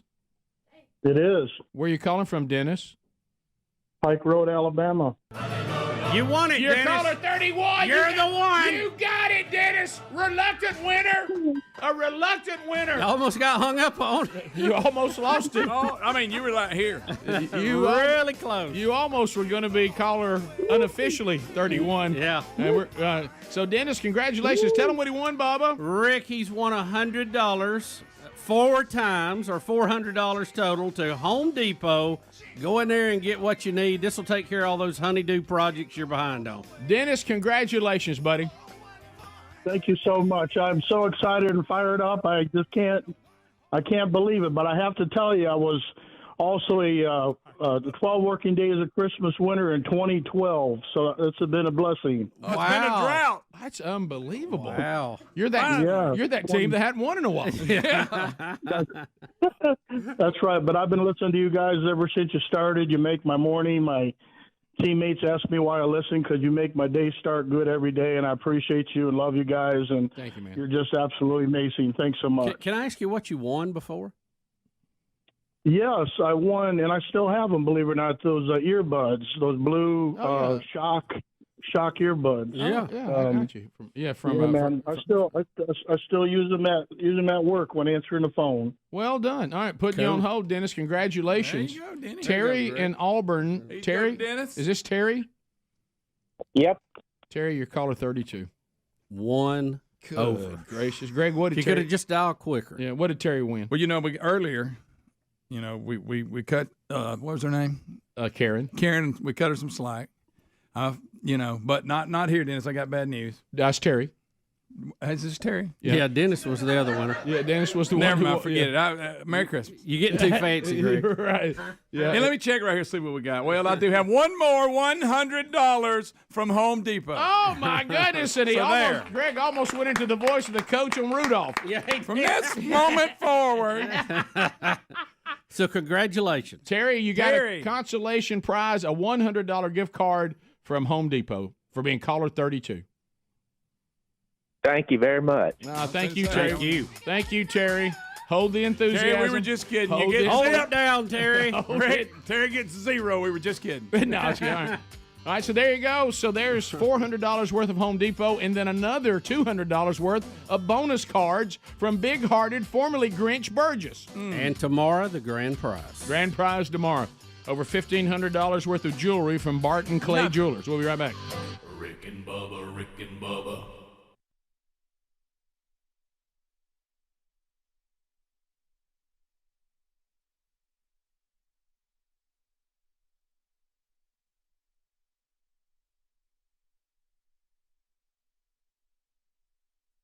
Many of you will recognize that's probably physically impossible for me in most situations, okay?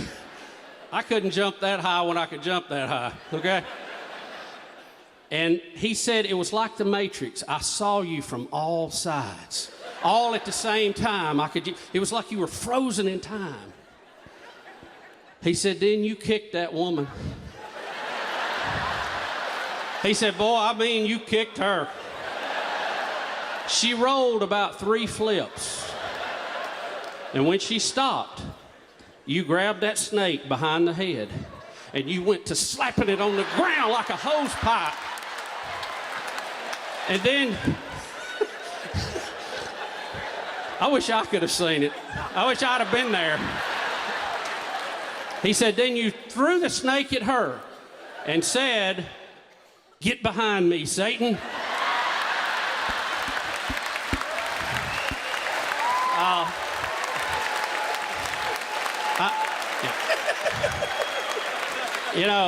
I really hate that because I'm pretty sure we lost her as a listener right there. Oh, you better believe it. Yeah.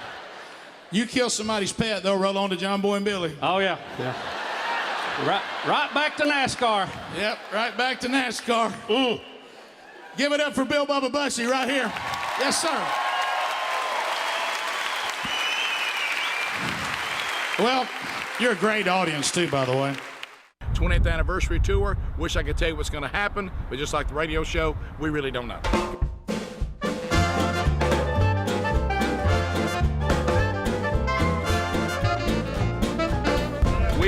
I had to take it up a little higher than we intended. I don't know if y'all knew that.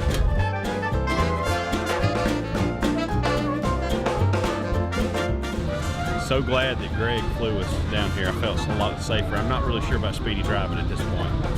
The storms have set us behind a little bit, made our flight a little longer than we had expected.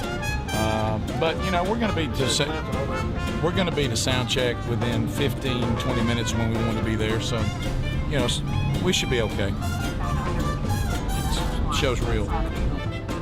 Hey, here's your security. Who did it? Not me. Bubba! We were nearly here. That's the best person. We were out of money. I came back for that. I came back for that. I came back for that. Your smell, isn't it?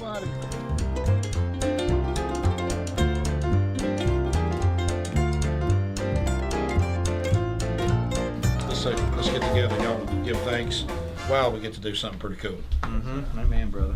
Heavenly Father, thank you for the opportunity here tonight. Thank you for 20 years of getting to do this show. And thank you for each one of these guys here that you brought here. Who does a sound check with this? With the John Hot Dog? Now somebody look where it goes so we can go get it. Don't hit that trigger, Rick, while I'm in front of it. Rick, don't go too high. Watch out, I'm just shooting that way. Yes!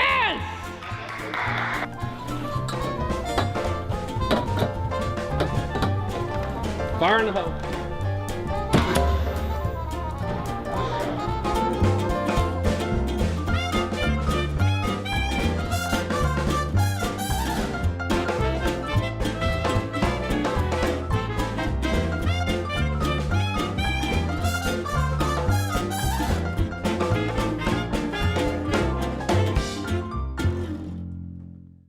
But we got to move on, and time to bring more of the members of the show out. Now, if you've been listening a long time, you know this tune.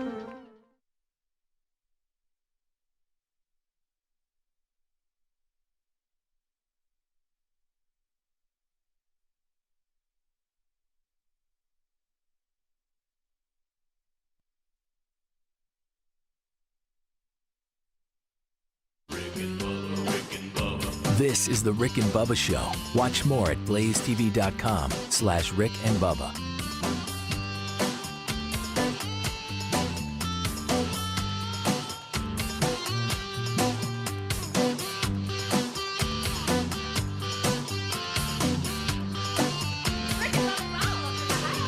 Rick and Bubba, Rick and Bubba.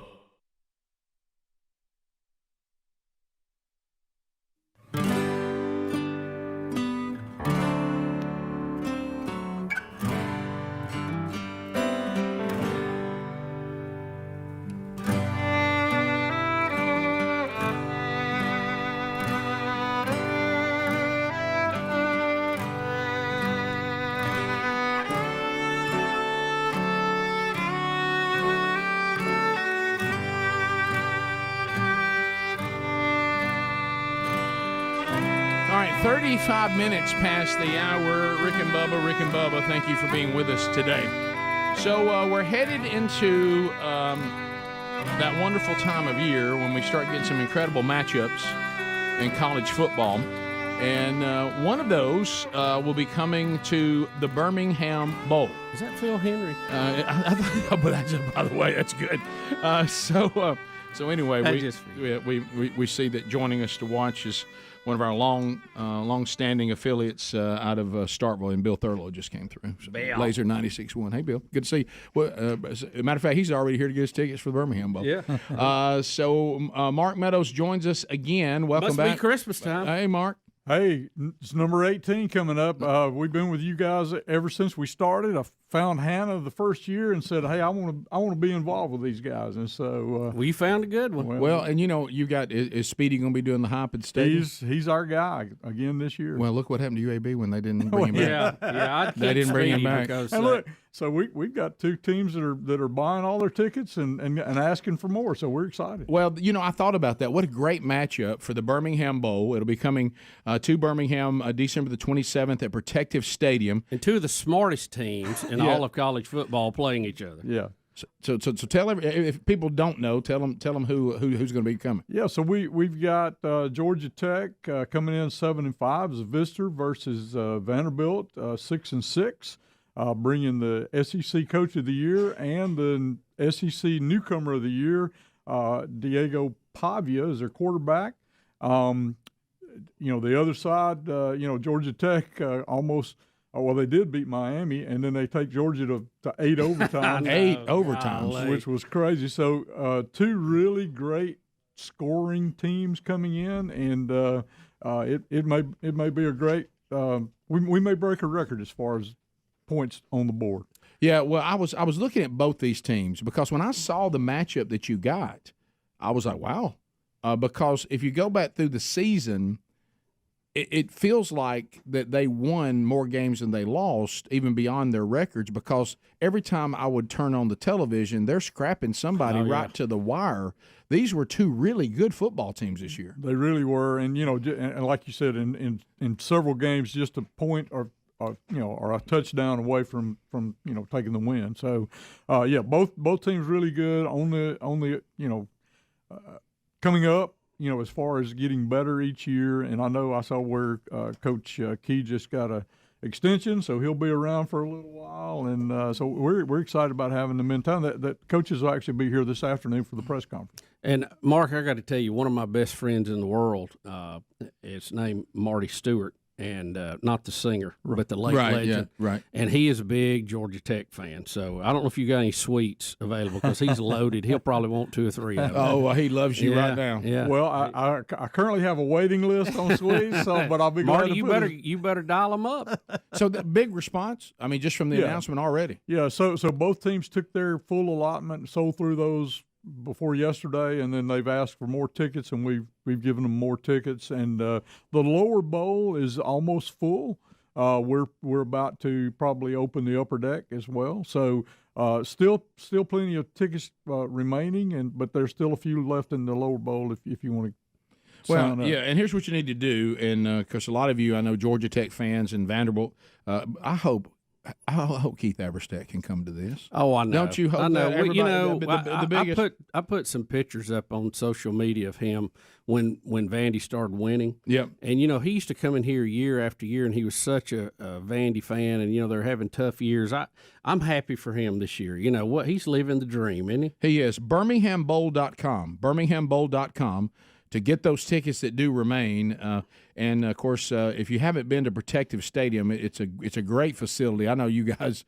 I mean, y'all may be more thrilled about this stadium than even UAB was. Yeah, for years and years we played at Legion Field, and that was where we were. But when they built this one with all the bells and whistles, it just made sense for us to come here, and we've had 3 great games so far, and looking for number 4. We actually have the only sellout so far for a sporting event at Protective Stadium. That was our first game with Auburn and Houston. Garth Brooks beat us by about 10,000 when he put some chairs on the field. But other than that, but we still claim the sporting event. It's a great venue to see a game, and you got the downtown. You can see over the end zone. It's really a beautiful view. Huge video board. And let's face it, I love the date of December 27th. Look, we all love Christmas. Thankful for Christmas, a wonderful time of year. But you remember that feeling you're going to have when all that's done and that's kind of behind you, and you just kind somebody's wanting to put up a Christmas tree or something. You just kind of want to go chill and like, enjoy let's something. leave it up to first of the year. Let's go to the Birmingham Bowl. So, what are some things going on tied to the game too? Well, the fan events are on Thursday the 26th and Friday the 27th. We have our Bud Light Fan Fest both days. 1 to 5 on Thursday with live music, tailgating events going on. At 4 o'clock, the Yellow Jackets will have their pep rally. At 4:30, Vandy will have their pep rally. And then at 5 o'clock, we have a little fireworks demonstration. Come back the next morning at 10, and then go to 2 o'clock and do everything, like say food, beverage, games, tailgate activities, everything's going on, live music. Just a great place for fans of both teams and Birmingham folks to gather. Right, and so if you want to find out everything about the bowl, again, go to BirminghamBowl.com, but also pick up those tickets, and some good tickets still remain. The bottom bowl almost sold out, so move quickly on that. But the upper deck, Heck, anybody want those? We'll open those up, and it's a great seat too. That's the right. The stadium, the way it's set up. I mean, Yeah, you're it's not. just a great It's place. not like you go to some of these places and you're way off. The way it's set up, wherever and you're you sitting, can you're come ahead of time and go over to Uptown and hang out. And it's just a really, really neat area. And last year we moved our Fan Fest to Richard Arrington Boulevard, so it's actually between the Uptown District and the stadium. So you're within. You can throw a rock from the Fan Fest to the stadium. Right, and I don't know about the availability, but there's some good hotels in and around there. But they may all be full now. But there's others in the outlying areas you can do too. Absolutely. So I didn't know this, Bubba. Did you know that these two teams have played each other throughout time, 38 different times in their history, and the series is Georgia Tech 20 wins. Vandy 15 wins and 3 ties in the series as well. I didn't know that. I didn't think they would have played that much. It's a great matchup. Well, the schools are very similar in a lot of ways, especially their academics, and they. I just think it's a great matchup. Oh yeah, they even share some of the same colors. They do. Well, true. You're right. Yeah. So it'll be a great experience for just all of you. Just don't get in the way of anybody dragging that anchor around. Yeah, it'll pull your leg right out from under you. And if you're a fan of the Rick and Bubba Show, Calvin Speedy Wilburn. Returns. He returns. He'll be working Protective Stadium into a frenzy. Giving stuff away and just getting people excited all around. And in all fairness, the closest Speedy would have ever gotten to being involved in these two schools.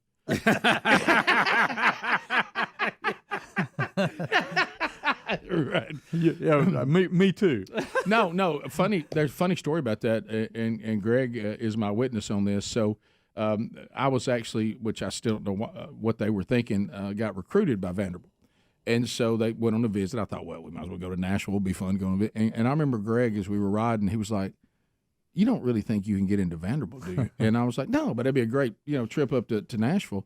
But he's like, well, have they not figured out there's no hope of you ever coming into this school? Because I think even that special column for athletes you couldn't make. I don't even think I made the athletic column for Vanderbilt. Not even close. Rocking my 15 ACT. So anyway, I don't know. But you know what? It was a nice trip. It was beautiful. Yeah, and I appreciate the interest. There was just no way to ever put that uniform on. But so maybe I too should come so I can get close to the team. The only way I'm ever going to do it. But it'll be a great event, and if you don't already have all your plans, just find it all at birminghambowl.com. Mark, thank you for always being here with us. Thank you, Mark. Congratulations on the running success of this bowl, and excited about this one. Appreciate you, and appreciate the opportunity to come in here, and what you guys have done over the last 31 years is amazing, and just loved every day. Well, we have too. I appreciate that very much. Keep up the good work, Mark. Keep it up, Mark. And so no sweets available, all gone. The sweets, we have a wait list on the sweets. Okay, all right. You're going to get a call from a guy named Marty Stewart, and when you do, you'll know. I'll be glad to put him on the list, but he may not like where he is on the list. It's like Baskin Robbins all over again. Oh no! We'll be right back. Rick and Bubba, Rick and Bubba.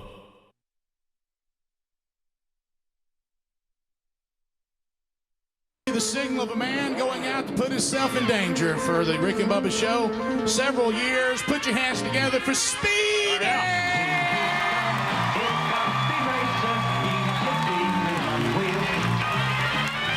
a demon and he's gonna be chasing after someone. He's gaining around you, so you better look alive. I tell you what, you weren't kidding. They are close, aren't they? They are. Good gracious. What'd y'all pay, about 900?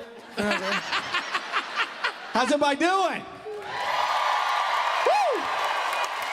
I tell you what, we got a busy show and some things going on back there that is going to really make you happy tonight. We're going to bring it out tonight.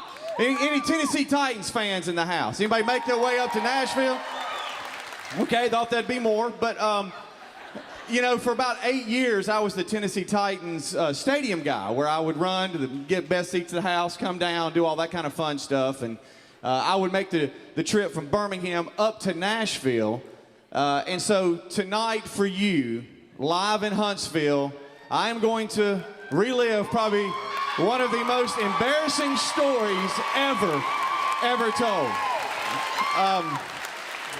If I could, I need to grab a seat here, if I could. Well, y'all really gonna get it up here, I'm telling you. Well, I think what makes this thing so popular is because if I was to go through each row and ask you guys and ladies, have you ever had a situation when it comes to the restroom? You would all probably say, well, no. But you would have a situation. That woman right there is going right now there. just at the top of it. I already had to go. There she goes. Well, this story drives more people to the rest area. It does. It really does. And by the way, Speedy, do not leave it on the stage. Okay. Thank you, Rick. No. So, and Rick, you're to blame. Oh, here we go with this again. Well, I think I caught this virus from you, but we won't get into that. But so I'm leaving out Birmingham. Every Saturday night, my wife would tell me with the boys, hey, we're going to go up there with you, man. We're going to stay in the hotel. We're going to experience Nashville. And every Sunday morning, I'd find myself leaving about 6:30 to go up there by myself because something came up. So it was one of those mornings. I left out early Sunday morning and headed to Nashville. And I forget who the Titans were playing, but I get north of Birmingham, and I can't express to you the feeling that came over me, but if you've ever been driving, all of a sudden you kind of, in your stomach, you know, you're like, all of a sudden you hear,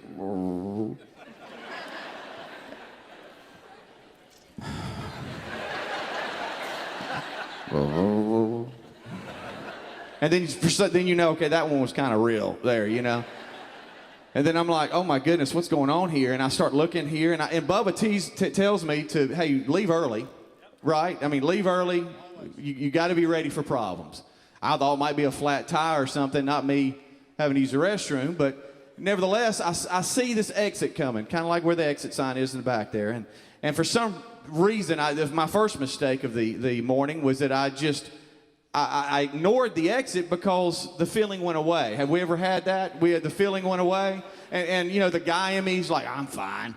I got to keep going, you know? So I do. First mistake. So I get past the exit. I think I could still see the exit in the rearview mirror. And the feeling that came over me, it's like my stomach communicated to the brain, I told you there was something going on down here. Gosh, the feeling's like, and for some stupid reason, I turned the radio down like it was going to help me or make me concentrate or something. So I turned the radio down, I rolled the window down, I'm like, and you know, it was one of those feelings where you didn't know if you could breathe or move because at any moment you could lose control. And so now I think I'm speeding, but I have no control over my foot. You know, it's like I don't know what I'm doing really, so I'm like trying to get over into the right lane, and I see an exit coming, and it's way too far for me, but I'm gunning. So I see the exit. It's got like, you know, Shell Station this way, Chevron this way. So I'm like, I veer to the right, and so the exit merges onto a 2-lane road, and I see it, man. I see it. And it's like I told my body, you get me there, it's yours, okay? But get me there. And this truck, you know, there's times in your life where it's like everything just slows down. I saw this truck, and he just cut me off, man. And it's like I couldn't get past him. And I come up behind, and I'm like, oh, my goodness. So at the time, I'm like, and I see the red light, and it turns. Pass the gravy, please. Rick and Bubba, Rick and Bubba. Ooh, it brings me to my knees. Rick and Bubba, Rick and Bubba. I can't 10 minutes to the top of the hour. Thanks for being with us as we wrap up. Now, in the real world, we're actually wrapping up the one more show. One more segment on this one, then one more show tomorrow. The big year ender, the big show ender. I hope I can get here tomorrow because I've really enjoyed today. Well, let me tell you this. The guy who keeps the score, he says Bubba has one more unless he decides not to come in, so I'm going to go ahead today and say to Bubba, good job. Well, today is probably the big last energy. More normal show because I have a feeling tomorrow's going to be very weird. Tomorrow will be 'Twas the Night Before Christmas. All the Rick and Bubba players obviously celebrating 31. We're going to kind of, the heart of that will be the classics that have been around. Some of them come and go year to year. And we do have a What's Eating Scott Gorosky tomorrow. That sounds like it should be special. Gary the Bulldozer Man. Hey, you want me to come up there and bring y'all some pies? Mm-hmm. Well, he didn't do it last year, if I remember. Well, he said he was, and he didn't. You remember? I mean, you can't even have a pie. I think he's still feeling a little sensitive after the peanut brittle incident. Yeah, the peanut brittle messed him up. I mean, he just. I mean, it was that's. He made a bad batch. It was a bad batch. Well, we got to use it for sackcrete though. That is funny. So that post still ain't moving. Yeah, so there will be a lot going on tomorrow, and again, we'll be seeing people coming through. It really tomorrow's show is one of those things. We've had some of these in the past. Tomorrow, of course, will be paramount because it's the final show. So there's nothing really to compare it to, but I will say this: it turns so much into almost like a family reunion that a lot of times you're going to hear a lot of dead air tomorrow. Yeah, we forget we're on the air because we'll get to visit and hanging out, and really, we will try to concentrate on. There's probably the best thing you like for tomorrow is a good show. So we'll try to. We're going to try. We'll try to do that. It's almost like. Tomorrow we'll feel what's the old joke? I went to a fight and a hockey game broke out. I think tomorrow I went to a tailgate and a radio show broke out. Yes. Usually the radio show leads and then everything's over here. I think the other stuff is going to be probably going to take priority, and then the radio show will be kind of hanging over here, and we'll jump over to it as best we can. But no, we got a lot of stuff scheduled for tomorrow that this should be solid gold. So, be catching that. And I've already had some people saying, which you're not as aware of modern technology, and on one text I just got from a friend, hey, I may not be able to catch your show live tomorrow. Is there any way to hear it on an archive? Well, yeah. I mean, we've had a podcast archive and YouTube archive for several years now. So, Yep. So if you do miss it live, you can always go back and catch the archive too. Bubba, you're not going to believe who's checking in. I think maybe, the word has reached Washington, and now here comes Mr. Excitement, Gary Palmer. Gary, Congressman, how are you? Hey, Rick has constantly accused me of not having a personality, and I try to correct him and tell him I've got one. It's just not very good. Hey, right now, let me tell you, Palmer, settle down. Yeah, listen, you're living the dream right now, ain't you, Gary? Well, there's a lot of excitement, a lot of expectation. We've got a lot to do, guys. We're going to need a lot of prayer, a lot of patience. Yep. That I think we're moving in the right direction. But what I want to do is I'd hope to get on the show and spin the wheel of meat one more time just so the Washington Post would go nuts. I remember that. You got wrote up on the Washington story Post for that? wrote about you spinning the wheel of meat. Yeah, they want to know why I spun the wheel of meat, and I said because it had meat on it. Yeah, why else would you spin it? That's exactly right. But what I want to tell you is how much I appreciate you guys, and especially how straightforward you are about things, and how you've made your faith paramount. You're going to be missed as the duo. I know you both have a lot of good stuff ahead for both of you, and just you'll be in our prayers. Ann and I are going to miss the show as it is, but we look forward to what's ahead for you, for both of you. Thank you. And for Speedy, for the whole team. Yeah. It's just been such a great ride for 31 years.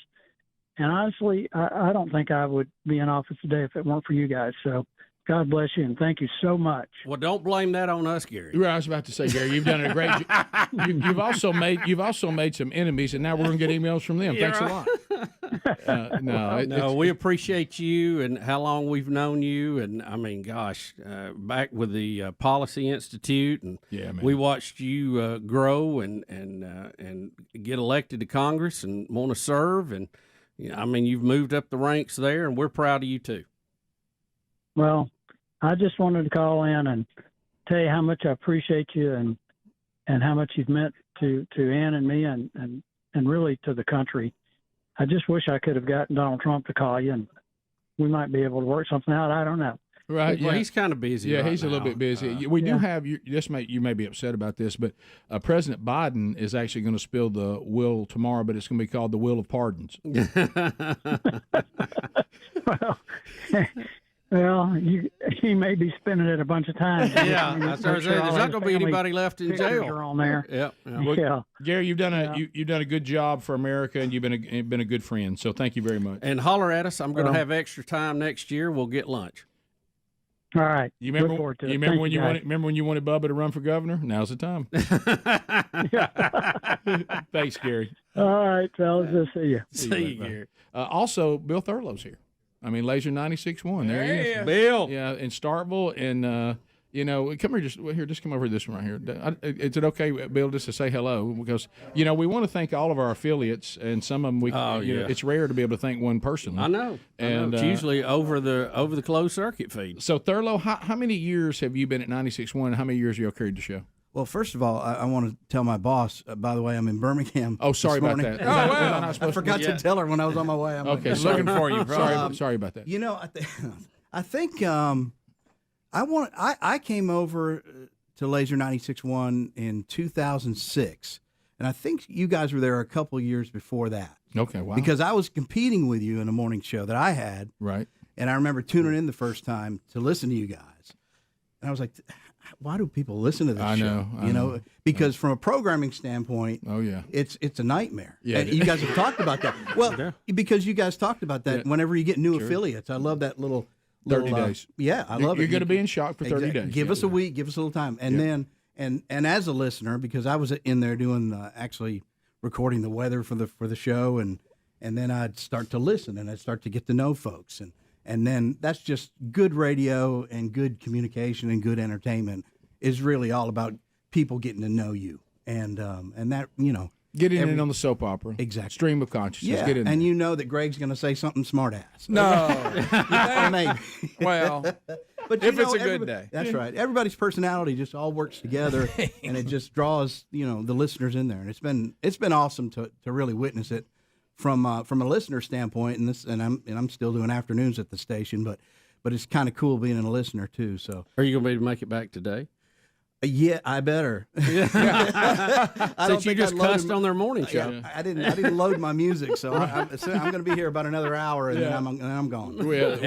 Well, thank you to you and all the affiliates that have just been with us, and a lot of you, like I say, you know, you're talking about decades. Greg, don't let us bother you. It's very emotional segment. Turning it off. By the way. He was turning it off, and actually, and he was going to do a little bit of mix for Bill to tell him how much he means to him on the way. Yeah, I was. I've been working on a rap for Bill. Right.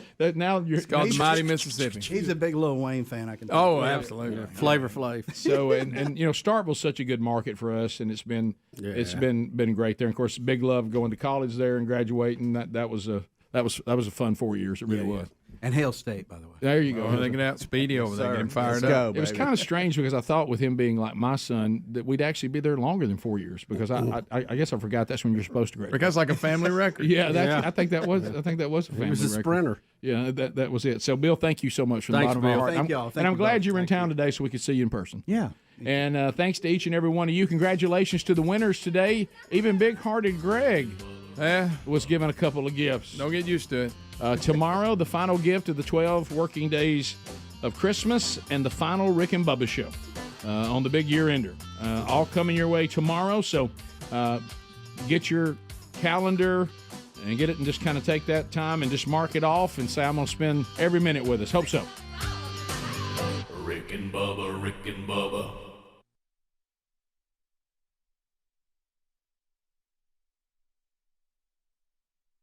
Son of a gun slows down. I'm like, no!